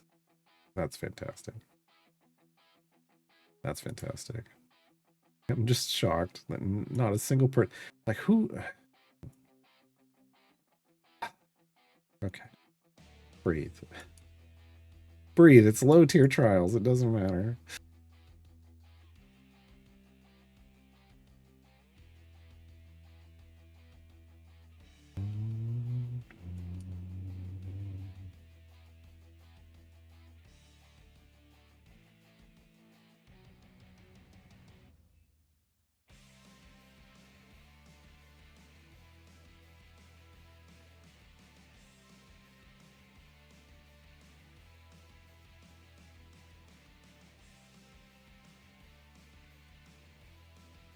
You need it for favor farming. I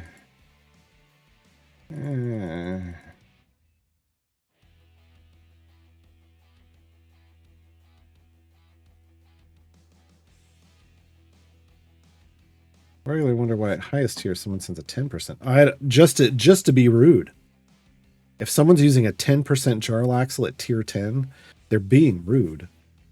That's insulting, and you shouldn't join that party. You shouldn't join that party. If you're starting, it's like if you're the creator, you shouldn't you don't like if you have 100% Jarlaxle, throw out the 100% Jarlaxle. And then hope somebody has 100% scales.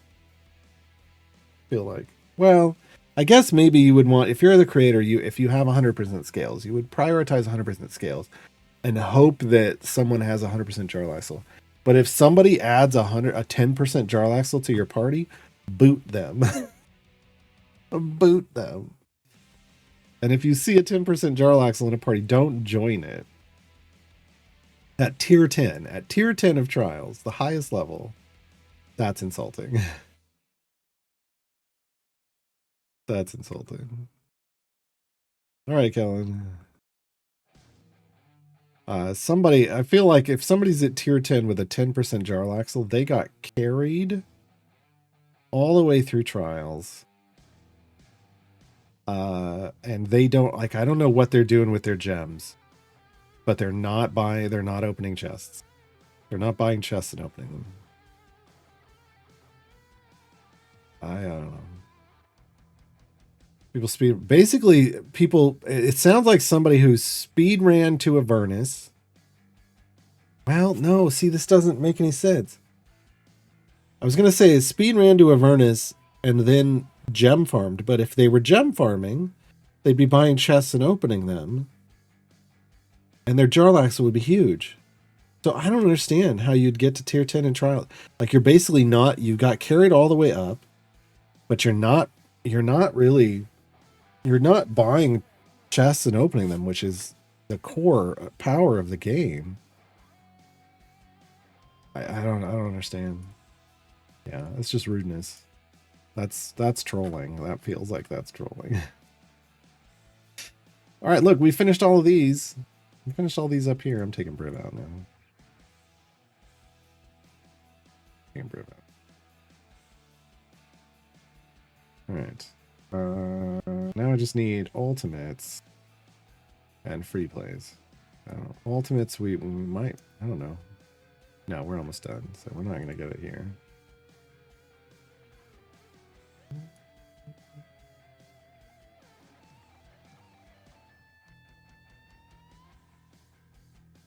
Why are you? Why?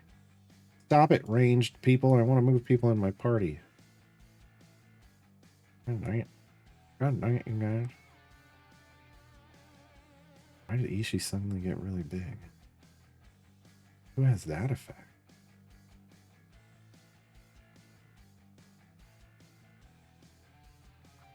Hmm.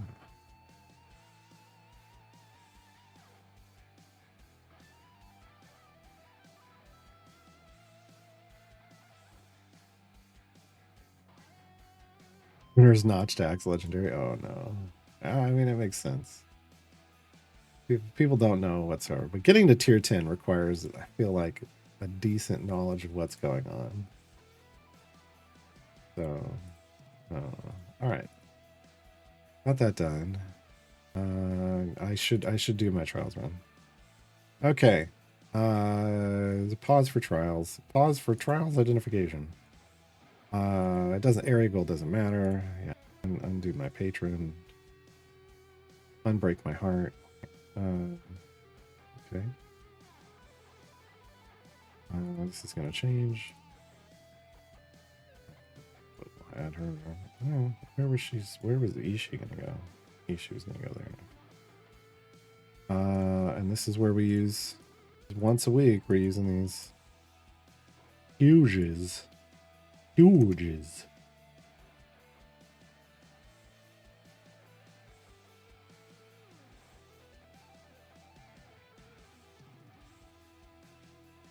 Running the speed party first.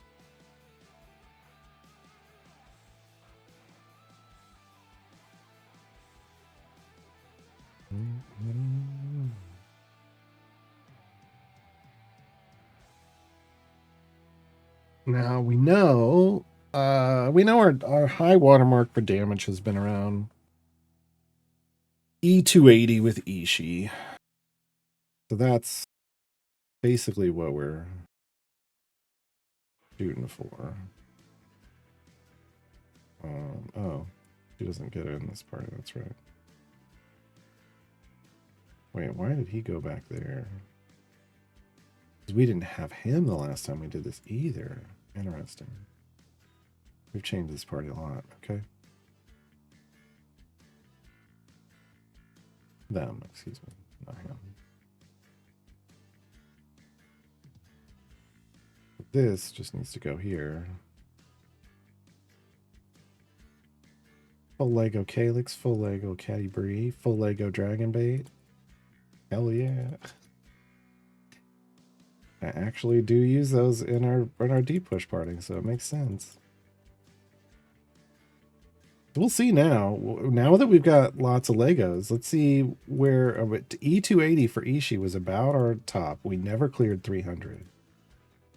Now, it doesn't mean just because I put legendaries on here doesn't mean that they're pointing in the right direction, as in they're actually going to buff Ishii, but there's a chance. So you're saying there's a chance. There's a chance. See how that turns out. We'll see how that turns out.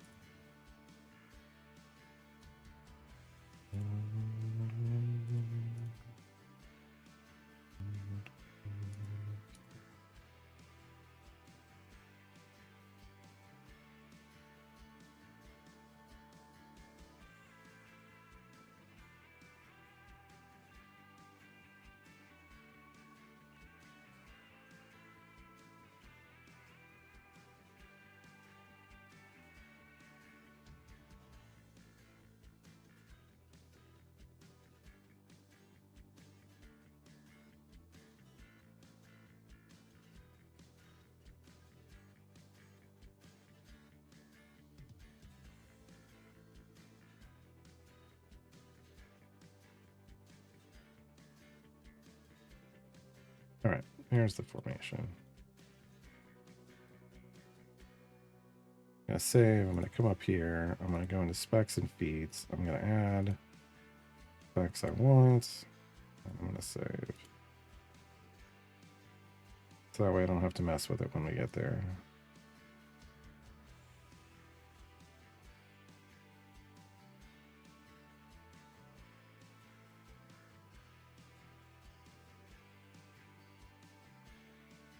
Offline, yeah. Give me 3 or more. Halliwick. I'm getting picky in my old age. No, give me 3 or more. There's 2. Give me 1 more. Give me 1 more gem card. Or else I'm shuffling your hand again when I get the cooldown back. How dare you? How dare you?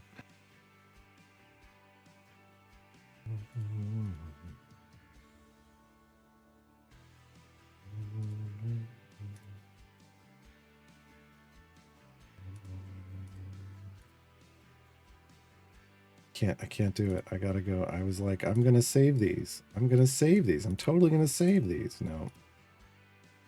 Oh, Grim. Stop.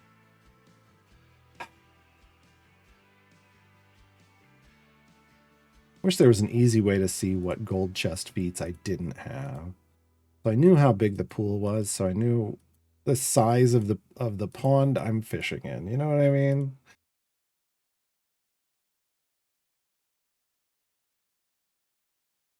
There's still 2 minutes left.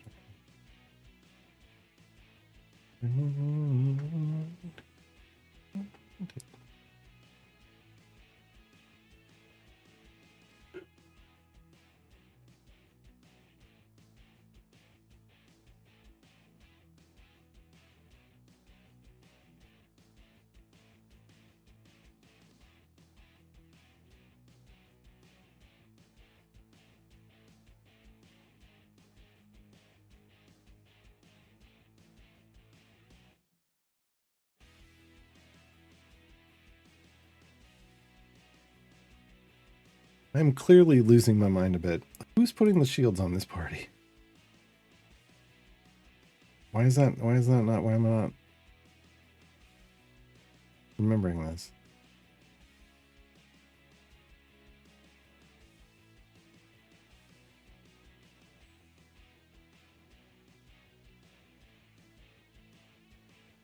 What is? Oh, from when I ulted. That's the problem. Okay. It's from the ult. From the ult.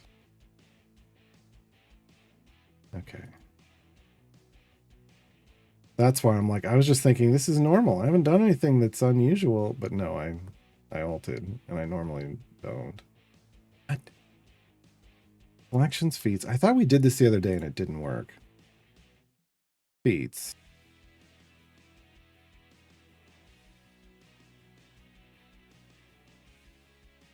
Unowned.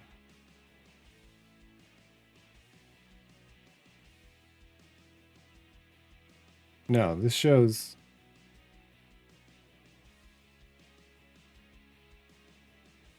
No, this shows for every champion in the game. This is unuseful. Yeah, this is what I said. This is not useful at all. Because this lists every champion in the game, even if I don't own them, right? Yeah, because there's Bobby and stuff. Absolutely useless. Yeah.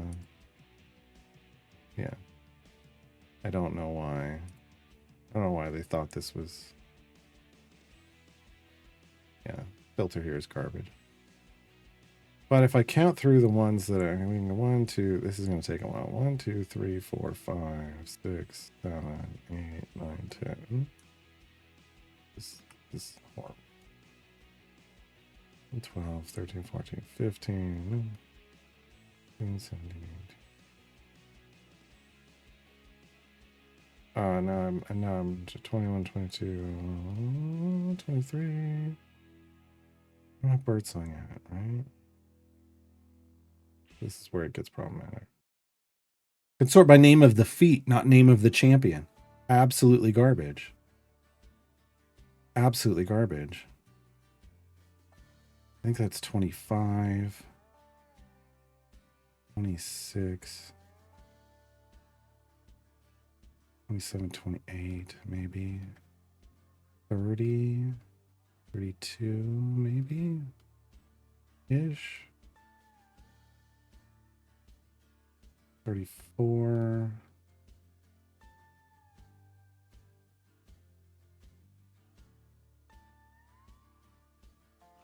37. 39. It's a lot. More than I thought. 40. Not good odds. 43. Yeah, I need to stop. I need to stop spending my gems that way. 46. 48.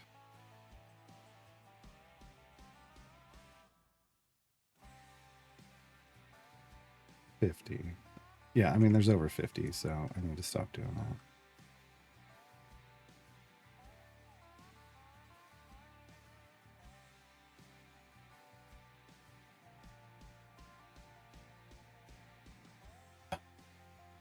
Well, they just got it in, but they didn't like every system they add to the game. They never take the time to like polish it before release. They're like, we just got to get it in the game, and then we'll polish it afterwards, and then that doesn't always happen. Which we know. We're just used to this. Again, instead of spending some time polishing that, they gave us this. Which, hold on, let's take a look and see if this is useful for us today.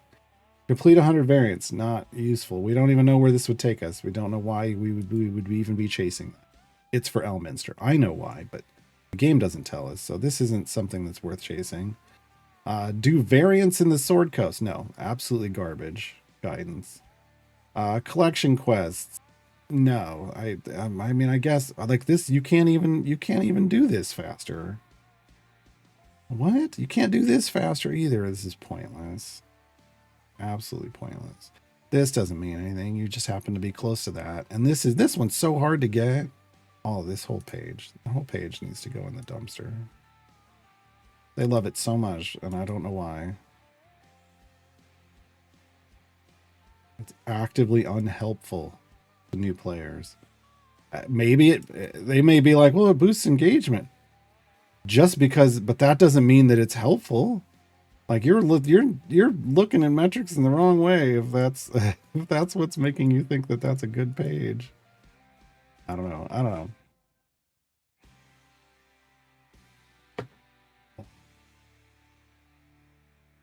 Every time I have to think about the active tasks, I get frustrated. Because at the very least, that time could have gone into polishing this whole thing over here. All of it, not just what I would like, which is this changed. But like it could have polished the whole. They could have polished everything. Because it's got some neat stuff in there, but then I go to look for something, and it's like that's unhelpful. That doesn't give me what I need.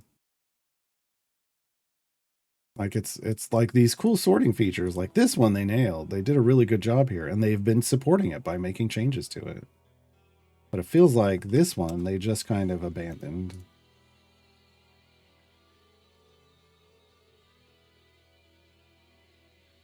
They've made a couple changes, like I think they fixed a couple things, like where like you can 100% without 100% doesn't count any of the paid stuff, which was smart because that was just going to piss people off if that was a thing. They fixed some of the sorting there, but like they haven't really spent the time fixing the rest of it. Wonder if they can count how many people have toggled it off. I don't know that that's as helpful a metric. I don't think metrics. Here's the thing. I don't think you can. That specific type of screen should be helping people progress through the game, and I don't know that there's a metric that's going to help you figure that out.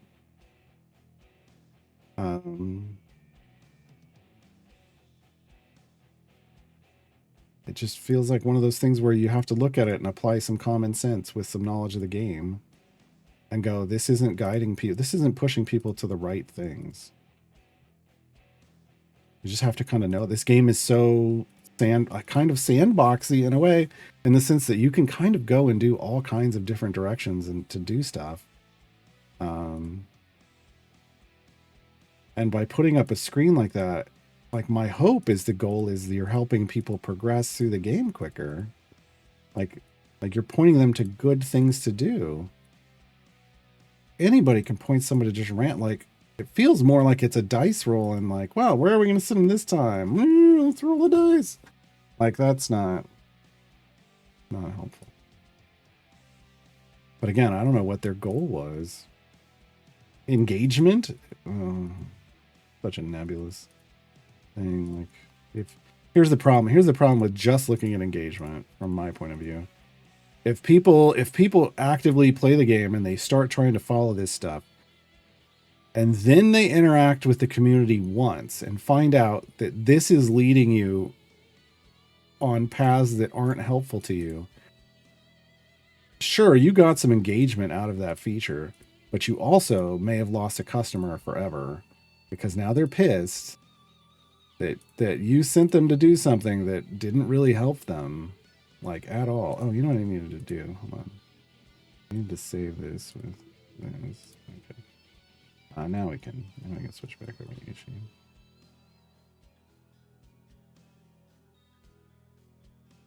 Hot take, I think I learned more how to play the game from Seasons than any other way they've tried to get us to do stuff. Oh, God. Why? It's I don't understand why that would be. Honestly. That's interesting.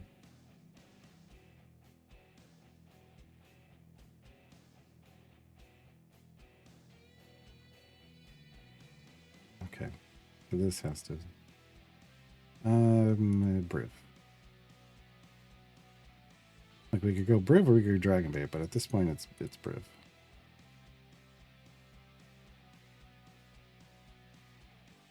I'm real far off my damage here. He's going to armor up and provide us the survivability to move forward.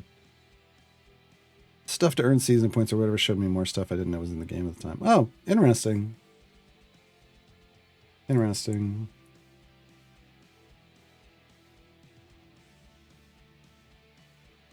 See, that's kind of what this should have done.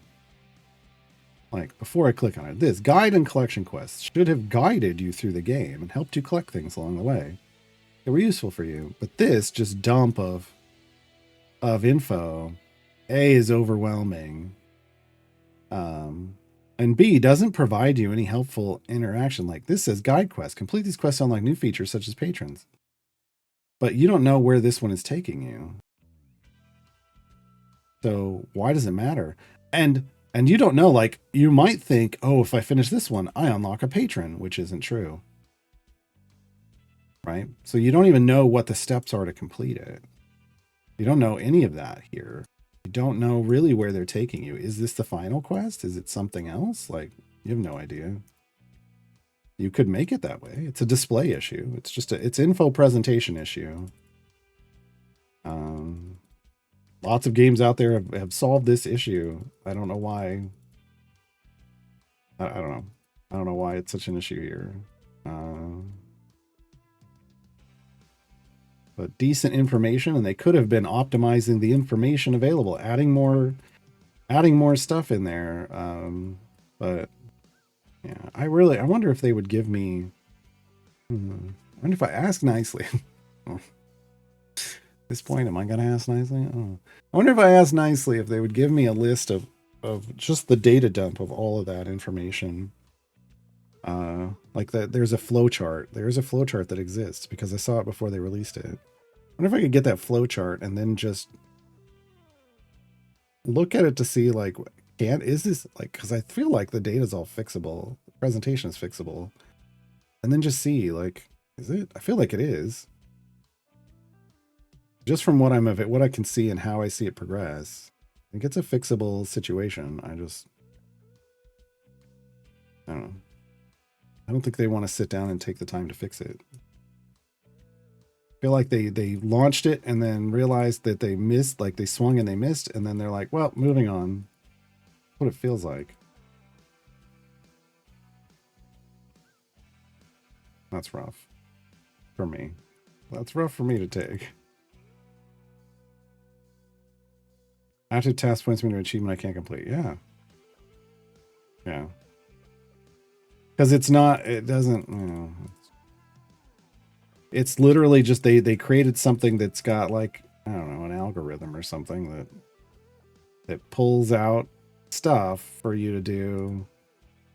I literally think it's like I think for this stuff, it probably looks for the highest completion percentage variants and then feeds you, and adventures and variants, and feeds you those here. But that doesn't mean, just because it's the highest percentage completed doesn't mean it's the next place you should go, or that that's even useful for you where you're at.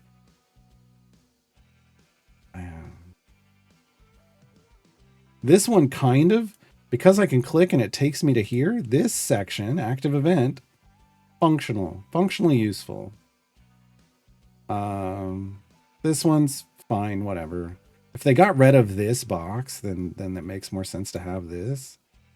To take your I missed a day. I don't hate patrons. I don't think you need to list variants completed here. Challenge progress is good.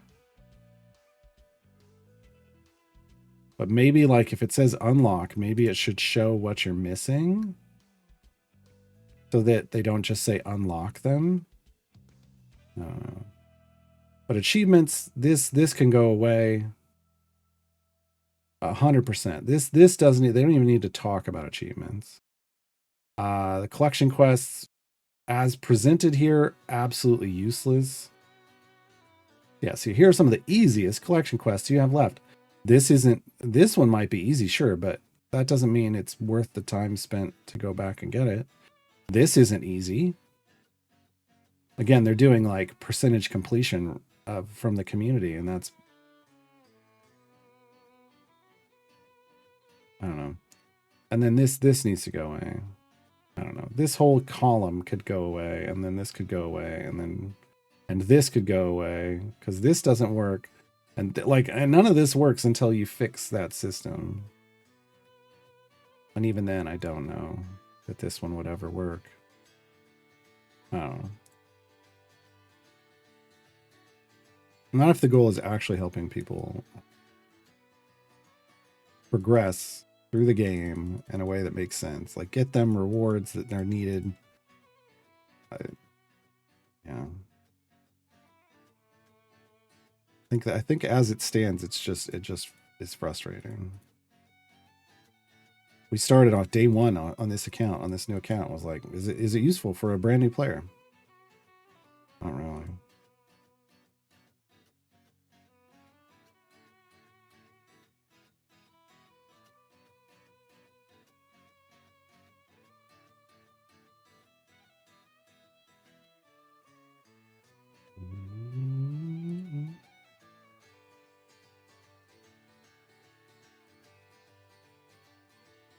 Gar, how will I ever know that I don't took cast to area 247 and didn't finish his achievement?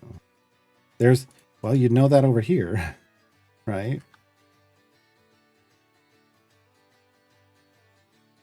Because it isn't something that earns you valuable progress in the game.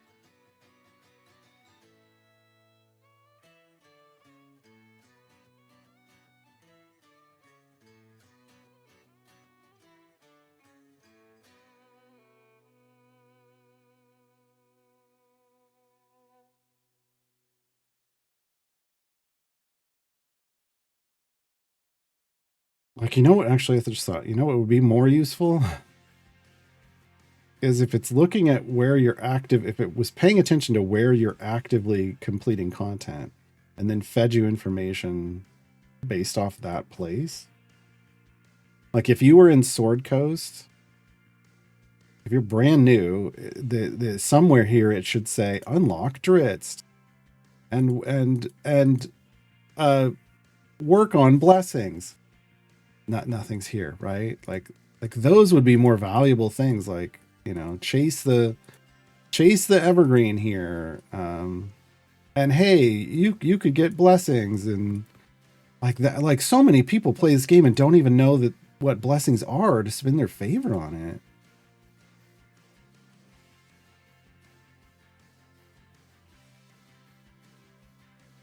But yeah, like the next evergreen based off your progress, you know, you start at Dritz, and then and then the next one, and then it should be like, hey, the next evergreen you'll unlock is in Tomb of Annihilation, and then you understand it's time to go to Tomb. Right? Yeah, there's ways this could be way better. And okay, we need I need an actual pushing group. So you. Well, we're gonna leave you in a moment. You're coming out. You're coming out. All right. You're going in.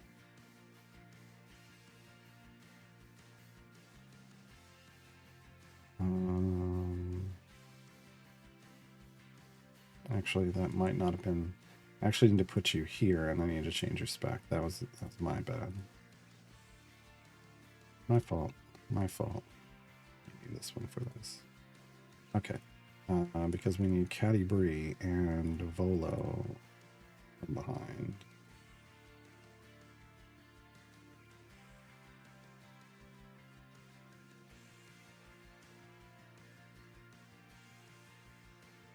But again, I think before you can fix active tasks, you have to fix like collection guide quests. I think that's a core foundational piece of that system. So it just feels like you're wasting time without it. It's like trying to renovate a house that has foundation issues, and so you get everything done and everything's painted and everything's finished. And then the foundation settles one day and everything like looks like shit again. You cracks down the walls. And you got to start with the foundation first and work your way up. And I think that system is foundational kind of to this system. Yeah, this is better. Okay. How much? Oh, all right. We use purple. I'm like, how much time do we have left? Oh, we use the purples. We're fine. We're fine. 238s. I want to see. I mean, we want to see how high we can get this, but 238s isn't bad. I know you're a really passionate raid player. Am I? Oh. I think I have a love-hate relationship with raid. I constantly feel like I have to sit down and objectively think about if it's giving me happiness or not.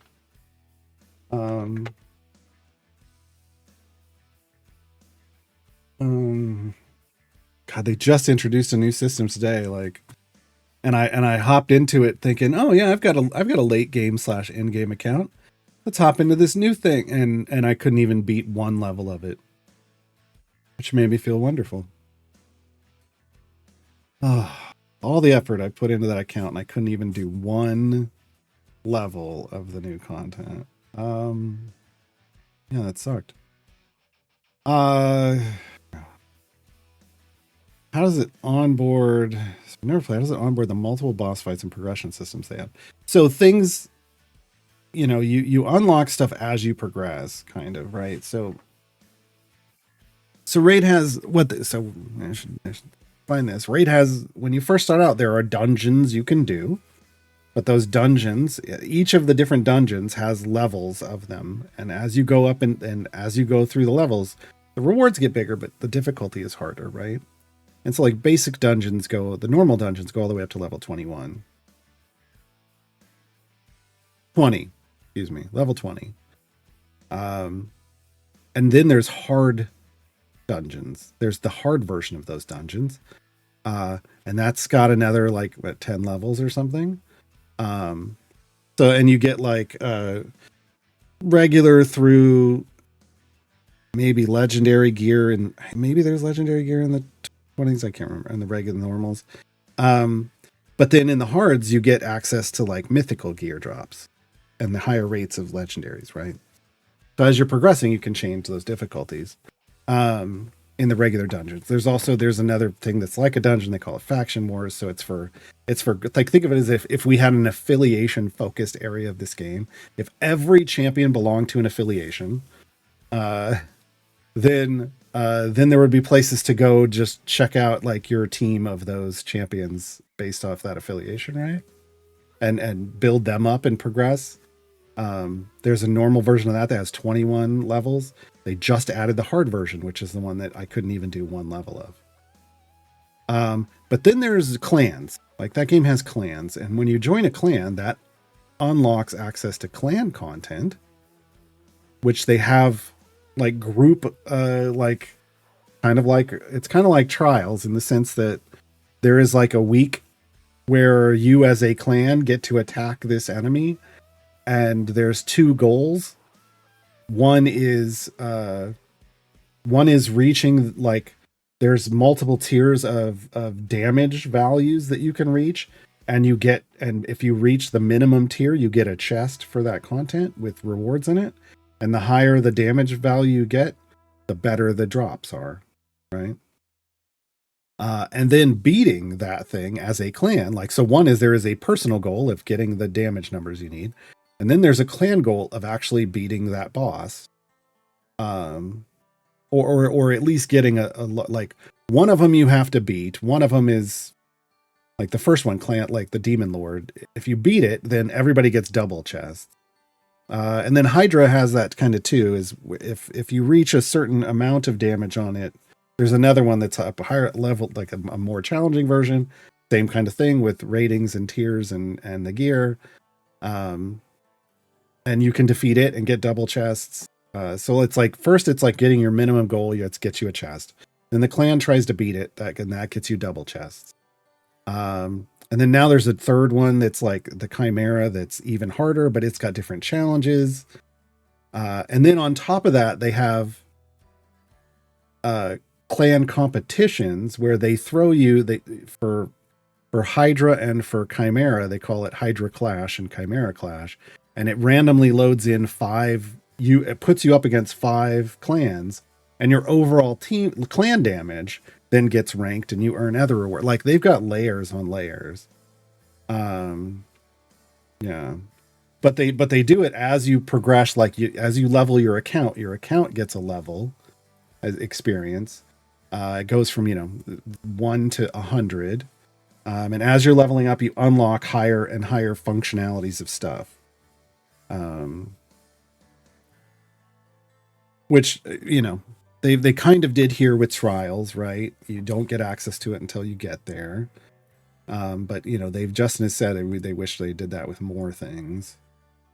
And yeah, me too.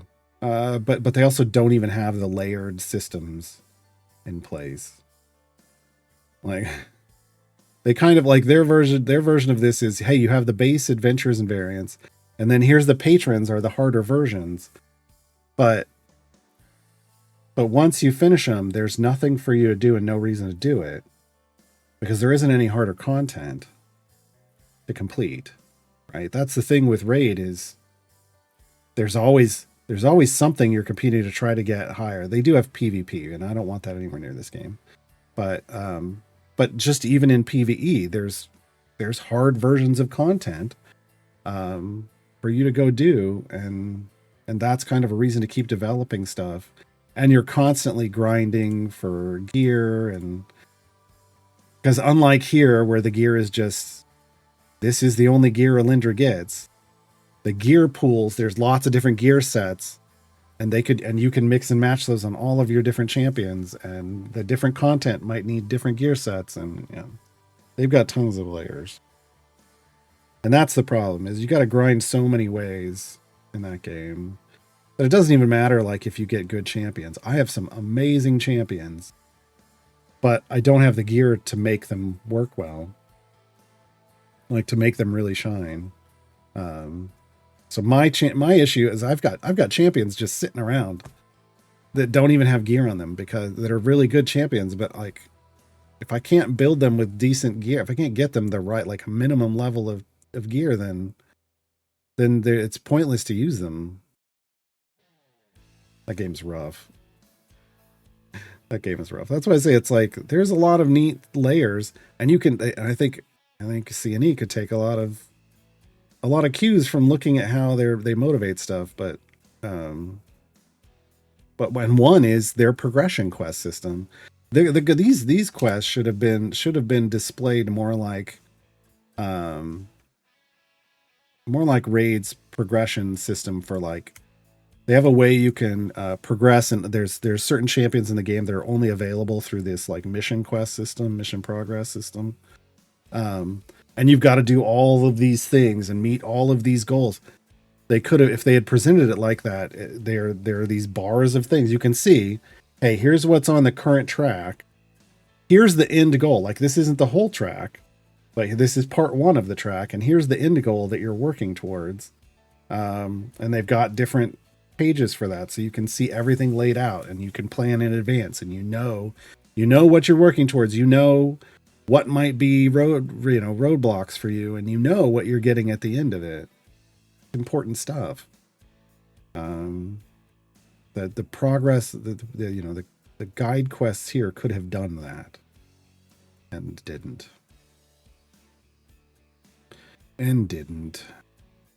Like, there's nothing in this game that even tells you that there's evergreen champions available for you to unlock. You just have to happen upon it or have somebody tell you.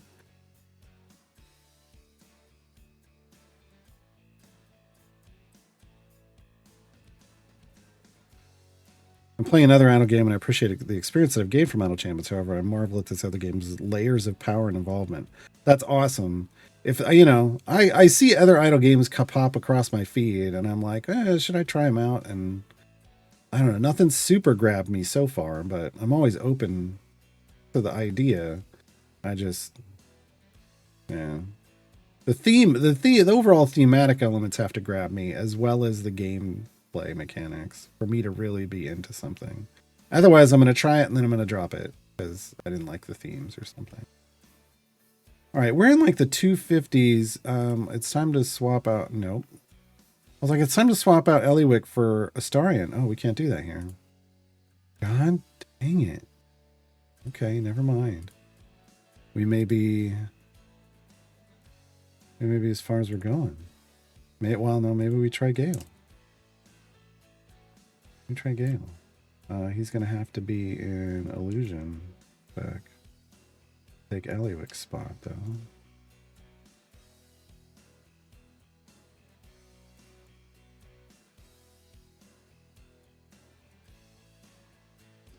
Idle Champ will always be my first love. Raid will be my first hate. That's fair. Raid, like I said, Raid generates a love-hate relationship. I feel like. Especially if you're trying to play Raid free to play. Very love-hate. I think if you have the disposable income to be a spender, I think it's more on the love side, because it really rewards that. And they designed it that way, right? They designed it to make money, and it does. There's some more favorite foes in there with Minsk to power up Volo a little. Maybe. I've never paid attention. Well, we got 9 stacks. We're good. Let's see. We got Undead. We got Fae. We got Humanoid. We got Beasts. What else does Minsk have? I can't even use Minsk. Never mind. So no, we cannot. Monstrous. So we've got everything that Minsk could offer. Yeah.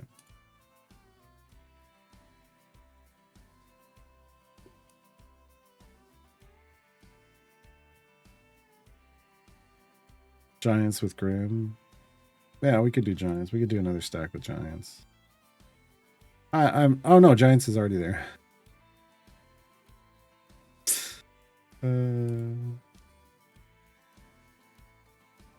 Yeah, Black Widow. That's a good explanation.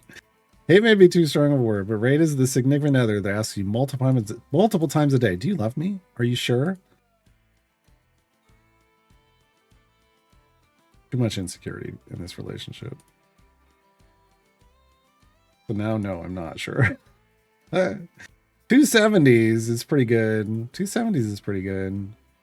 Got me a 337 before the DPS contribution. I think we're nearing. But look here, this is good. This tells me. So this is one thing. People are like, how do I know if I should do the next tier or not? Well, what's your completion area? And then based off your completion area, like this is like your day one completion area, that kind of tells you what the rest of the days are, because I think it goes up 25 a day after that. So it's going to go up what, 150 areas? Did I do that right? 6 times 25. Beyond that, so you factor that in, right? Hold on, let's see if we can. Okay, thank you. You factor that in, so that would be 550. Well, I'm in the 870s with the single restriction. I could easily do this tier, right? And you want to try to make sure that you can do all of the daily restrictions, like all the dailies that you have to finish it. So as you climb up, that's a way to know.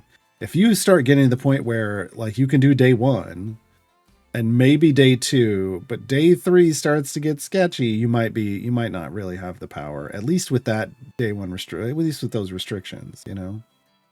But now I know I can get like twice as far as the day 1 area goal. I'm fine here. I'm fine here. 276. Where, I mean, this is what we're looking at. I don't know that that's going to change much. Tier 7, tier 8. I don't know. Last time E300 we strolled right through tier 6 without any challenge, and I think we could have completed tier 7. So maybe. I think we're still on the same track. I think by the time we got there, yeah, I don't see anything slowing us down through tier 6, tier 7. But who knows? Maybe one restriction one day. Maybe there's a day 1 restriction that absolutely wrecks me. It's possible. It is entirely possible.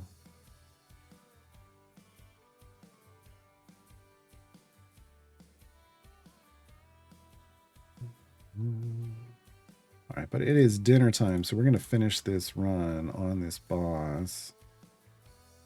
Once we get our got some booster ultimates back, we'll see what we can get to. Actually, while this is doing this, I should pause. For station identification, that's actually going to give us yeah. Let's get our cooldowns back, and then we'll see what happens. Oh, somebody died. All right, somebody died. That's that cleave. That's that freaking cleave. All right, let's see if we can get faster, harder, stronger was capped in the 30s, 40s. So we know we can get another E10 just off faster, harder, stronger to go from the E15s up to E25, E30 range. So, but can we stay alive? That's the issue right now. Because this guy cleaves the second column. So we could throw some health potions out there to help that out a little bit. Already marked them with the Holy Avenger. And I kind of want to see. There's 80 stacks. There's E27. This is where we wanted to get. Then we punch it with there, and we do these two. And there's E289. Yeah. And then sources of corpses would have taken that up a little bit. I should have done that sooner. All right. That's fine. That puts me 353 before the bonus. That's good. I'm done. We're done here. I'm done here. It's going to throw me over, 700. I'm fine with that. So 291 is what I hit as my damage contribution. Again, that's roughly where we were thinking we were at. I think it could have gone higher if we had a little more time, but I don't need to worry about that. What I need to do now is just swap over here. Up over here and switch to the Ishi farm. For actually, Mertz? Yeah, he still needs ultimate attack, so we'll leave him here. And that's going to be it. So I will be back tomorrow. It's going to be event day. Event day part 2, right? So we'll unlock Yorvin. We'll make Yorvin's guide. Flex somebody else. I haven't decided who yet. And go from there. So thanks for hanging out. I'll see you all tomorrow. Bye, everybody.